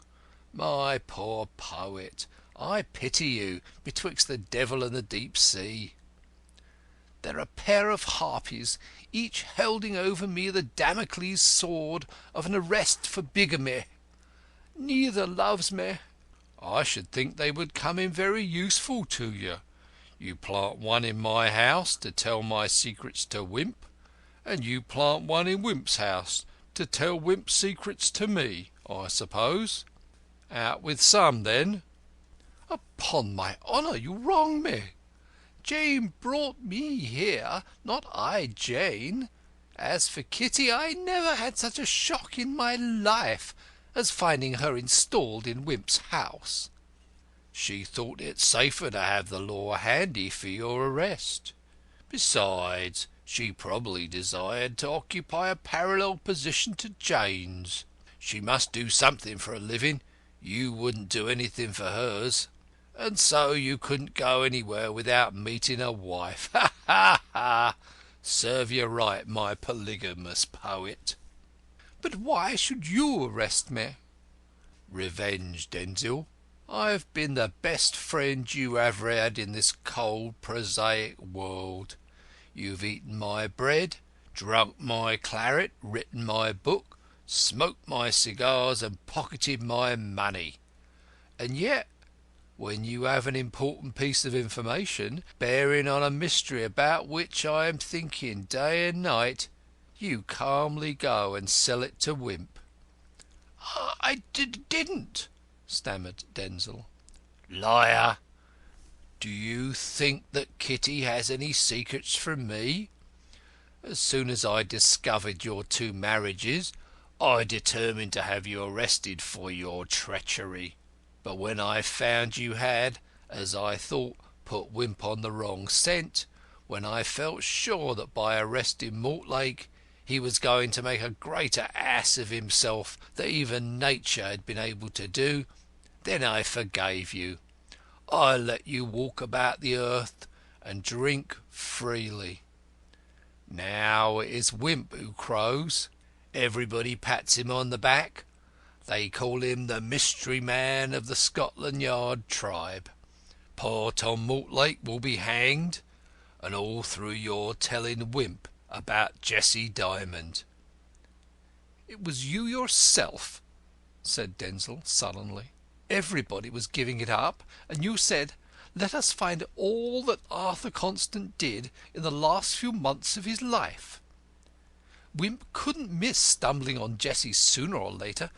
I'd have throttled Constant if I'd known he'd touched her," he wound up with irrelevant indignation.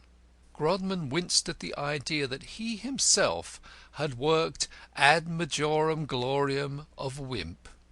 And yet had not Mrs. Wimp let out as much at the Christmas party?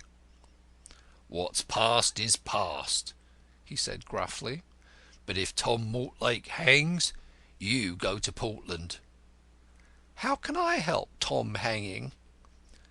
"Help the agitation as much as you can. Write letters under all sorts of names to all the papers. Get everybody you know to sign the great petition. Find out where Jessie Dymond is, the girl who holds the proof of Mortlake's innocence." "You really believe him innocent?" "Don't be satirical, Denzil. Haven't I taken the chair at all the meetings? Am I not the most copious correspondent of the press?" "I thought it was only to spite Wimp." "Rubbish! It's all to say poor Tom, he no more murdered Arthur Constant than you did." He laughed an unpleasant laugh. Denzil bade him farewell, frigid with fear. Grodman was up to his ears in letters and telegrams. Somehow he had become the leader of the rescue party. Suggestions, subscriptions came from all sides.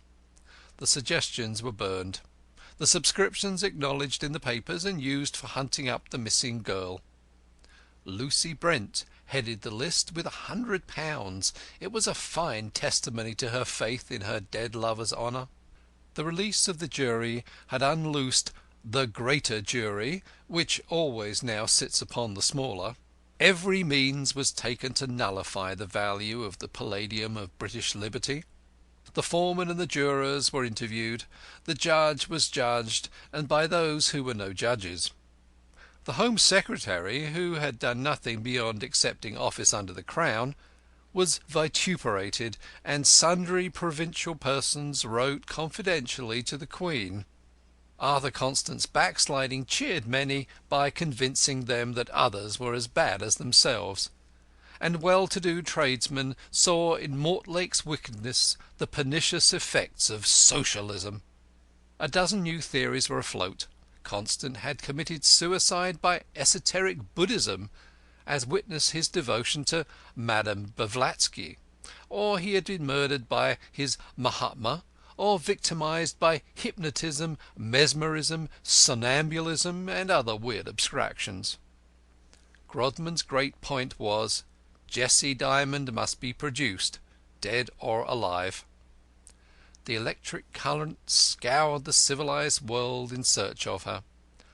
What wonder if the shrewder sort divined that the indomitable detective had fixed his last hope on the girl's guilt?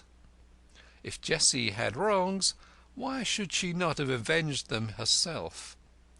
Did she not always remind the poet of Joan of Arc?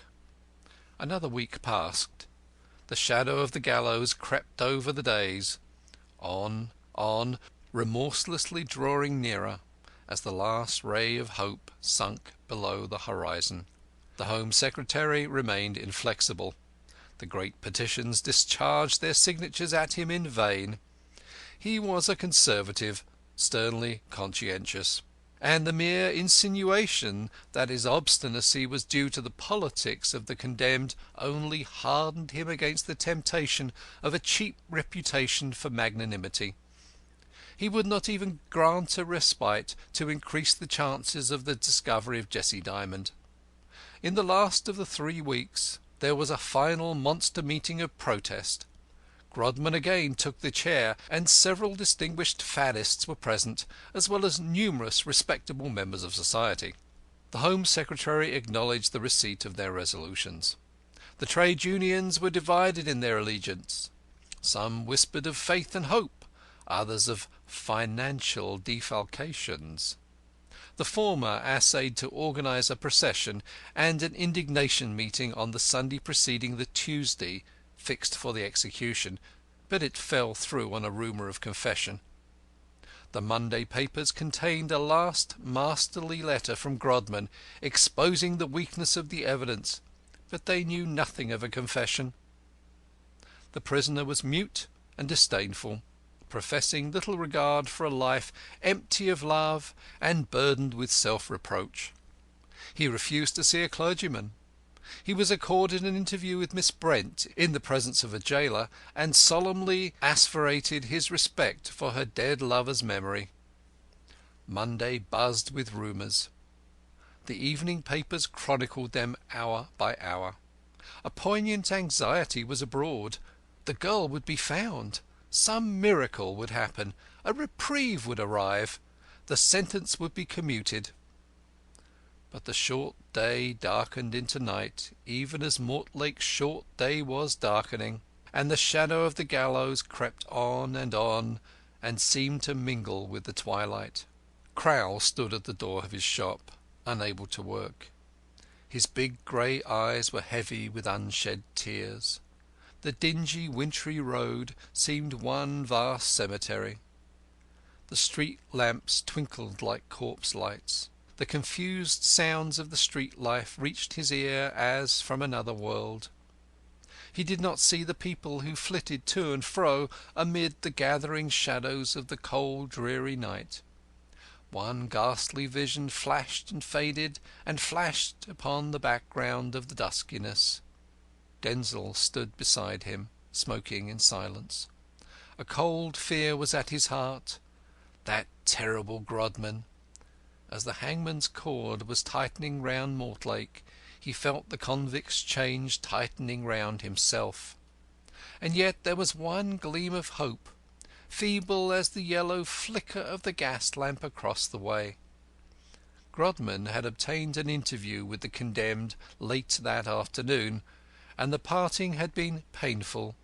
But the evening paper, that in its turn had obtained an interview with the ex-detective, announced on its placard, "Grodman still confident." And the thousands who yet pinned their faith on this extraordinary man refused to extinguish the last sparks of hope. Denzil had bought the paper and scanned it eagerly, but there was nothing save the vague assurance that the indefatigable Grodman was still almost pathetically expectant of the miracle. Denzil did not share the expectation. He meditated flight. "Peter," he said at last, "I'm afraid it's all over." Crowl nodded, heartbroken. "All over," he repeated. "And to think that he dies, and it is all over."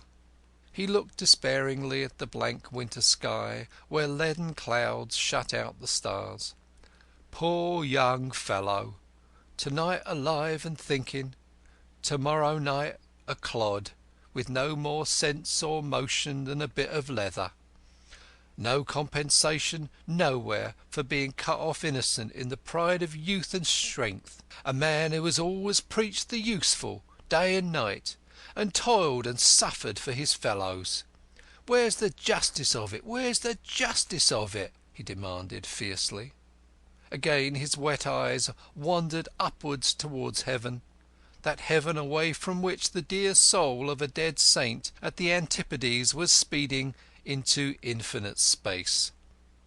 "Well, where was the justice for Arthur Constant, if he too was innocent?"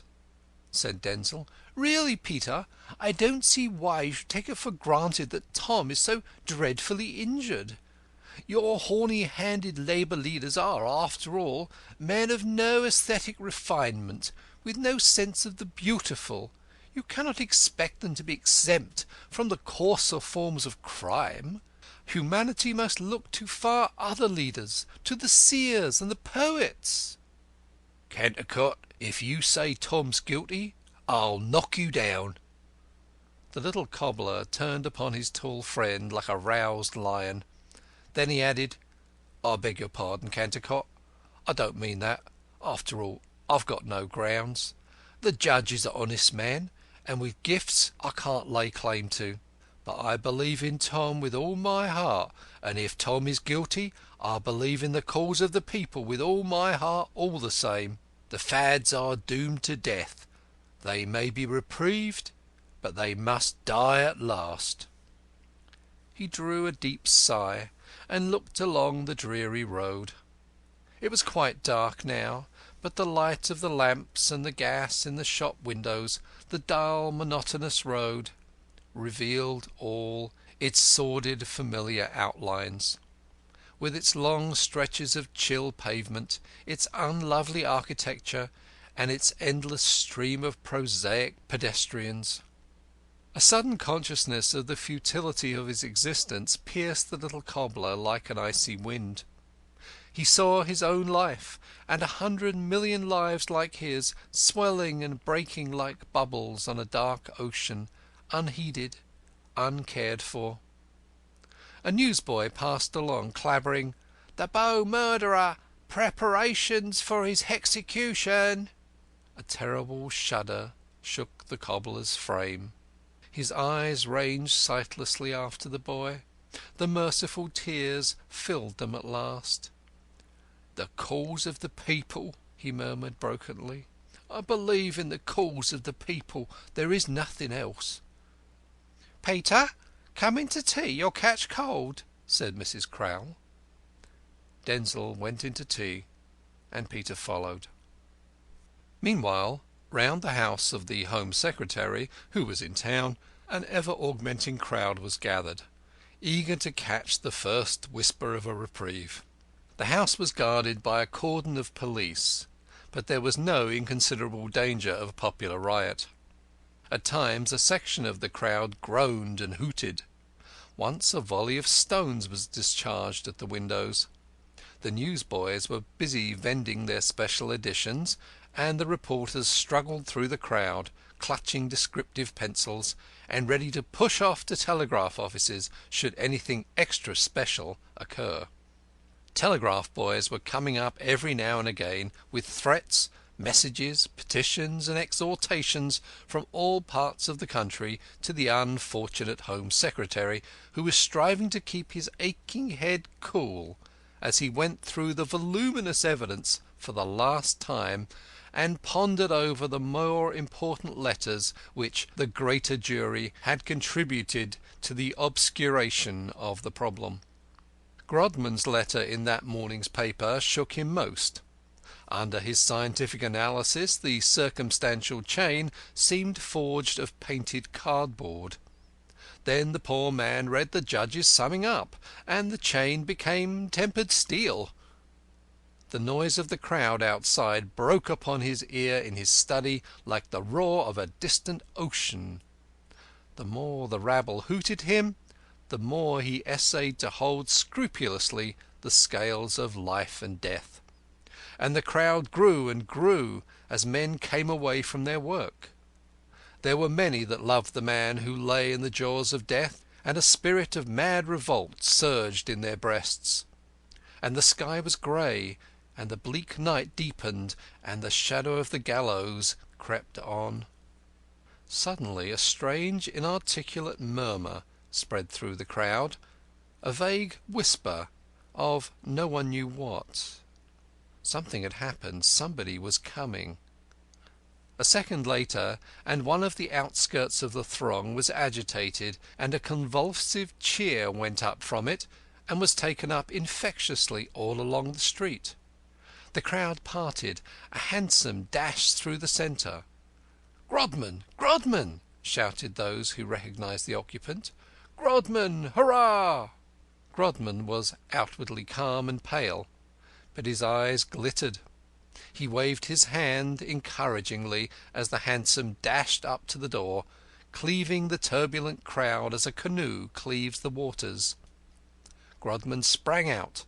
The constables at the portal made way for him respectfully. He knocked imperatively. The door was opened cautiously. A boy rushed up and delivered a telegram. Grodman forced his way in, gave his name, and insisted on seeing the Home Secretary on a matter of life and death. Those near the door heard his words and cheered, and the crowd divined the good omen, and the air throbbed with cannonades of joyous sound. The cheers rang in Grodman's ears as the door slammed behind him. The reporters struggled to the front. An excited knot of working men pressed round the arrested hansom. They took the horse out. A dozen enthusiasts struggled for the honour of placing themselves between the shafts. And the crowd awaited Grodman. End of chapter 11. The Big Bow Mystery by Israel Zangwill. Chapter 12. Grodman was ushered into the conscientious minister's study. The doughty chief of the agitation was, perhaps, the one man who could not be denied. As he entered, the Home Secretary's face seemed lit up with relief. At a sight from his master, the amanuensis who had brought in the last telegram took it back with him into the outer room where he worked. Needless to say, not a tithe of the minister's correspondence ever came under his own eyes. "You have a good reason for troubling me, I suppose, Mr. Grodman?" said the Home Secretary almost cheerfully. "Of course it is about Mortlake." It is, and I have the best of all reasons. Take a seat. Proceed. Pray do not consider me impertinent, but have you ever given any attention to the science of evidence? How do you mean? Asked the Home Secretary, rather puzzled, adding with a melancholy smile, "I have had to lately. Of course, I have never been a criminal lawyer like some of my predecessors, but I should hardly speak of it as a science. I look upon it as a question of common sense." Pardon me, sir. It is the most subtle and difficult of all the sciences. It is, indeed, rather the science of the sciences. What is the whole of inductive logic, as laid down, say, by Bacon and Mill, but an attempt to appraise the value of evidence, the said evidence being the trails left by the Creator, so to speak. The Creator has, I say it in all reverence, drawn up a myriad red herrings across the track, but the true scientist refuses to be baffled by superficial appearances in detecting the secrets of nature. The vulgar herd catches at the gross apparent fact, but the man of insight knows that what lies on the surface does lie. Very interesting, Mr. Grodman, but really... Bear with me, sir. The science of evidence being thus so extremely subtle, and demanding the most acute and trained observation of fact, the most comprehensive understanding of human psychology, is naturally given over to professors who have not the remotest idea that things are not what they seem, and that everything is other than it appears. To professors, most of whom, by their year-long devotion to the shop counter or the desk, have acquired an intimate acquaintance with all the infinite shades and complexities of things and human nature. When 12 of these professors are put in a box, it is called a jury. When one of these professors is put in a box by himself, he is called a witness. The retailing of evidence, the observation of the facts, is given over to people who go through their lives without eyes.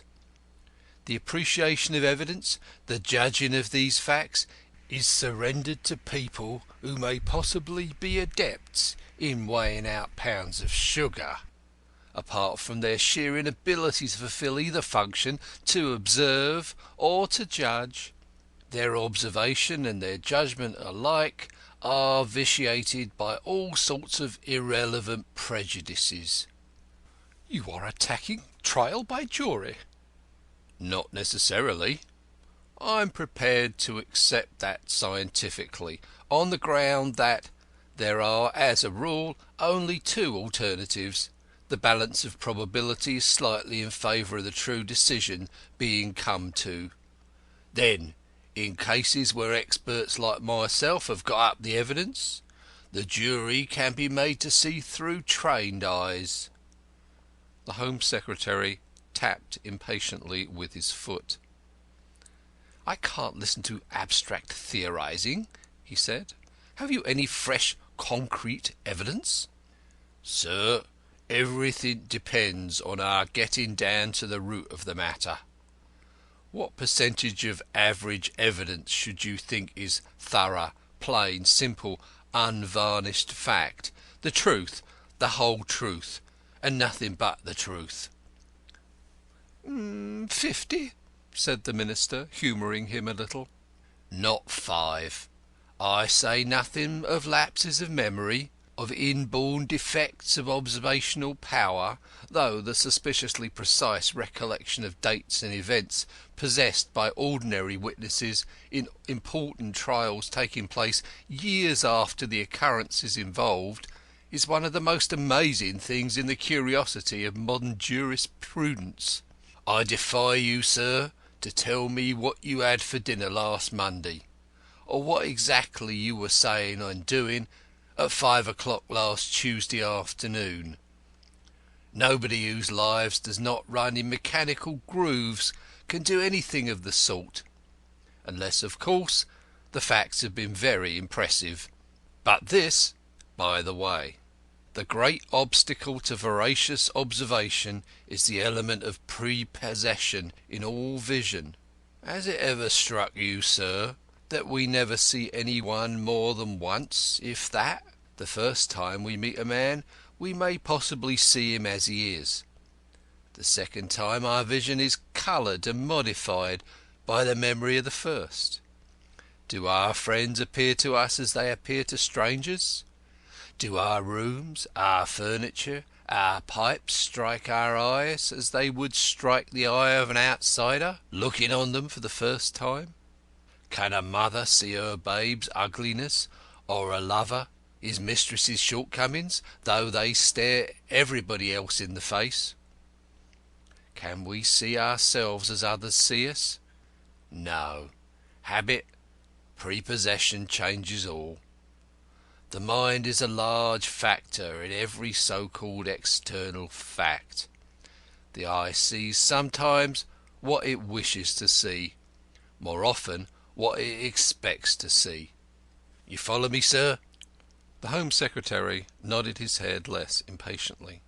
He was beginning to be interested. The hubbub from without broke faintly about their ears. To give you a definite example, Mr. Wimp said when I burst open the door of Mr. Constant's room on the morning of December 4th and saw that the staple of the bolt had been wrested by the pin from the lintel, I jumped at once to the conclusion that I had broken the bolt. Now, I admit that this was so, only in things like this you do not seem to conclude.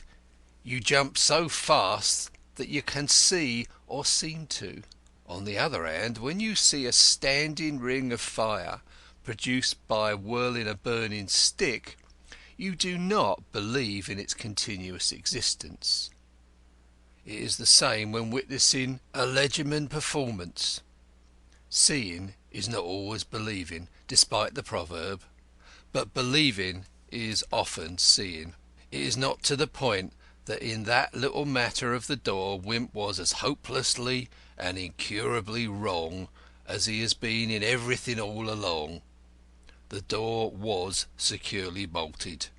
Still, I confess that I should have seen that I had broken the bolt in forcing the door, even if it had been broken beforehand. Never once since December 4th did this possibility occur to me till Wimp with perverted ingenuity suggested it. If this is the case with a trained observer, one moreover fully conscious of this ineradicable tendency of the human mind, how must it be with an untrained observer? Come to the point, come to the point, said the Home Secretary, putting out his hand as if it itched to touch the bell on the writing table. Such as, went on Grodman imperturbably, such as Mrs. Drabdump. That worthy person is unable, by repeated violent knocking, to arouse her lodger, who yet desires to be aroused. She becomes alarmed. She rushes across to get my assistance. I burst open the door. What do you think the good lady expected to see? Mr. Constant murdered, I suppose, murmured the Home Secretary wonderingly. Exactly. And so she saw it. And what should you think was the condition of Arthur Constant when the door yielded to my violent exertions and flew open? Why, was he not dead? Gasped the Home Secretary, his heart fluttering violently. Dead? A healthy young fellow like that? When the door flew open, Arthur Constant was sleeping the sleep of the just. It was a deep, a very deep sleep, of course, else the blows at his door would long since have awakened him. But all the while Mrs. Drabdump's fancy was picturing her lodger, cold and stark. The poor young fellow was lying in bed in a nice warm sleep.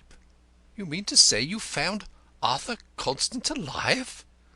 As you were last night. The Minister was silent, striving confusedly to take in the situation.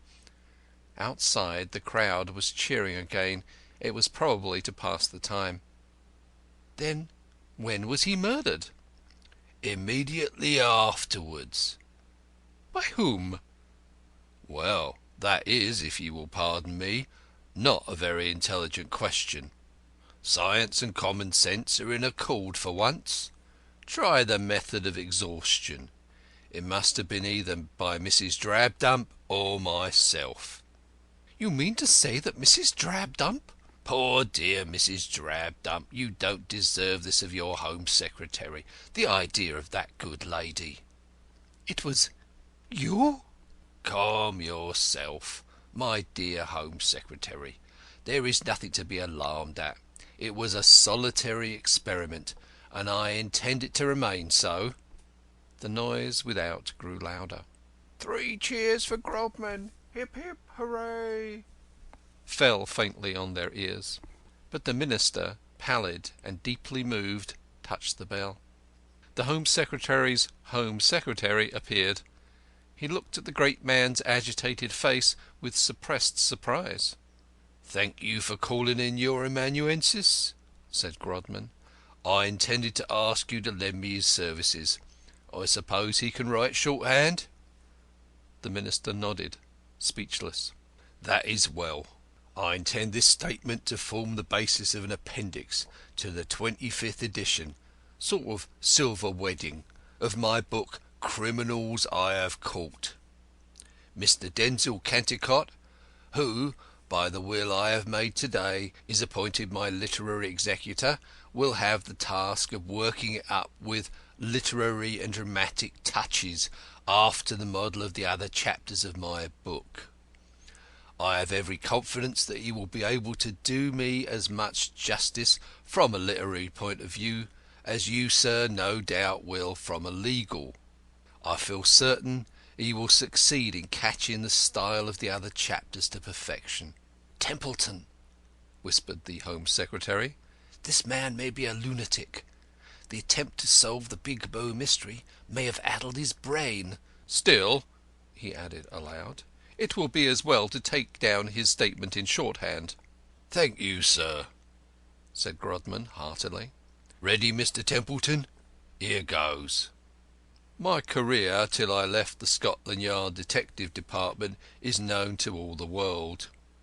Is that too fast for you, Mr. Templeton? A little? Well, I'll go slower. but pull me up if I forget to keep the brake on. When I retired, I discovered that I was a bachelor, but it was too late to marry. Time hung heavy on my hands.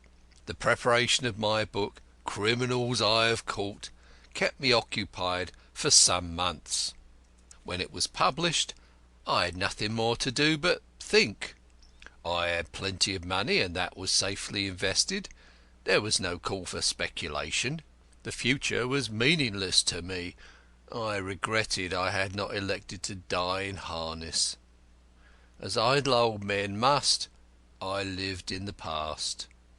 I went over and over again my ancient exploits. I reread my book. And as I thought and thought, away from the excitement of the actual hunt, and seeing the facts in a truer perspective, so it grew daily clearer to me that criminals are more fools than rogues.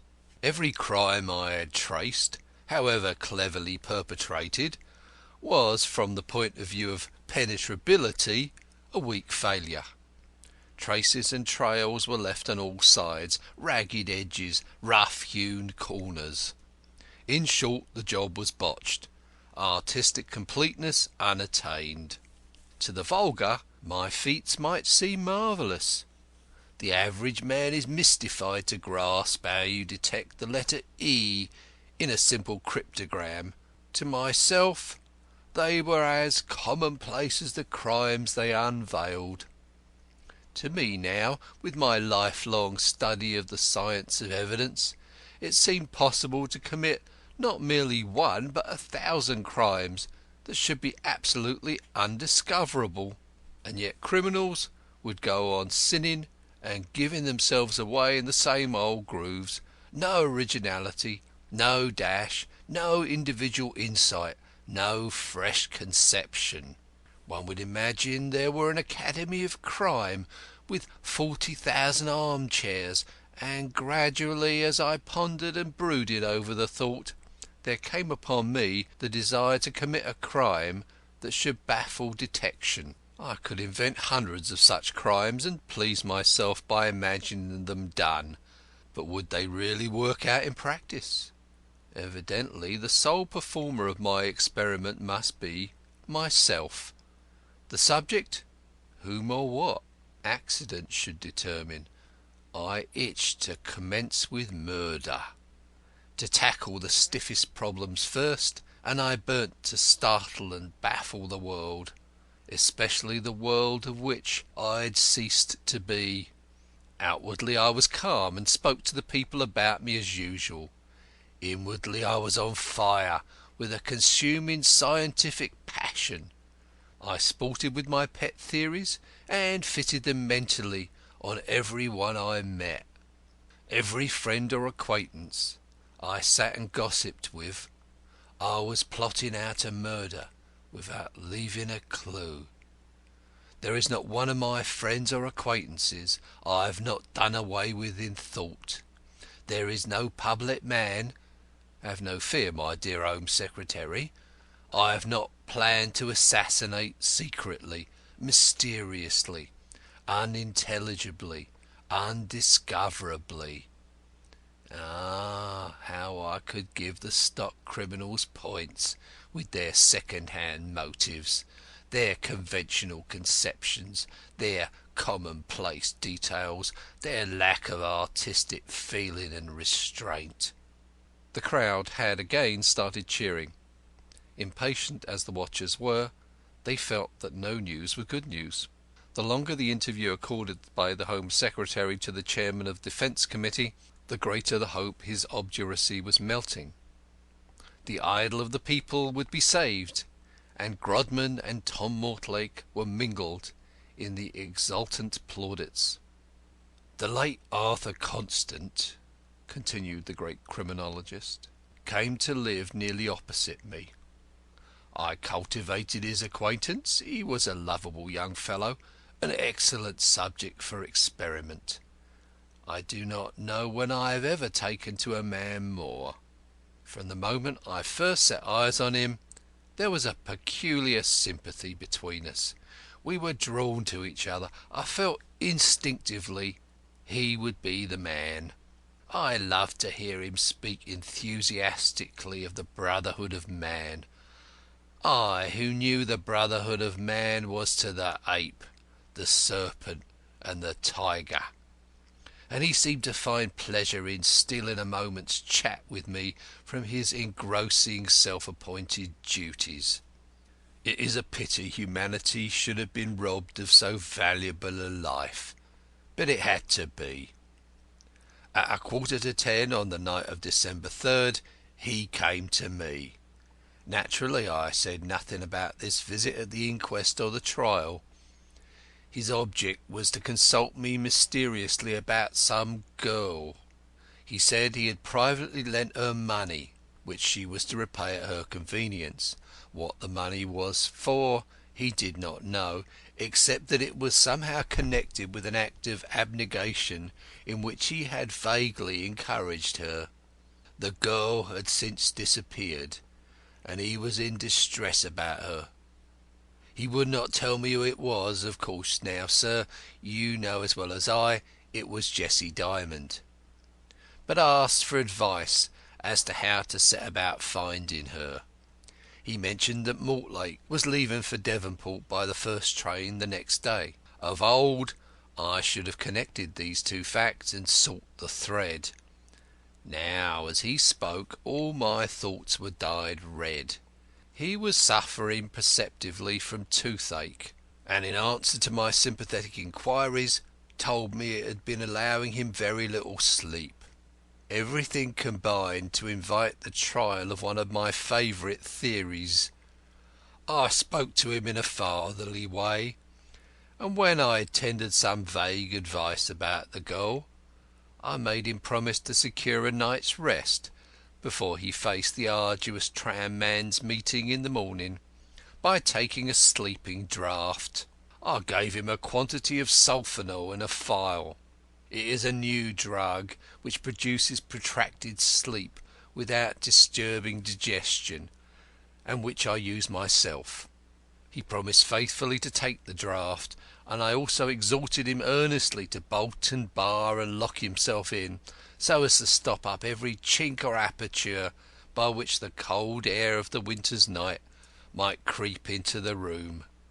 I remonstrated with him on the careless manner he treated his body, and he laughed in his good-humoured, gentle way, and promised to obey me in all things, and he did.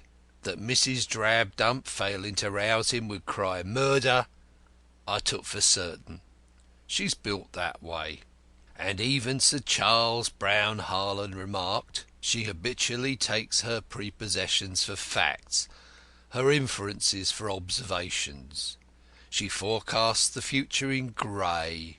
Most women of Mrs. Drabdump's class would have behaved as she did.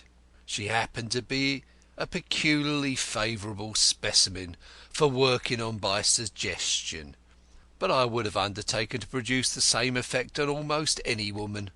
The key to the big bow mystery is feminine psychology. The only uncertain link in the chain was, would Mrs. Drabdump rush across to get me to break open the door? Women always rush for a man. I was well nigh the nearest, and certainly the most authoritative man in the street, and I took it for granted she would. But suppose she hadn't? The Home Secretary could not help asking. Then the murder wouldn't have happened, that's all. In due course Arthur Constant would have awoke, or somebody else breaking open the door would have found him sleeping. No harm done, nobody any the wiser. I could hardly sleep myself that night. The thought of the extraordinary crime I was about to commit, a burning curiosity to know whether Wimp would detect the modus operandi, the prospect of sharing the feelings of murderers with whom I had been in contact all my life, without being in touch with the terrible joys of their inner life, the fear lest I should be too fast asleep to hear Mrs. Drabdump's knock, all these things agitated me and disturbed my rest. I lay tossing on my bed, planning every detail of poor Constance's end. The hours dragged slowly and wretchedly on toward the misty dawn. I was racked with suspense. Was I to be disappointed after all? At last the welcome sound came, the rat-tat-tat of murder. The echoes of that knock are yet in my ear. Come over and kill him. I put my night-capped head out of the window and told her to wait for me. I dressed hurriedly, took my razor, and went across to 11 Glover Street. As I broke open the door of the bedroom in which Arthur Constant lay sleeping, his head resting on my hands, I cried, "My God!" as if I saw some awful vision. A mist as of blood swam before Mrs. Drabdump's eyes. She cowered back. For an instant I divined rather than saw the action. She shut off the dreaded sight with her hands. In that instant I had made my cut, precisely, scientifically, made so deep a cut, and drawn out the weapon so sharply that there was scarce a drop of blood on it. Then there came from the throat a jet of blood, which Mrs. Drabdump, conscious only of the horrid gash, saw but vaguely. I covered up the face quickly with a handkerchief to hide any convulsive distortion, but as the medical evidence, in this detail accurate, testified, death was instantaneous. I pocketed the razor and the empty sulfonal phial. With a woman like Mrs. Drabdump to watch me, I could do anything I pleased. I got her to draw my attention to the fact that both the windows were fastened. Some fool, by the way, thought there was a discrepancy in the evidence because the police found only one window fastened, forgetting that, in my innocence, I took care not to refasten the window I had opened to call for aid. Naturally, I did not call for aid before a considerable time had elapsed. There was Mrs. Drabdump to quiet, and the excuse of making notes as an old hand. My object was to gain time.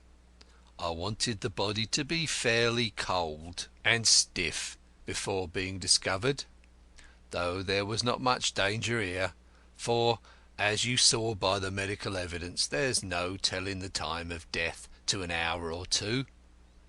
The frank way in which I said the death was very recent disarmed all suspicion, and even Dr. Robinson was unconsciously worked upon in adjudging the time of death by the knowledge (query here, Mr. Templeton) that it had preceded my advent on the scene. Before leaving Mrs. Drabdump, there is just one point I should like to say a word about. You've listened so patiently, sir, to my lectures on the science of sciences that you will not refuse to hear the last. A good deal of importance has been attached to Mrs. Drabdump's oversleeping herself by half an hour. It happens that this, like the innocent fog which has been made responsible for much, is a purely accidental and irrelevant circumstance. In all works on inductive logic it is thoroughly recognised that only some of the circumstances of a phenomenon are of its essence and causally interconnected. There is always a certain proportion of heterogeneous accompaniments which have no intimate relation whatever with the phenomenon. Yet so crude as yet the comprehension of the science of evidence that every feature of the phenomenon under investigation is made equally important, and sought to be linked with the chain of evidence. To attempt to explain everything is always the mark of the tyro. The fog and Mrs. Drabdump's oversleeping herself were mere accidents.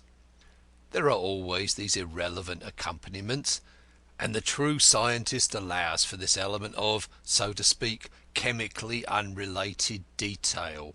Even I never counted on the unfortunate series of accidental phenomena which have led to Mortlake's implication in a network of suspicion. On the other hand, the fact that my servant Jane, who usually goes about 10, left a few minutes earlier on the night of December 3rd, so that she didn't know of Constance's visit, was a relevant accident. In fact, just as the art of the artist or the editor consists largely in knowing what to leave out, so does the art of the scientific detector of crime consist of knowing what details to ignore. In short, to explain everything is to explain too much, and too much is worse than too little. To return to my experiment. My success succeeded my wildest dreams. None had an inkling of the truth. The insolubility of the Big Bow murder teased the acutest minds in Europe and the civilized world. That a man could have been murdered in a thoroughly inaccessible room savoured of the ages of magic. The redoubtable Wimp, who had been blazoned as my successor, fell back on the theory of suicide. The mystery would have slept till my death, but I fear for my own ingenuity. I tried to stand outside myself and to look at the crime with the eyes of another, or of my old self. I found the work of art so perfect as to leave only one sublimely simple solution. The very terms of the problem were so inconceivable that had I not been the murderer, I should have suspected myself, in conjunction, of course, with Mrs. Drabdump. The first persons to enter the room would have seemed to me guilty. I wrote at once in a disguised hand over the signature of "One who looks through his own spectacles" to the Pall Mall press to suggest this. By associating myself thus with Mrs. Drabdump, I made it difficult for people to disassociate the two who entered the room together. To dash a half-truth in the world's eyes is the surest way of blinding it altogether. This pseudonymous letter of mine I contradicted, in my own name, the next day, and in the course of the long letter which I was tempted to write, I adduced fresh evidence against the theory of suicide. I was disgusted with the open verdict, and wanted men to be up and doing, and trying to find me out.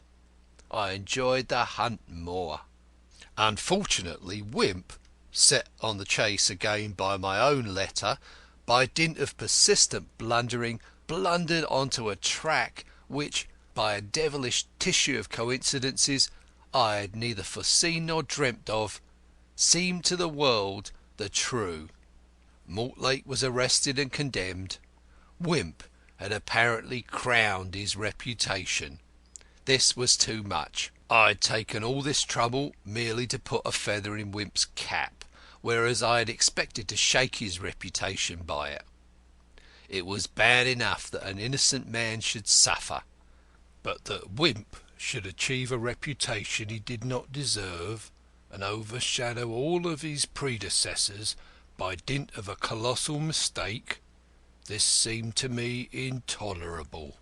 I have moved heaven and earth to get the verdict set aside, and to save the prisoner. I have exposed the weakness of the evidence. I have had the world search for the missing girl. I have petitioned and agitated. In vain. I have failed. Now I play my last card. As the overweening Wimp could not be allowed to go down to posterity as the solver of this terrible mystery, I decided that the condemned man might just as well profit by his exposure.